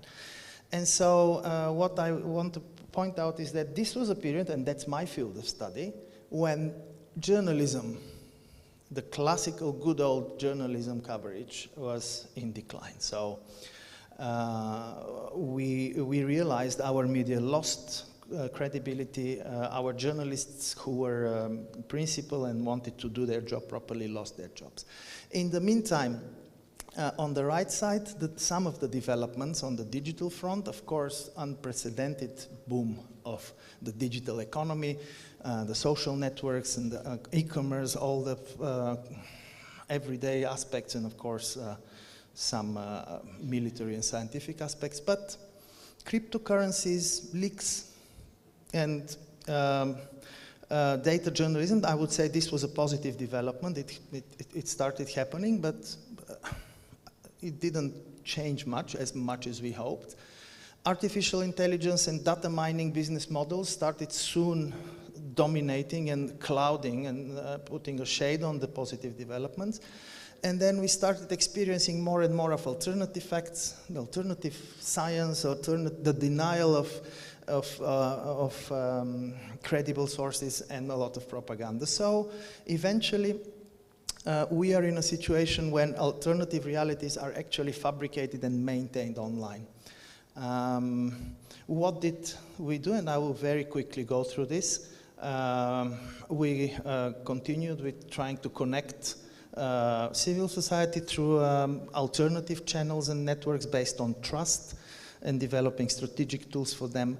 A lot of focus on connecting journalism. Actually, I say connecting, protecting. We felt in our region, journalism in the real form, in the classical form, bound by its norms and ethical boundaries, it's a protected species. It has to be saved the way we're saving bears and other animals who will be extinct soon. But the consequence of this is that our societies are missing a really important function, which is connecting realities.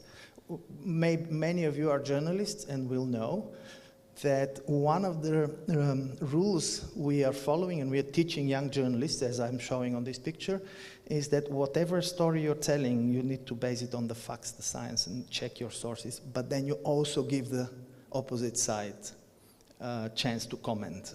And this function disappears in the digital world. No one connects realities anymore. I think this is really worrying. And I come now to the connection to Ukraine. This doesn't start with the war. Ukraine has been a country we've worked on ever since the very beginning, since it was going along the same way, of course in a more difficult fashion, in a slightly more different history. But in 2014, we took inspiration from the events in Ukraine, and we created a magazine, an electronic magazine called Euromaidan. This is such a catching word because it crosses Europe to the Maidan, the old Turkish word for market. And it really carries the idea that we need to gather together and sort of talk and implement the European values. By the way, when we created Euromaidan as an attempt to provide good watchdog journalism outlet for Bulgaria, we received a lot of criticism.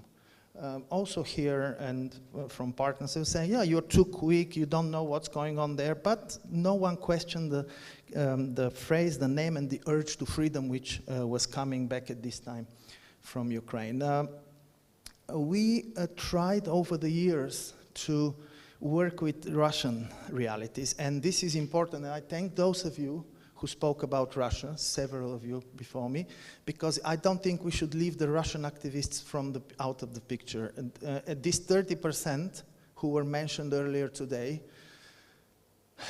I forgot whose presentation now, but these 30% exist, and these are a lot of people who oppose the war. Many of them are now expelled from the country. They are our allies, and they share our values. And we joined the partnership mechanisms on behalf of EU, and we support and train journalists in the countries affected where we believe that we could uphold those values. I'm sorry we were not as successful as I hoped.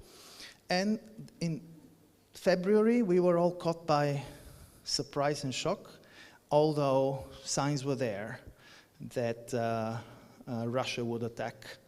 And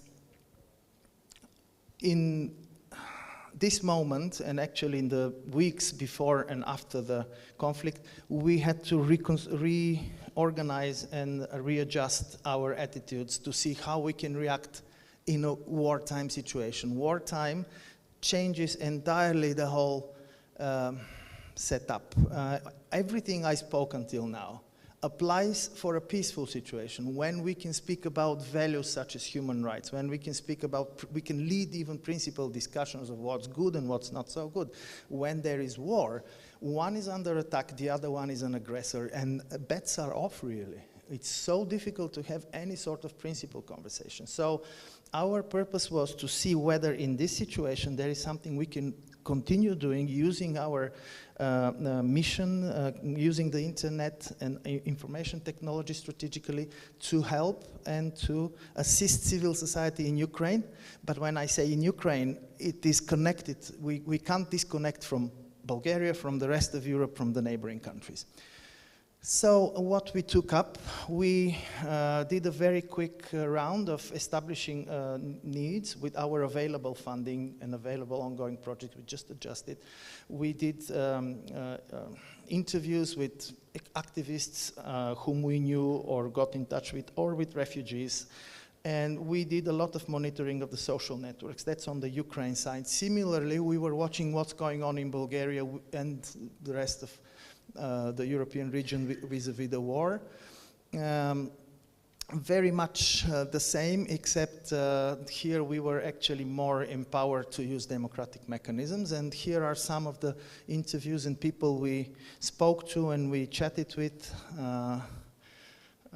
over this time to gather their input. Now, what did we establish?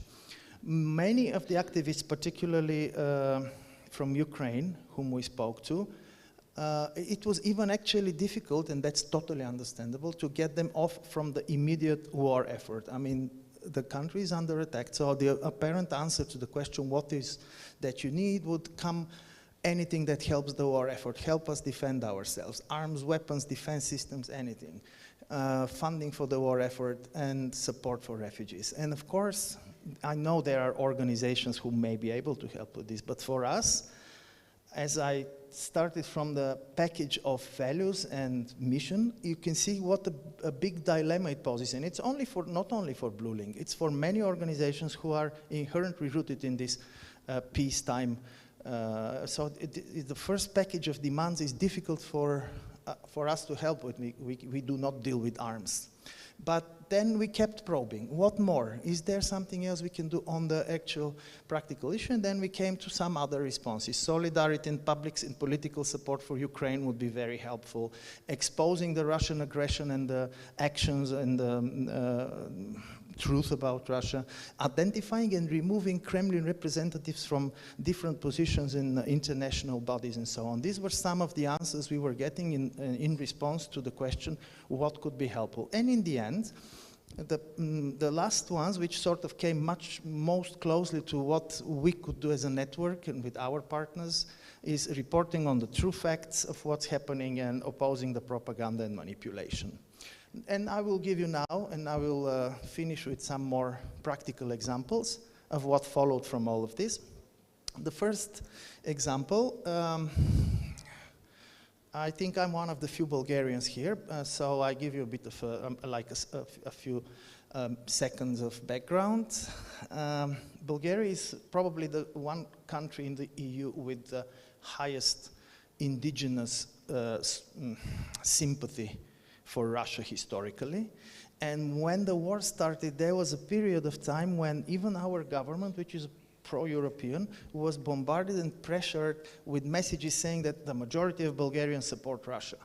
And many people felt this was not true, but there was no organized response. And for a number of reasons, which I don't have time to go through, although I would love to, the media did not really balance the picture. They, in a way, accelerated this understanding.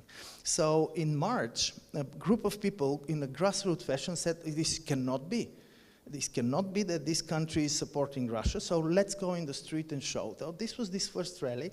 This first rally actually was a game changer because thousands of people marched in the streets with Ukrainian and European flags. It gave a strong sign to the world and to the government that, no, Bulgaria is not an alien country. It belongs to the European family and it supports the victims and it's in solidarity with Ukraine. And the media, the mainstream media gave it a little, I would say, cautious attention, very limited. But we were there. IT lets us do it now with our phones. Every one of us can be a live transmitter, as in my youth we would need a television crew with cameras and special equipment. Nowadays it's not even needed to do anything. So with 2 phones we did a 2.5-hour live transmission from the rally so that there would be, first of all, a possibility for everyone to see, and second of all, it's documented with lots of interviews of participants. And we made sure that the Bulgarian public understands and the political reality documents and factors in this development. Another development we were able to take up on, and that's part of our work over the years, which I mentioned, highlight issues where we could actually take up the arguments and support the Ukrainian side. And one of these was the energy independence issue. It's a big debate in Europe. It's a huge debate in Bulgaria. This helped us. Many civil society, especially on the green sector, were able to join, and we used all of the channels to counter the narratives which dominate the media, which encourage the dependency on Russian fuel.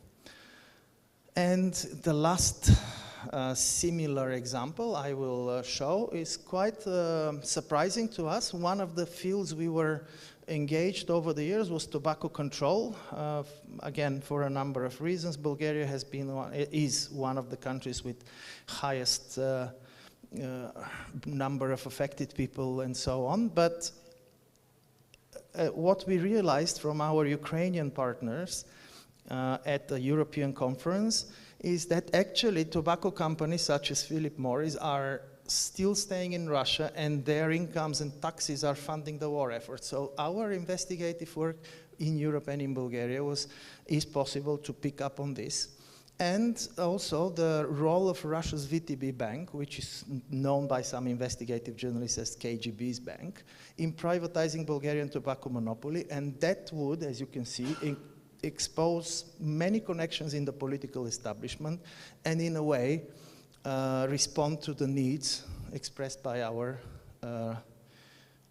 Ukrainian partners. I will stop here. I think I took a lot of time. My last slide with my name somehow doesn't show, but okay, I am here and available for questions.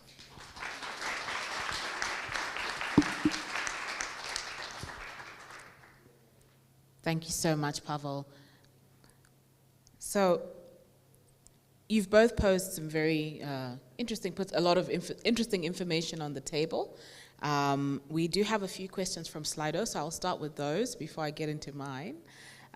So for the first one, for Pavel, do you think the war in Ukraine and the war in Kosovo happened in 1999 has the same story, because many people have told the story the same?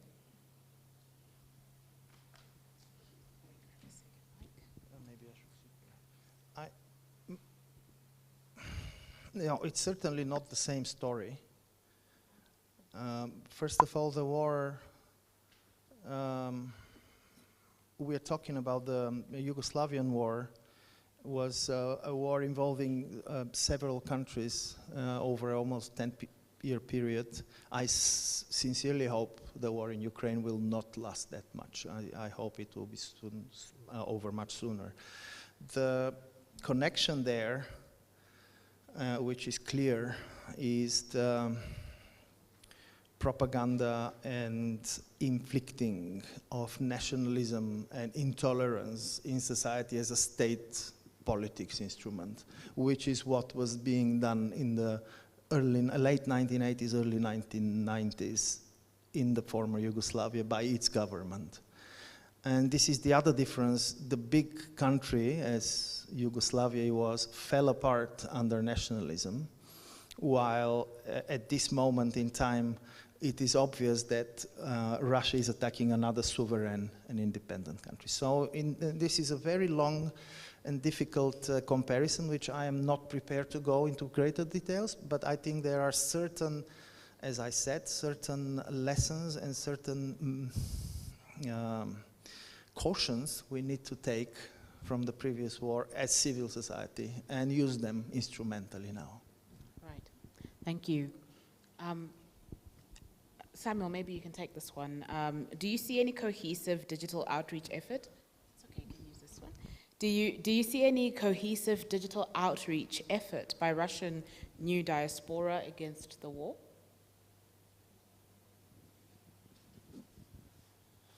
Sorry, can you repeat that? Do you see any cohesive digital outreach effort by Russian war diaspora against the war?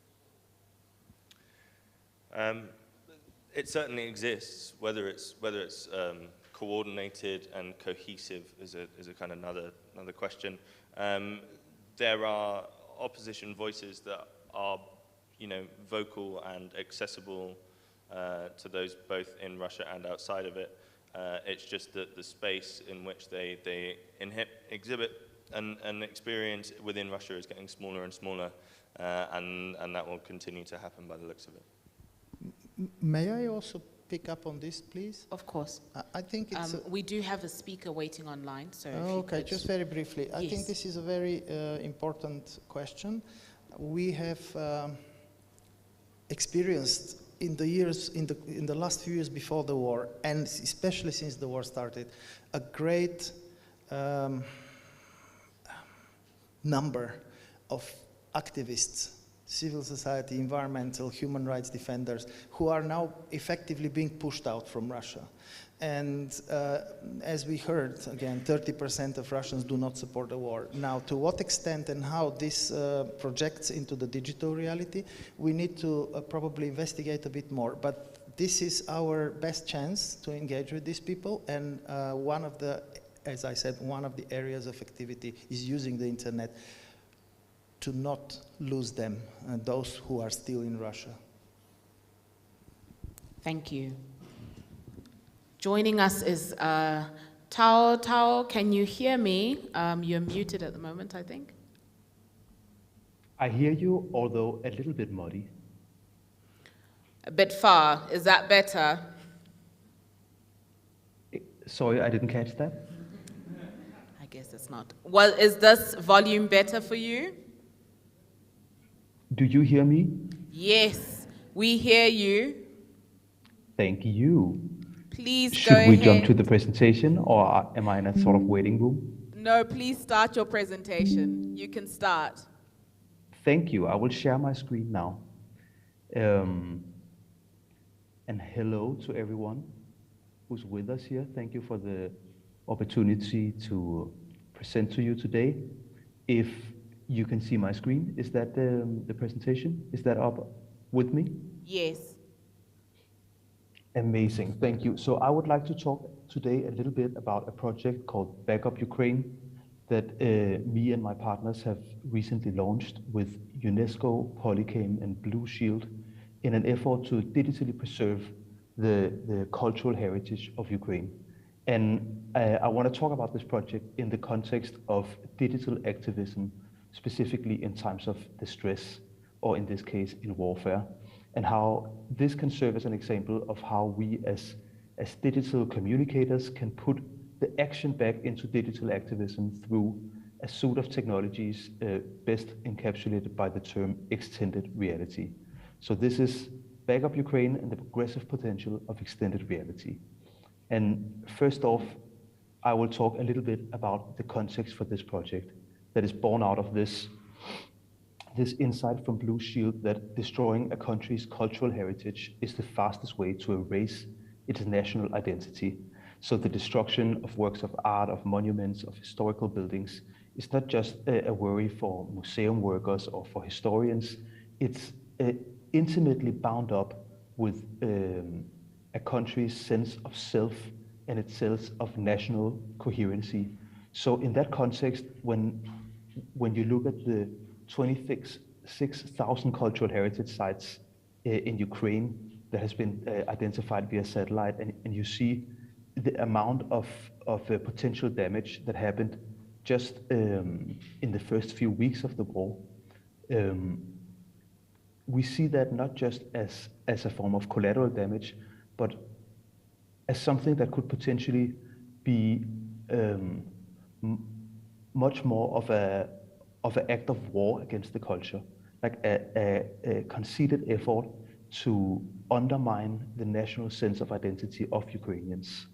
And this, of course, is tremendously important, considering that such a core part of the Russian propaganda was the claim that Ukraine was never a real nation, that it was just a Russian outpost waiting to be brought back into the fold. And we wanted to make sure that this lie could not be perpetuated in the physical reality through erasing this culture. And then we thought, okay, you back up family photos, you back up work files and important documents, but what if you could back up a country's cultural heritage, which sounds like absolute nonsense until you find the right tool. And I will show you a little video about that very tool. Сбор денег снова.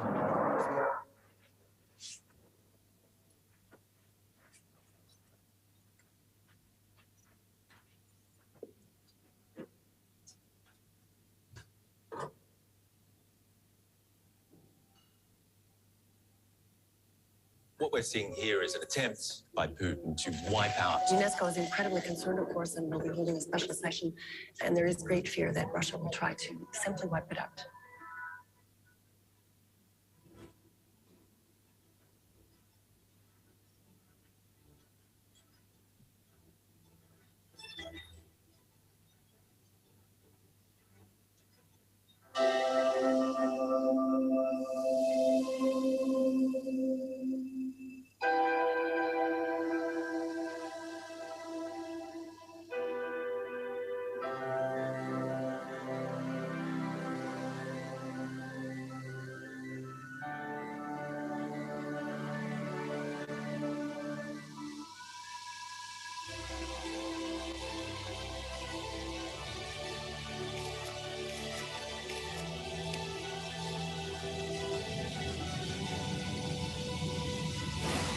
And now let's talk about an app that was invented and allows Ukraine's Minister of Culture and Information Policy. I'll note that he is inside Ukraine. So this is Andrei Firozvani monument. I decided to scan it to preserve it forever.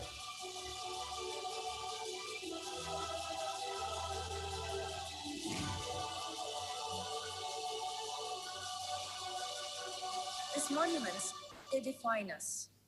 We grew up with them. We will not allow anyone to take this away from us. This is our culture. I really hope that you could hear the sound from that video. If not, please let me know and I will tinker with the settings a little bit. We could hear it. Beautiful, thank you. So just to encapsulate this idea in all of its simplicity is that we leveraged a piece of 3D scanning technology that was very kindly donated to the project by a Californian startup called Polycam, to turn every phone in Ukraine freely without any cost or any limitations on the amount of data they could save into a 3D scanner that could create these highly detailed 3D models that used to be sort of the domain of highly trained professionals and like movie studios with thousands of dollars worth of equipment.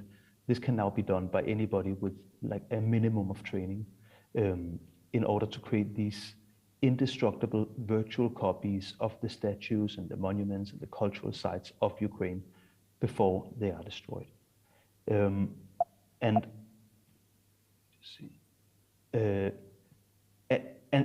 we launched this just a few weeks after the war with basically zero budget, relying entirely on word of mouth and press to sort of to drive the awareness of this both globally and in Ukraine, where of course our primary sort of target audience were.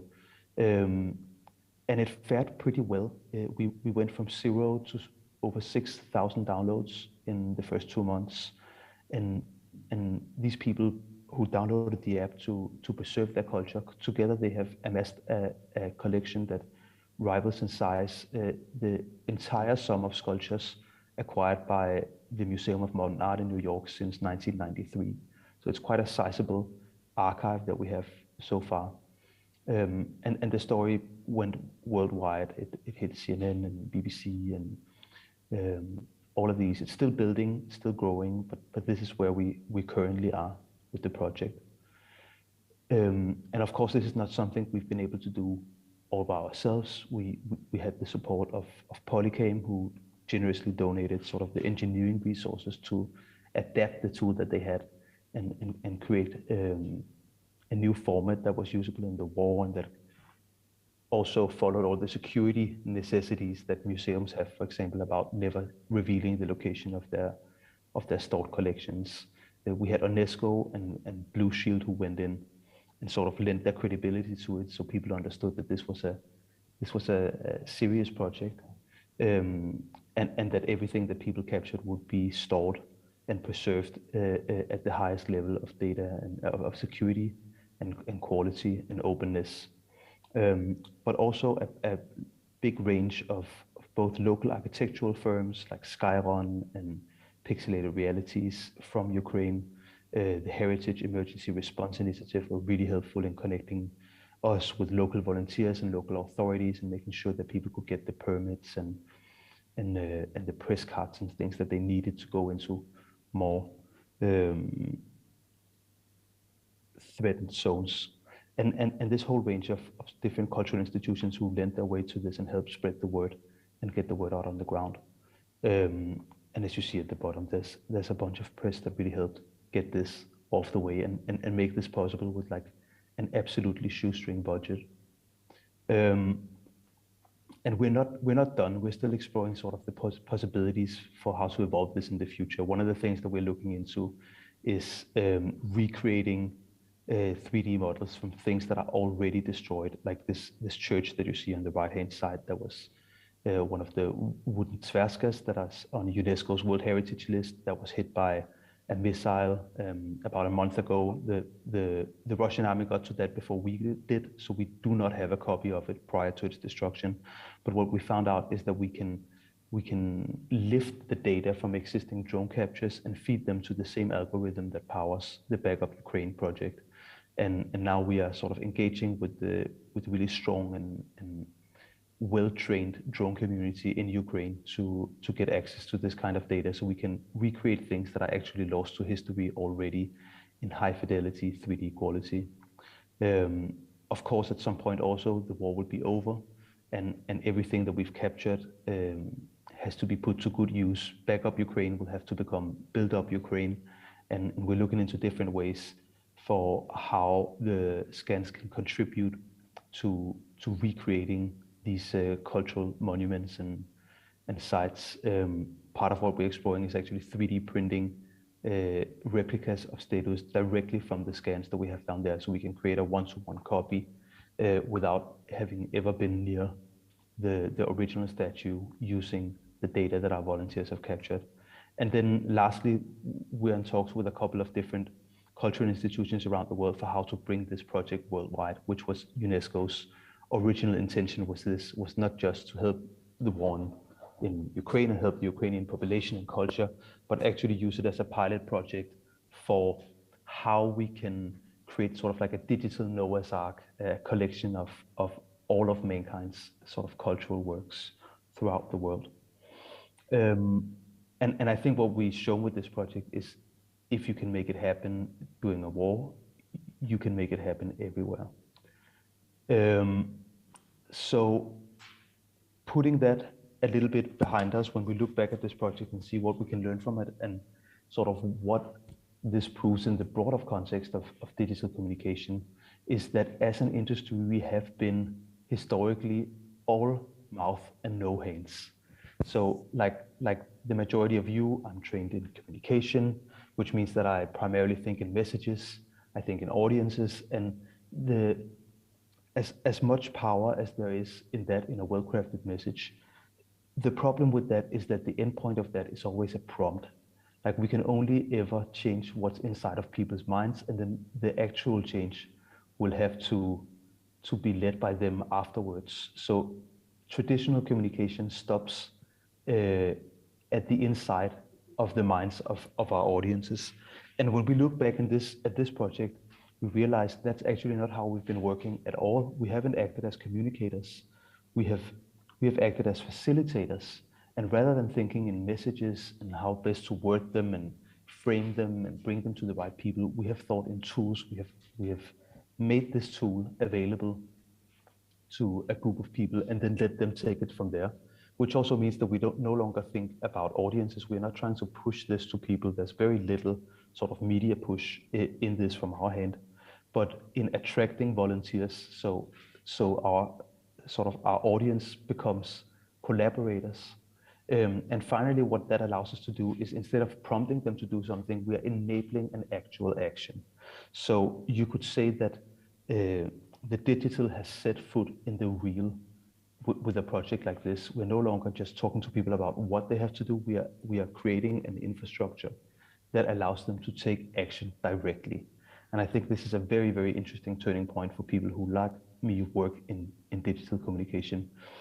And the best way of understanding that for me is through the umbrella term of extended reality, which the official definition is these real and virtual combined environments and human-machine interactions that are generated by computer technology and wearables, including but not limited to augmented reality, mixed reality, and virtual reality. And I think if you want to be really wordy, I am, after all, a communicator. Somebody defined it as the superset containing the entire continuum from the completely physical to the completely virtual. So if you want to put it a little bit more simply, we're simply talking about how technology has evolved to a point where it's now completely enmeshed in reality. It's no longer purely virtual, but these two worlds are and have been for some time, you could argue, becoming intrinsically connected and enmeshed and entangled in a way that you can no longer talk about them as a duality, but as sort of like a mixed field where everything reaches into each other. And that, we believe, has tremendous implications for how we can work digitally, especially in situations of distress and in warfare and human man-made catastrophes and natural catastrophes, especially if we allow ourselves to extend this term a little bit from the purely sort of VR, XR, AR field into a range of really interesting technological developments that all sort of mix and interject the virtual in the physical. And these are things like, for example, telepresence, which used to be sort of the number two futurist icon right after flying cars, obviously. Like if you saw somebody talking on a telephone call, you knew this was science fiction until it became completely everyday. Like we got Skype and used that to call our parents at Christmas. And then a couple of years ago, suddenly our entire lives are like this talk, completely mediated by telepresence. Yet the technology hasn't evolved significantly during these 20 years. Like it's the same thing. You turn on your screen and your image is transported. But this tool can be used in incredibly powerful ways to sort of interconnect the physical and the virtual worlds. And I think one of the most interesting perspectives is in telemedicine. Like you could have not just doctors without borders, but doctors who completely transcend the very idea of borders and delivers treatment to people in hard to reach areas or people who are either physically, we could be talking consultations given to refugees hiding within Mariupol, or even people behind legislative barriers, as we're seeing now when a lot of like female rights are being taken back in certain areas of the world. We have a tool here that allows us to bypass physical, legal, cultural barriers and provide treatment across the physical virtual continuum. Another thing that we are massively obsessed about currently is machine vision, and of course this project is an example of that. Like, how does the world appear through the eyes of machines, and how can we use that to couple the virtual and the physical worlds? And this isn't just about like self-driving cars. This is something that we believe can be deployed to affect literacy, on language barriers and accessibility, remote access, security, and many more things, because suddenly we can view the world not through our own eyes, but through the eyes of machinery that sees the world completely different and in places where we never could. There's Collaboratech, which is a homemade term that encapsulates all these sort of automated decision technologies, like decentralized autonomous organizations, smart contracts, wikis even, or Gits, like the software repositories. You probably heard about the attempt by a DAO to buy a copy of the original US Constitution.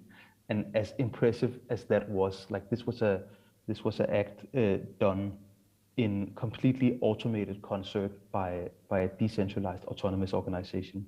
And still, as impressive as that was, it's basically a consumer co-op. That's pretty old news. We believe that this technology has a lot larger potential in that, from things like coordinating direct action and citizen democracy. And that can be anything from like fixing potholes to even coordinating flight path. And like, because we now have technologies that allow you to automate consensus seeking, we can apply that in a lot of situations where bureaucracy or even just like direct democracy is far too slow to act and reach a consensus about where to apply our resources in almost real time. Virtual selfhood is another thing that is often thought about in like a very youth-oriented or fashion type situation. And I think that the core thing to understand here is like the identity work of the generation that's growing up right now is already inherently virtual. Like everything is mediated through these digital platforms. But all of these digital platforms are also company owned and controlled. These are the tech giants of the world that sort of determine the arena in which young people get to shape their selfhood now. And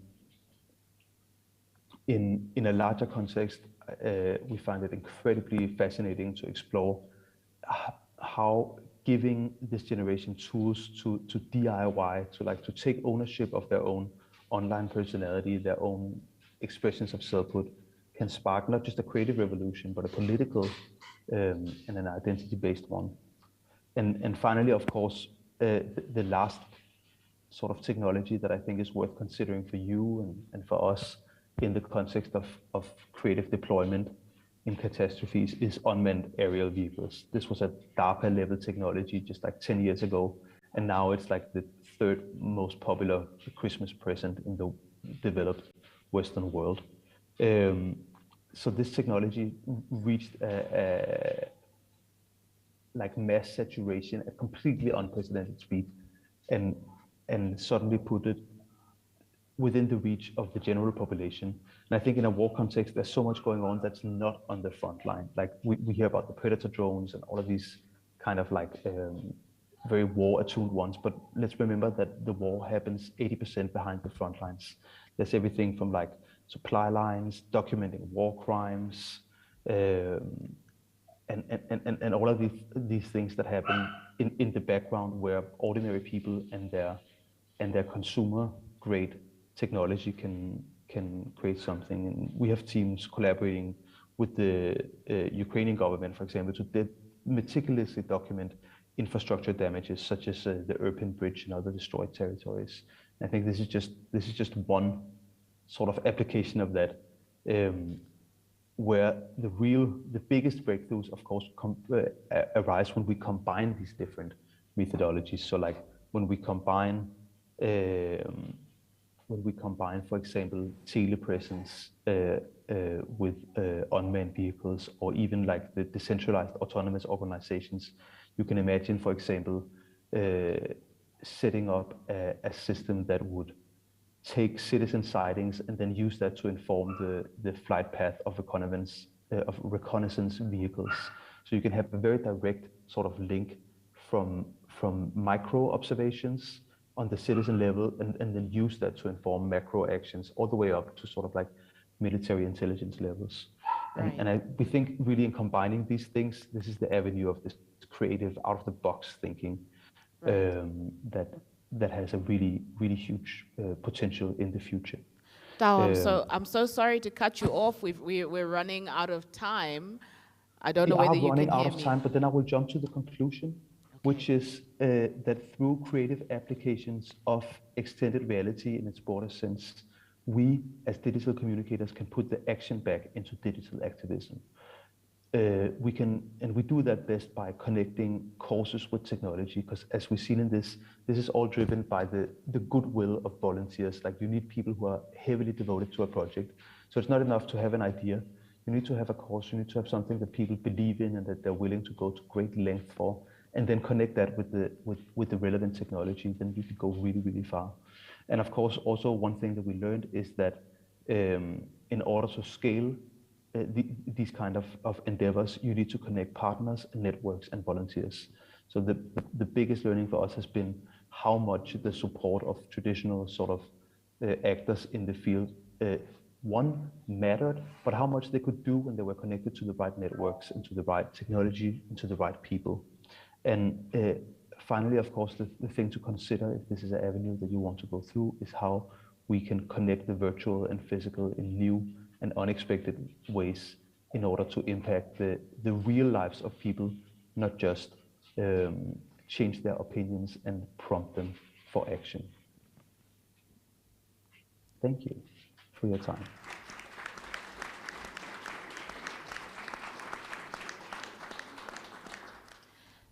Dao, thank you so much for your time. Thank you for this presentation. I certainly haven't seen anything quite like this before. It's very interesting to see how technology is being used. It's just breaking boundaries. I don't even have the right words for it. It's just breaking boundaries every time. So thank you so much for your time, and thank you for joining us today. Thank you. So sadly, we only have about 4 minutes left. So I'm going to challenge you both, Samuel and Pavel, to answer the next two questions as quickly as you can, because I feel like they're really good questions, and it would be really sad if we ended this panel without asking them. So it's now 3 minutes, so I need to ask these questions very quickly. The first one is for Samuel. Let me just bring it up. Okay, this is from Slido. They ask, do you think Google could build VPN into their regular Google Chrome browser so it would be easy for Russians to access censored information? This is for you, Samuel. Thanks very much. Yeah, there are a number of Google Chrome plugins, and Google itself has an associated VPN, although it's not under the Google name. And there are technologies out there that can be used and kind of immediately laid on top of a browser. We've done tests on those sorts of technologies before, and they haven't always performed particularly well. So there are risks with it, but yeah, it is a possibility. Okay, and Pavel, this one is a numbers question. So the question was, what was the reach of your on-air broadcasting from the rally for Ukraine in Sofia? We measured over 10,000 people joining in and watching, while the web netcast was taking place, and then it stays on, so it's actually being watched as we speak. Plus, we have also put it on other platforms and cut it into interviews, different pieces, small chunks of video. So the accumulated reach is probably 20,000, 30,000. Okay. It's a lot for Bulgaria. Those are good numbers. Any number over 10 is a great number, I believe. Dao, can you still hear us? I hear you, but faintly. Okay, I will try to speak a bit louder without breaking your ears. My question for you is, as you're creating these backups using people's phones, how has the learning curve been? So it's a two-part question. The learning curve of people learning how to use the application. What has been the general age range of the people who have been using the scanner? Yeah. So I think the learning curve is very, very shallow. Like this technology is made to be usable by as many people as possible. I have examples of really, really good scans that my 6-year-old daughter did on her first try in a local park. The only thing is that they're missing their heads because she's not very tall, but she's like just started school.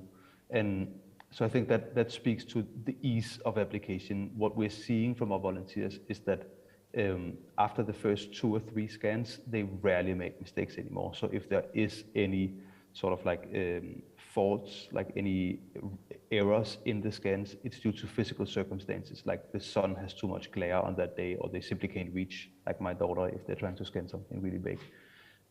We rarely see errors made after the first couple of attempts. And so in that sense, the learning curve is extremely shallow. Regarding the age group, I think we don't pull like detailed statistics on this, but from like a cursory glance, I would say that these are people from their early 20s to mid 30s that are mostly involved in it. And what we're also seeing is it's a lot of people who have some interest in either like art, 3D animation, history, or architecture already. So these are people who are sort of like adjacent to the field already and can see the potential in it. We don't have a lot of people who are coming in like completely. We don't have a lot of grandmothers who just pick up their phones and start doing it. I'm assuming because they think it's a lot harder than it is. But in reality, everybody's grandmother on this call could most likely be taught how to do it in a few minutes. Fantastic. Does that answer your question? Yes, it does. The reason I was asking is we do have some Ukrainians in the room with us today. I think it's a fantastic opportunity as well for them to possibly share the technology when they get back home, and for them also to have a better understanding of how it works, how easy it is to use. So that was the purpose of my question. Thank you so much for your answer. Thank you. That's very much appreciated. Ladies and gentlemen, we have reached the end of this panel discussion. Thank you so much again to our speakers. Another round of applause.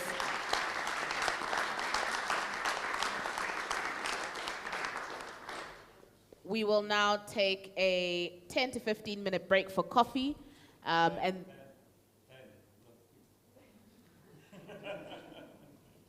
a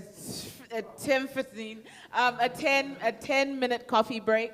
And then we come back and we get into the last section of our program for today. Thank you so much to everyone. Please don't forget to fill in your thoughts on the wall in the back. I will sound like a broken record today.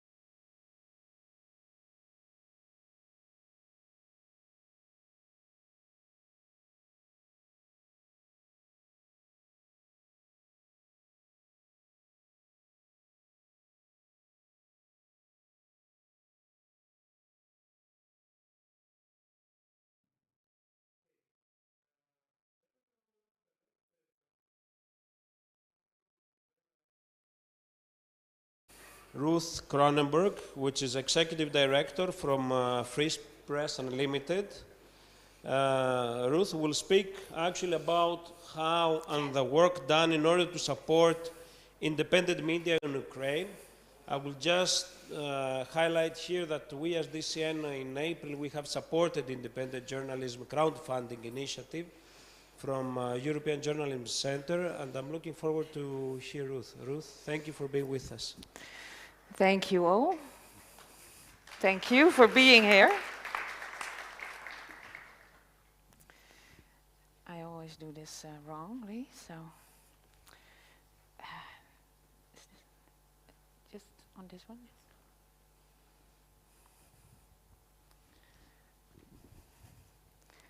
Roman Zuk, Vitaly Derek, Konstantin Kitz, Iksana Haidar, Maxime Medinsky, Natalia Harakos, Alexander Machov, Vera Hiric, Zorevsla Zamoyski, Roman Neziborets, Ivan Bal, Denis Kotenko, Serhii Saikovsky, Yuri Olinik, Lilia Humianova, Ole Yakunin, Viktor Dedov, Pavlo Lee, Viktor Dudar, Serhii Pushenko, Dilerbek Sharikov, Max Levin, Alexandra Kushinova, Yevhen Sakun. These are 24 journalists, media workers who lost their lives up till now, either while reporting or whilst fighting the war against Russia. Another 5 foreign journalists lost their life in action. And sadly, a dozen journalists are being held hostage up to date or have been disappeared.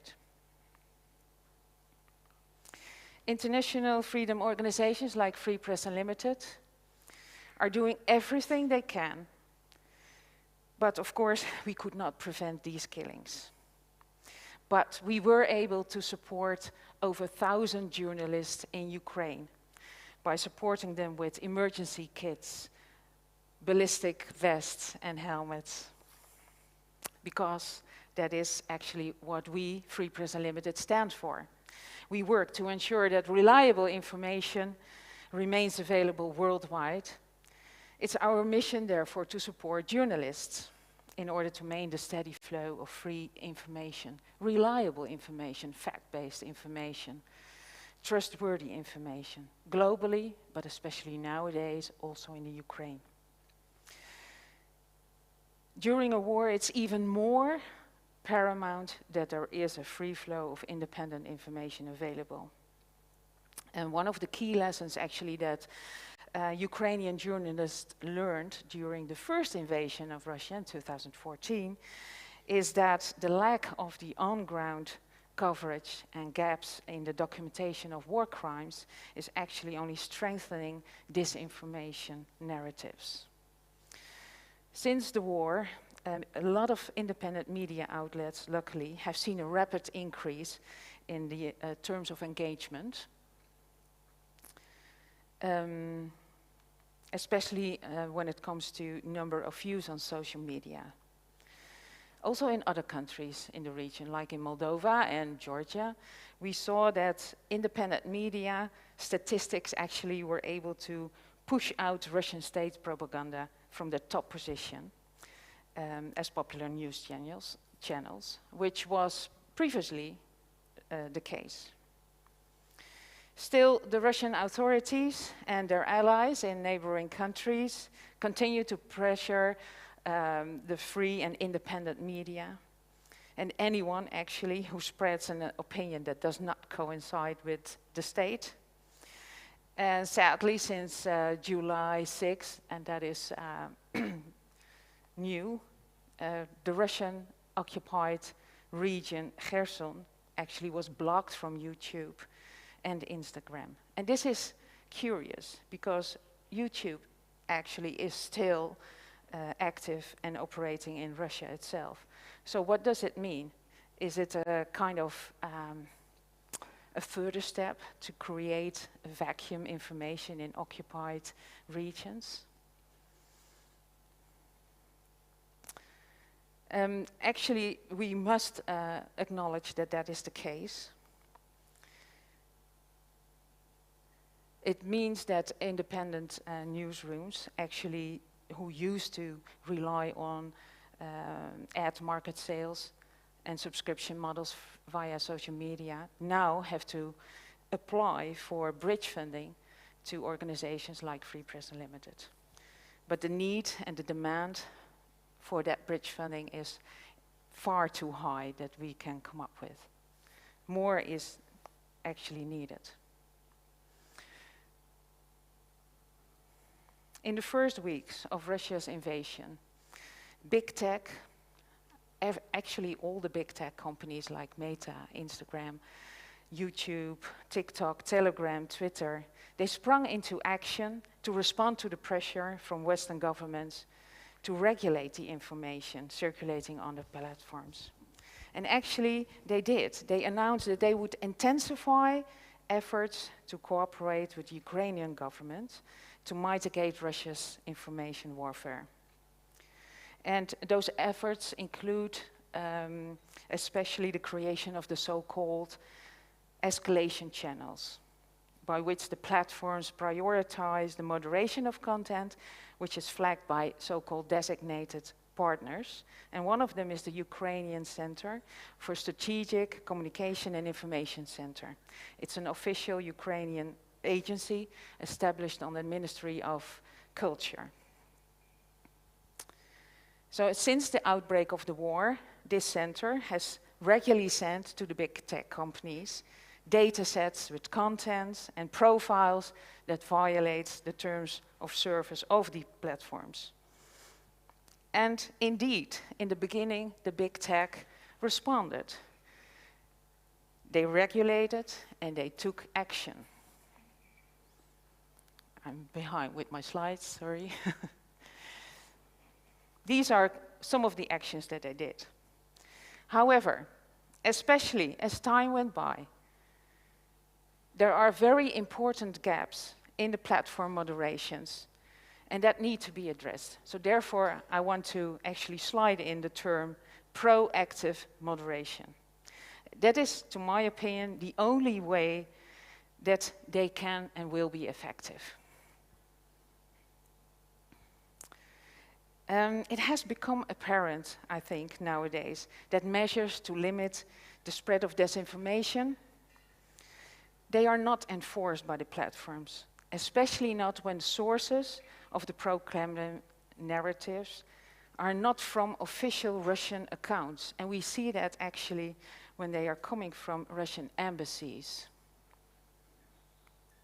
especially in the EU.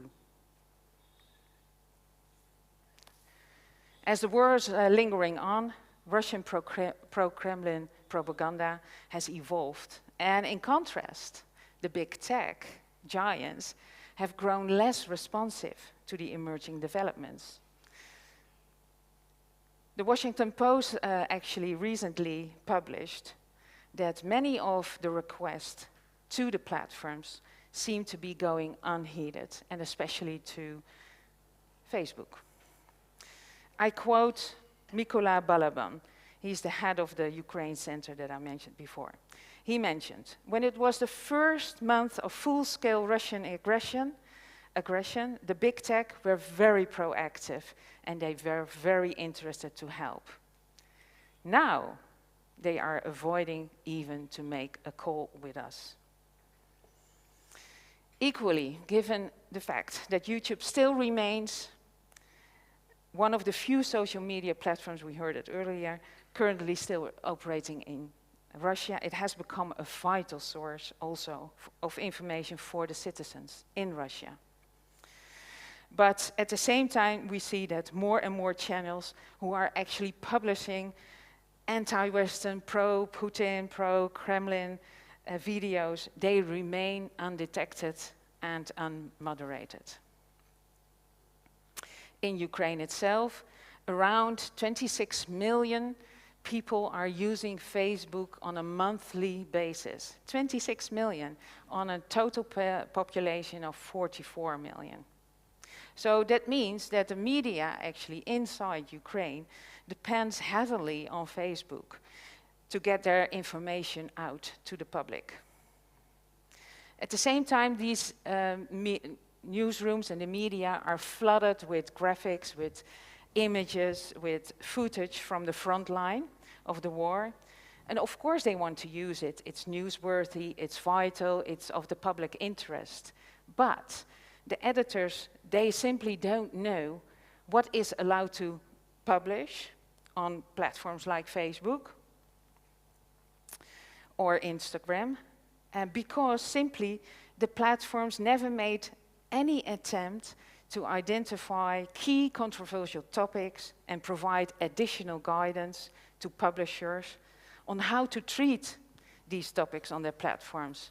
So they don't know whether they are actually doing something that might cause them a blockage or that they will be suspended. And this actually happens a lot. Even when there are rules, the rules are confusing and they are inconsistent. And violation of one rule could lead to a strike, several strikes lead to suspension or a blockage. And it's very typical because this happened to a lot of media, at least 31 we have identified, media near the front line. They actually noticed that they have a massive drop in Facebook when it comes to audience. And actually these examples go on and on. It's not unique for Ukraine, sadly. It's done everywhere in the world. The Disinformation Center, which is based in the UK, actually came up with a lot of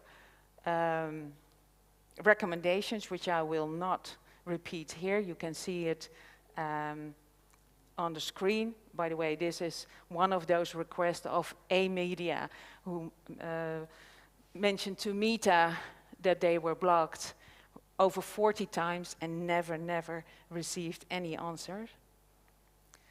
These are the recommendations, just read them yourself.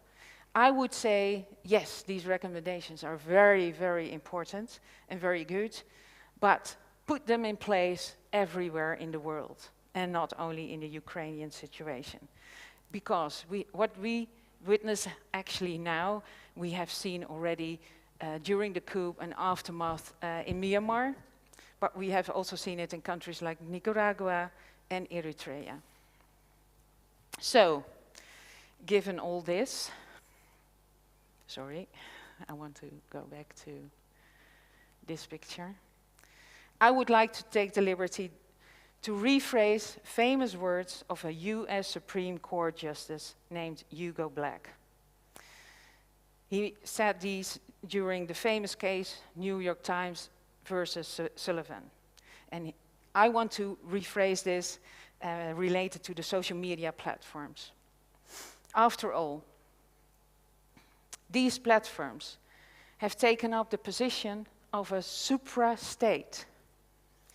And that is beyond any regular state we have believed in so far. And it affects us all. It affects policies, it affects politics, economics, society, much more in a very unprecedented way. When Justice Black wrote, in the First Amendment, the Founding Fathers gave the free press the protection it must have to fulfill its essential role in our democracy. The press was to serve the governed and not the governors. And therefore, I think it's high time that the social media platforms take this responsibility seriously, and that they start serve the governed and not their interest. We as Free Press Unlimited will continue to serve the interest of the governed, and doing so by protecting the journalists and independent media. We want to have a responsible online ecosystem with a proactive moderation at the heart of it. After all, if we wouldn't do it, how will we stand in the eyes of history? I think it's our duty to fight and to protect those who risk their lives every day to inform the public, and to honor all of those who already have sacrificed themselves to this end. Thank you.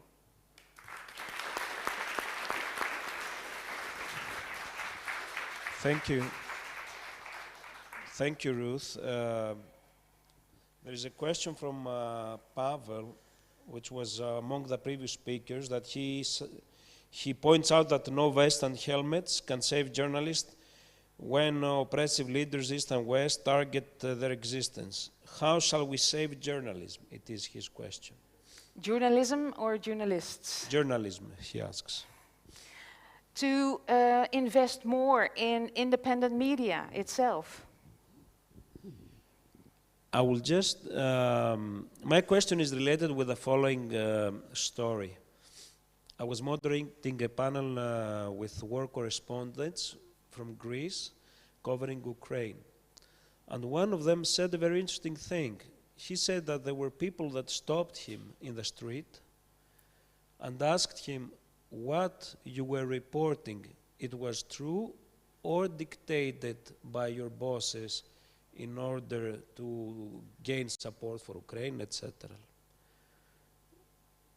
How can we defend in that way journalism, actually?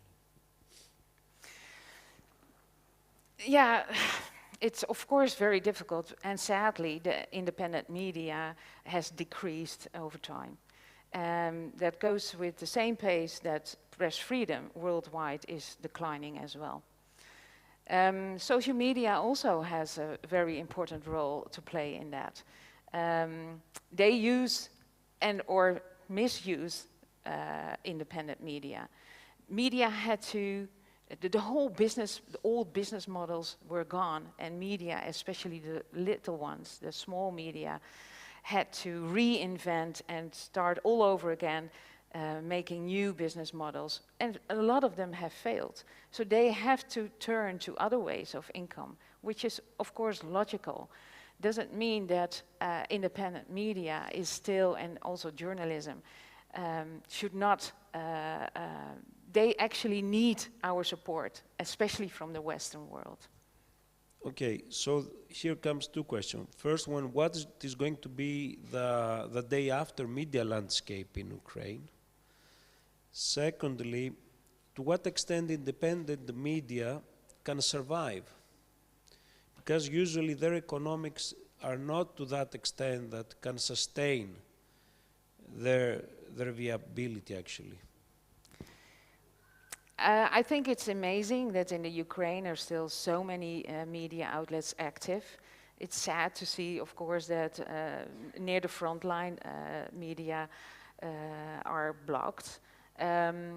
Over 10,000 journalists are still active in Ukraine, which is incredible. And they refuse to leave the country. They want to stay there and report what is going on.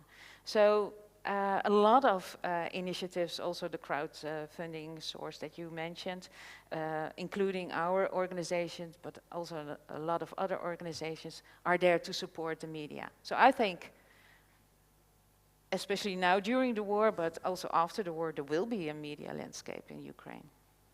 A very alive one, actually. The other question is related on what you just have said.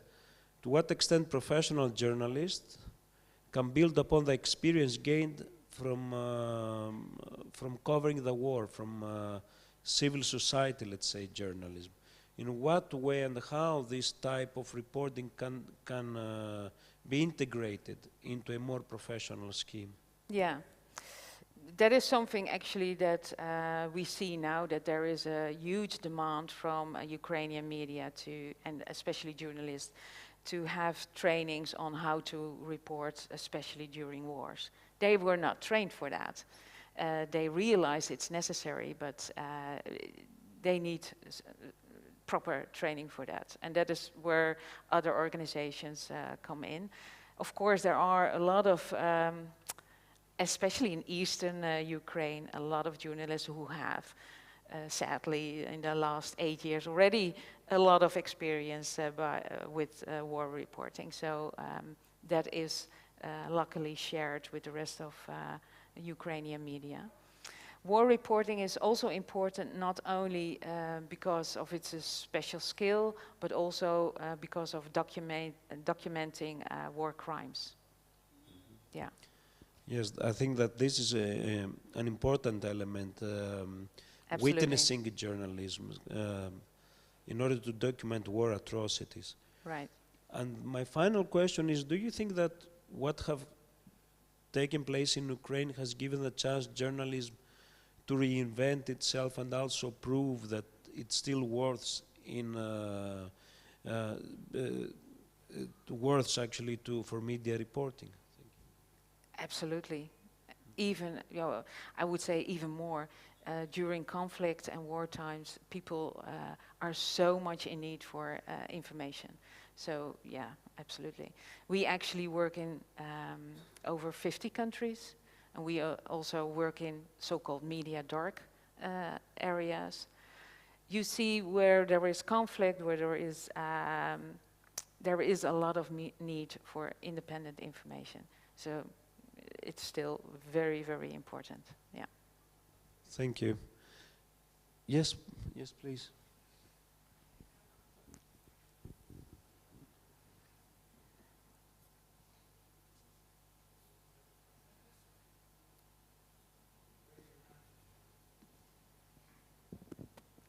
Hi, my name is Alice Stolmeyer from Defend Democracy. I wanted to support Yvonne's point that big tech companies really have a responsibility here.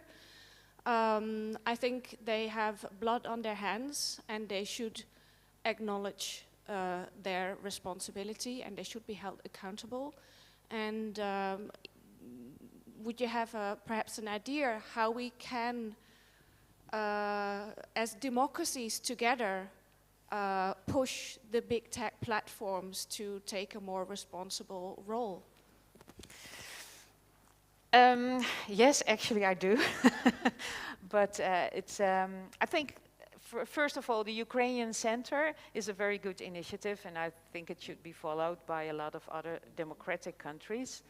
And if they actually join forces, maybe then they can make a fist, and that the tech firms or the platforms actually have to respond to.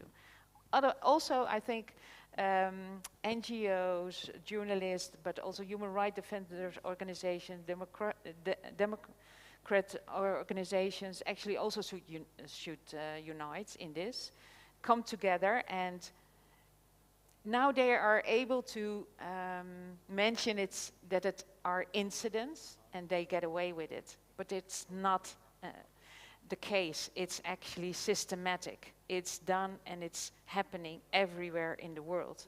And we have to find a way to evidence that, to prove that to all of them, that it's actually a systematic thing.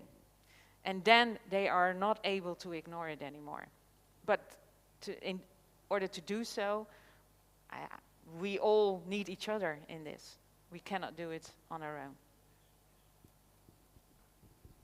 Thank you. Are there any other questions? There is one regarding again the big techs and the necessity actually to regulate them. If we can have a short answer, Ruth. Sorry, which one is that? The need to regulate big techs. Yeah. We need. Well, we asked them to regulate themselves, and they failed big time. So we have to come up either, I don't think just by governments only or multilaterals. I think it has to be a combined effort from government sides as well as CSOs, NGOs, CSOs, yeah. Thank you, Ruth, for the very interesting presentation. Big applause. Thank you. Thanks. Okay, now we move to the next panel. Actually, it's a panel from my dear colleagues that will present all the work done in various phases and very important initiatives that we have implemented in various phases regarding before and during the invasion in Ukraine. So I would like to ask Askin, Diana, please come over.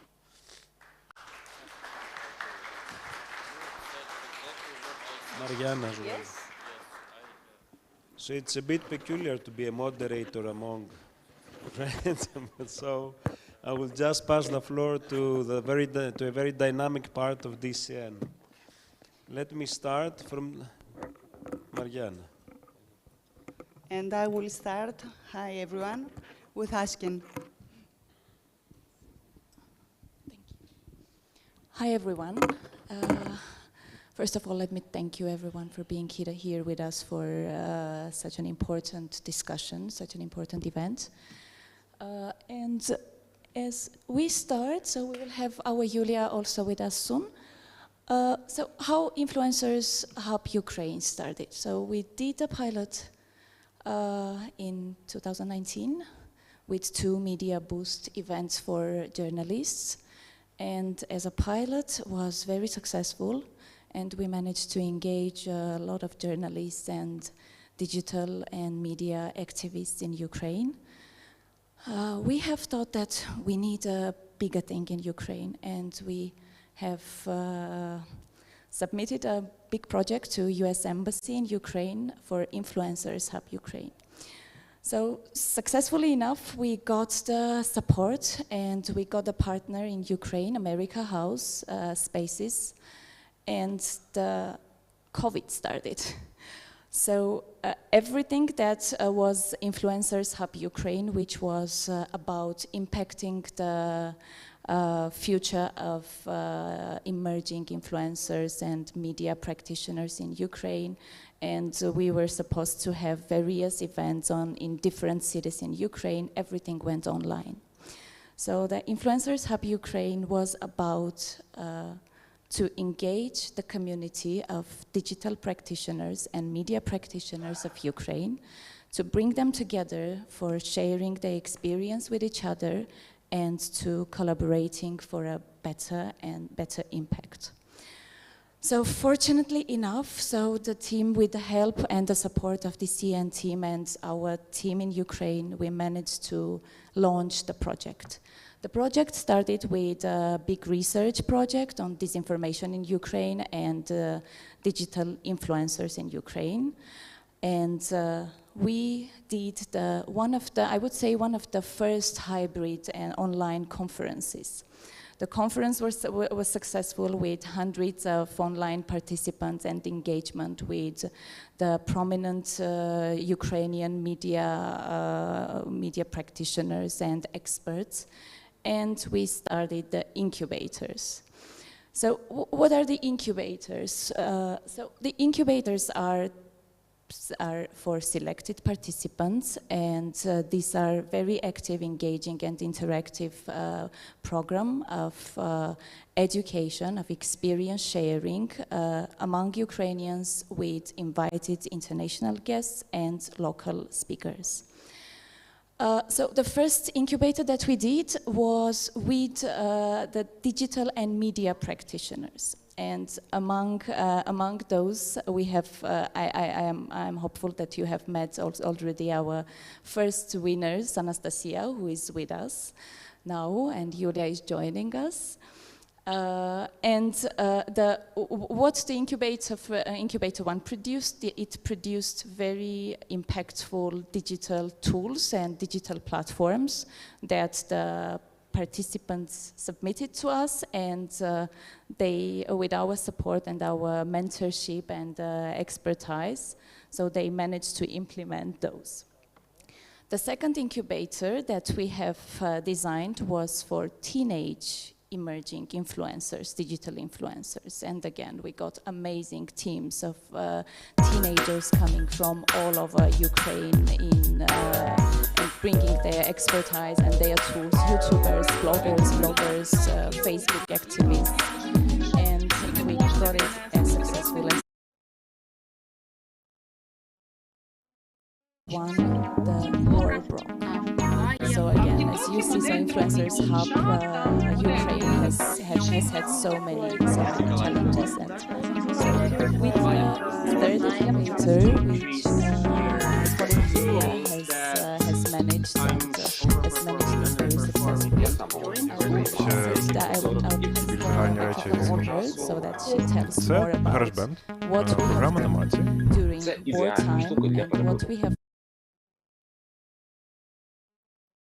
The second month of the war, and we managed to engage journalists who are working on the ground, who are still on the ground, and were working from the shelters, from the bomb shelters, and that was in the beginning it was almost unbelievable that this would be happening. So I'm passing the floor to Julia to tell more about the incubators. Thank you, Ash. Good day, everyone again. So, sorry for my being a bit late. But I'm in time just to tell you about all the stuff we're going through during the wartime. So, as Ash told us before, we started the procedure of enrollment of new participants, of journalists, actually just before the invasion. It was February. And so, middle of March, we just were looking at what is happening. And actually, I think it was April when we started to talk about the Incubator 3 again there in Ukraine. And the question was, are the people actually ready to participate right now? Do they need knowledge, or they just are really stuck in the life-saving question? And it is that's it, actually. And we asked people who have previously enrolled, do you need this program? What knowledge would you like to gain right now? And actually, we were really surprised because we received 60 responses from journalists from throughout all the Ukraine. I mean, all the regions in Ukraine, not only from Kyiv or large cities, but actually mainly from eastern part of Ukraine. Of course, they have evacuated somewhere, but they actually, that was the time when they were actually seeking for new opportunities, new probably job perspectives, etc., because lots of people lost their job immediately or changed the topic. For instance, they were covering fashion industry, etc., and now it's not available and not interesting for anyone anymore. And we started the program with another question, actually, what content should we actually deliver to journalists? And I'm looking at Maria, actually, she was the participant of the third incubator, and tomorrow you will see her short stories she has already done in Kharkiv. Kharkiv is not occupied, and I'm sure it will not be, but it's constantly shelled, and like the story is really horrible. It's like a trailer for you for tomorrow's our panel discussion. The journalists answered us that they really want to know more how to investigate on Russian war crimes. What to use, what tools to have to use for just improve their results. And I think that month of our all trainings was very successful. People engaged, really. Notwithstanding air raid sirens all the time, notwithstanding all the stuff we had, really bad internet connection, everything. But again, I think that it was really successful, and I hope we will do more. Not only like with the incubator itself, but also with the participants of all three incubators. And actually the results you will see tomorrow during our first panel discussion in the morning. Thank you, dear. So, and we, before the war started, we had a very, very engaging event in Odessa, and we would like to show you the peaceful and beautiful Odessa now from that event back in September.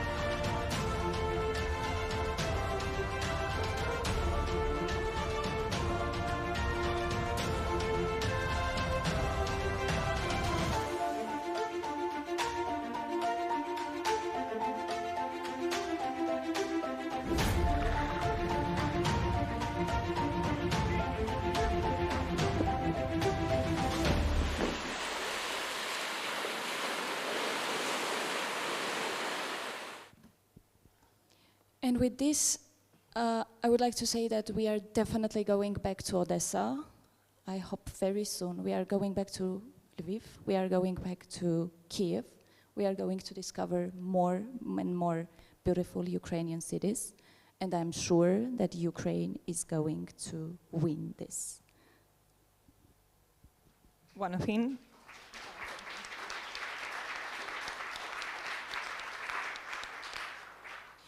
Just to show that we just probably got used a little bit to this, you just saw actually the video when the COVID was the only thing we were worrying about, and now like these times are very sweet for us. Thank you.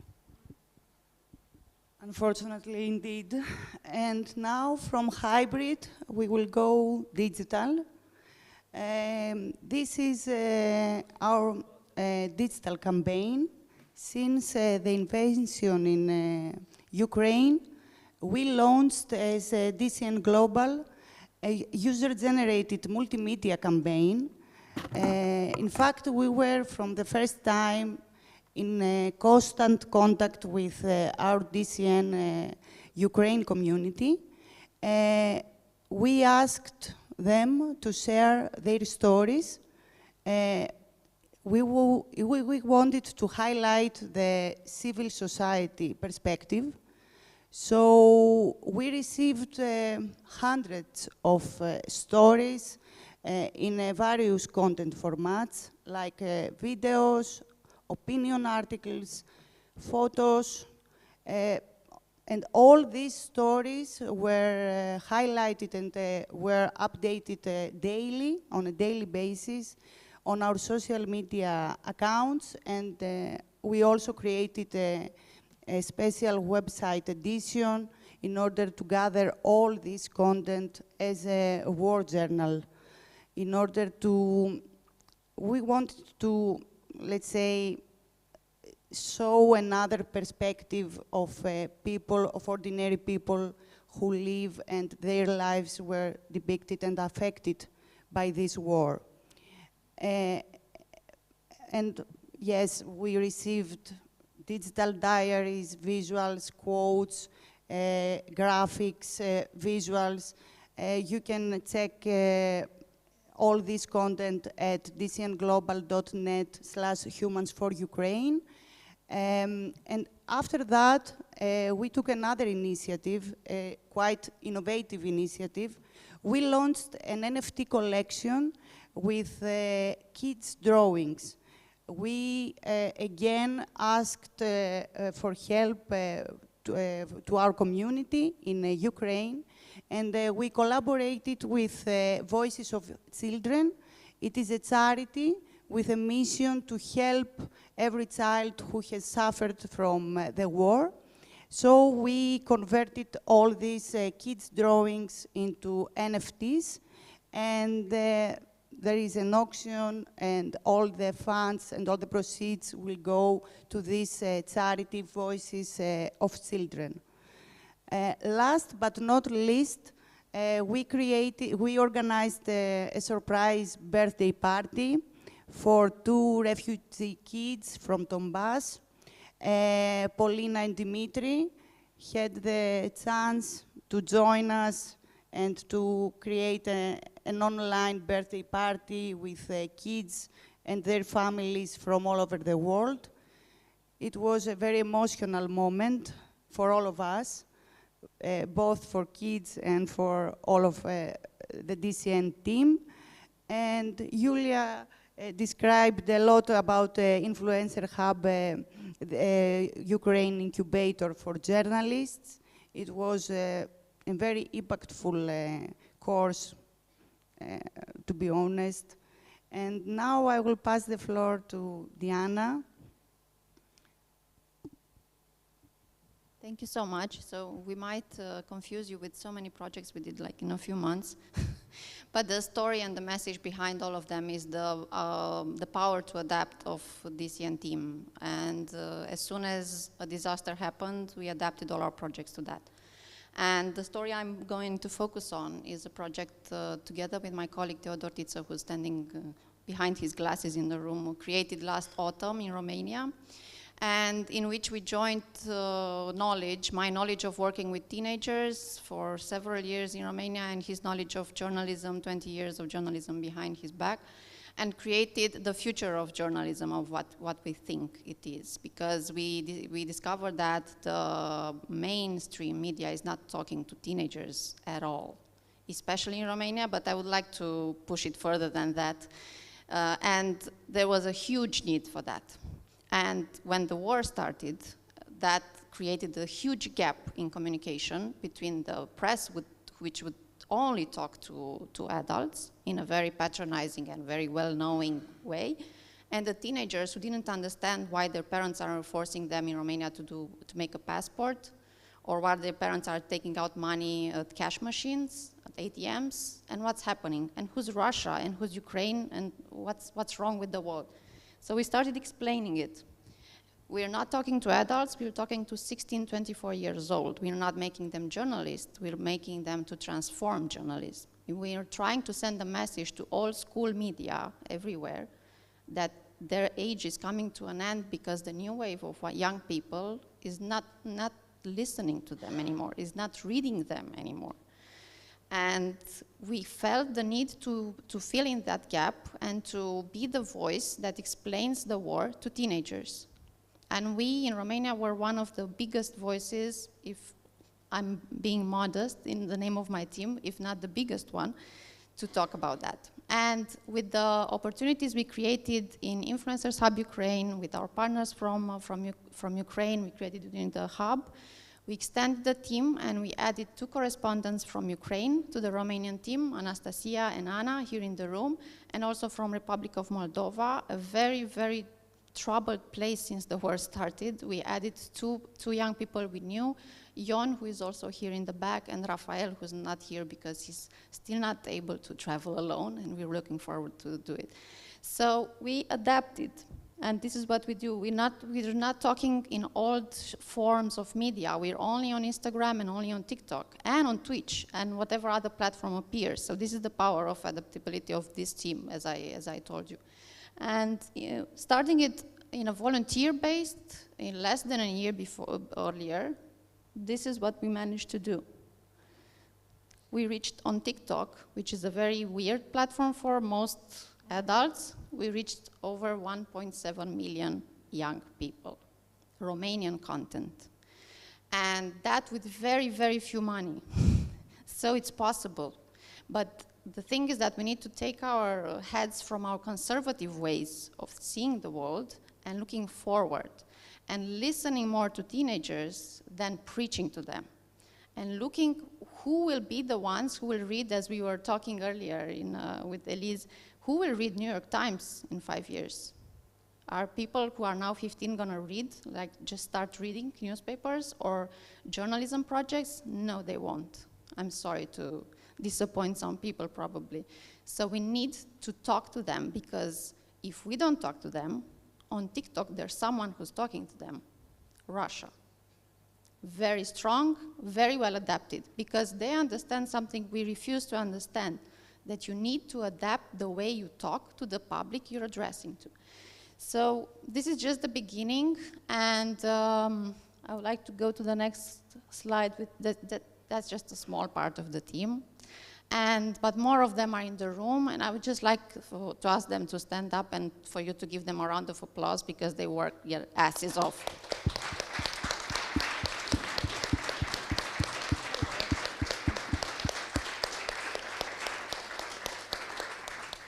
And you will hear about them in the future, I'm sure, more. Thank you so much. Thank you. Thank you very much. I think all the presentations actually highlighted the work done from DCEN Global, as well as this forum. As we reach at the final stage, Aura, the floor is yours now. Thank you. 2, 2, 2, 2. 1, 2. Hello? Okay. So, how was day one? Who'd like to share how they're feeling about day one? How was day one? I'm a teacher by profession, so I will pick you if you don't raise your hand. So if you don't want me to pick you, you better volunteer. So how was day one? Anyone like to share any take-homes or anything? It can be one word. Okay, it can be one word. At least someone give me one word. One word. How was day one? Fantastic. Fantastic. Okay, we've got the ball rolling. Anyone want to? Yes, ma'am. I'll say I think it was very forward-looking, and we're not just looking at, how technically. Yes, this is about how digital technologies are impacting the farming, but how people are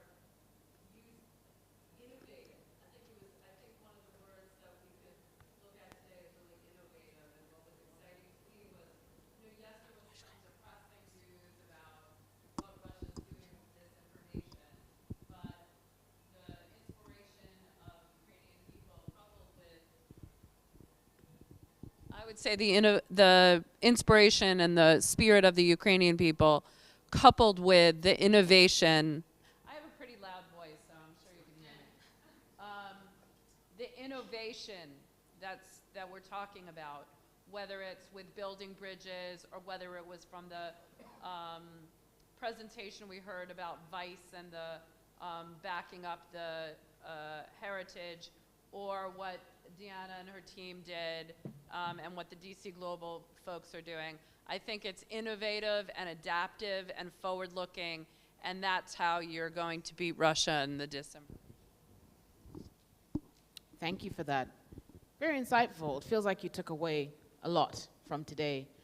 Anyone else want to add their voice before we get into a Pecha Kucha session? Open floor, open season, yes.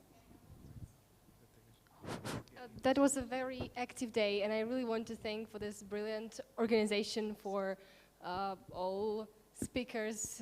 It was a very full day, full of information, full of new facts, and I am just so nostalgia. I feel it because I saw the video from Odessa, from the first incubator. I heard all these stories, and it is really cool to hear about it.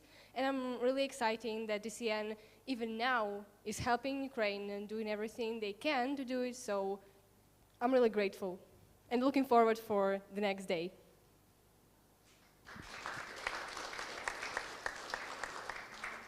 Thank you so much for your additions. I'm not done with you yet. If you're breathing a sigh of relief, like, yeah. No, my friend, I'm not finished. Okay, so we're going to go into our Pecha Kucha session.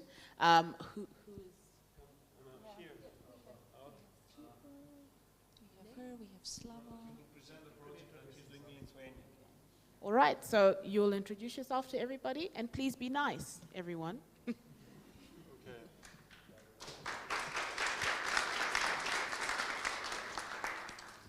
So, hello everybody. This will be my first attempt to speak in such a large crowd, so apologies for any public speaking mistakes I'm about to make. So, a few months ago, me and some of my friends decided to start a new media outlet, which is called Neris Tribune. And it's like a main slogan, which we will probably update in a few months, is "Truth flows here." I took an inspiration from Washington Post's "Democracy dies in darkness," so I thought I would need a slogan that would be as strong as this. The project that the colleague mentioned before is the documentary film we're making about the young Russians in Lithuania and their relationship with the war in Ukraine. So the documentary film is going to be about 40 minutes long. It's going to be published on our media outlet YouTube channel. And of course, this is going to be a bit self-promotional, but if you want, you can enter the name of the media outlet on Facebook, and you can press like on it so you won't miss any updates, because that would be really useful for us to get some traction. And if someone wants to do some, I don't know, collaborations together, I'm all up for it. If someone wants to advertise on our media outlet, I'm definitely all for it, because I have an idea that we could have like a little short ad integration in every documentary film we're gonna make. So if anybody has any ideas, I'll definitely would love to hear them all. And I think I wouldn't want to take any more of your time, so thank you for the opportunity to present this project and to present this media outlet, and definitely thank you for listening.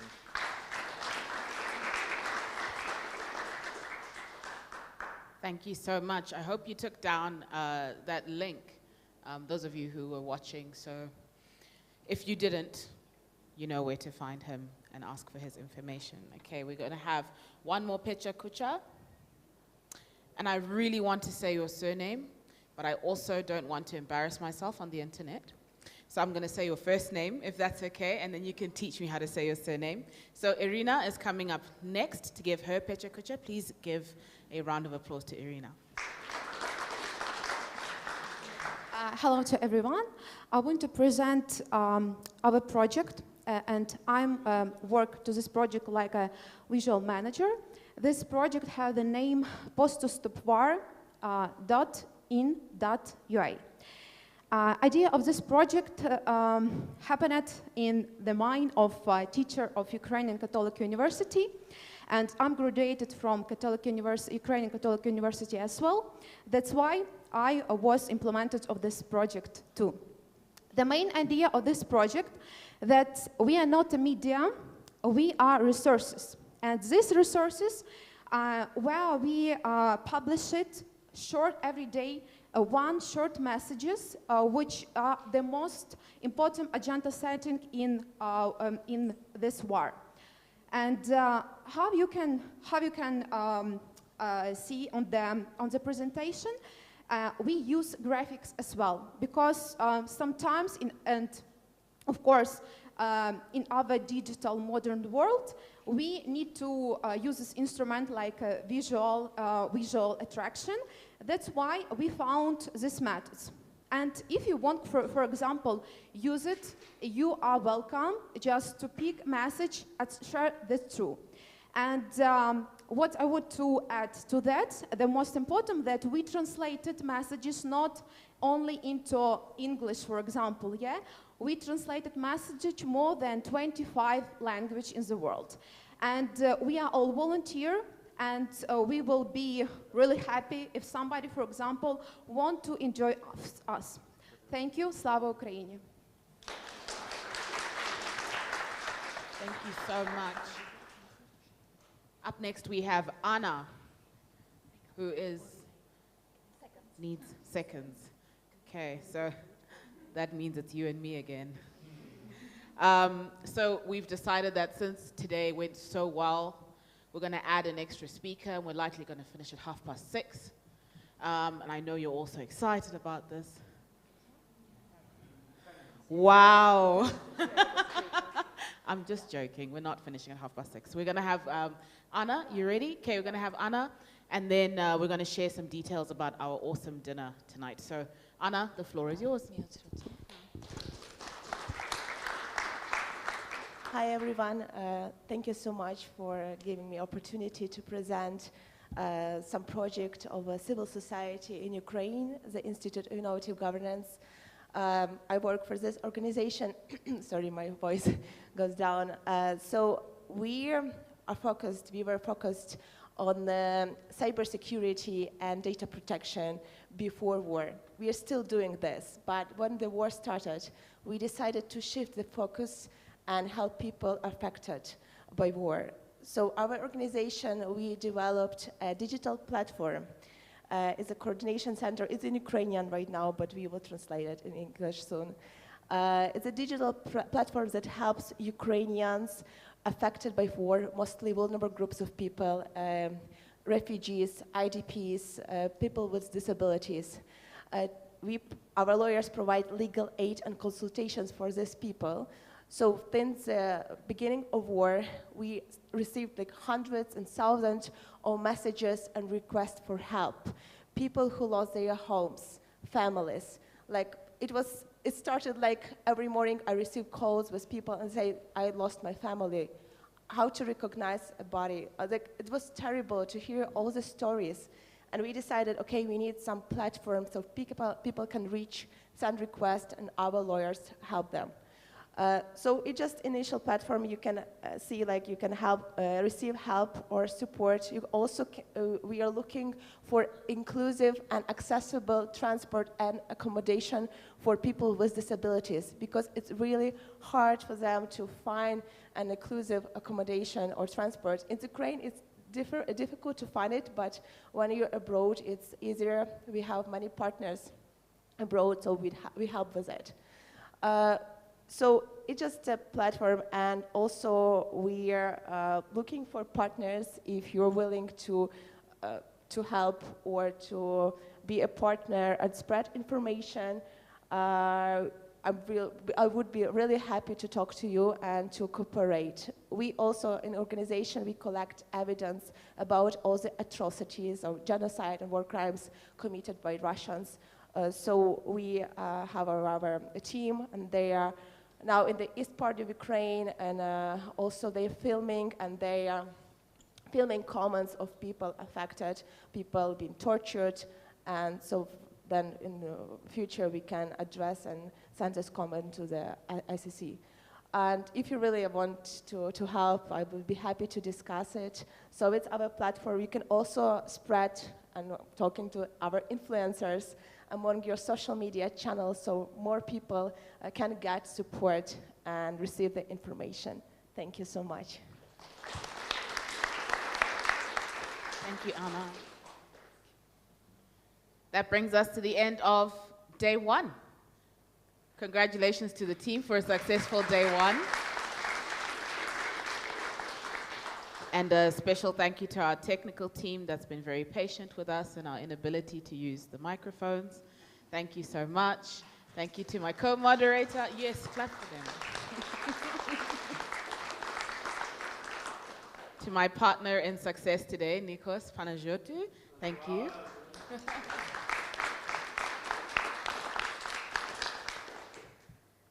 So at 6:45, we're going to link up again. Not in here, in the lobby. The buses are going to take us for dinner. You really don't want to miss it, especially if this is your first time in Bulgaria. But even if you've been here a lot of times, It's different when you have dinner with a different group of people and a different conversation in a very beautiful setting. So I hope you enjoy it. 6:45 sharp, please be in the lobby, and the buses will take us to dinner. Thank you so much, and see you tomorrow and later.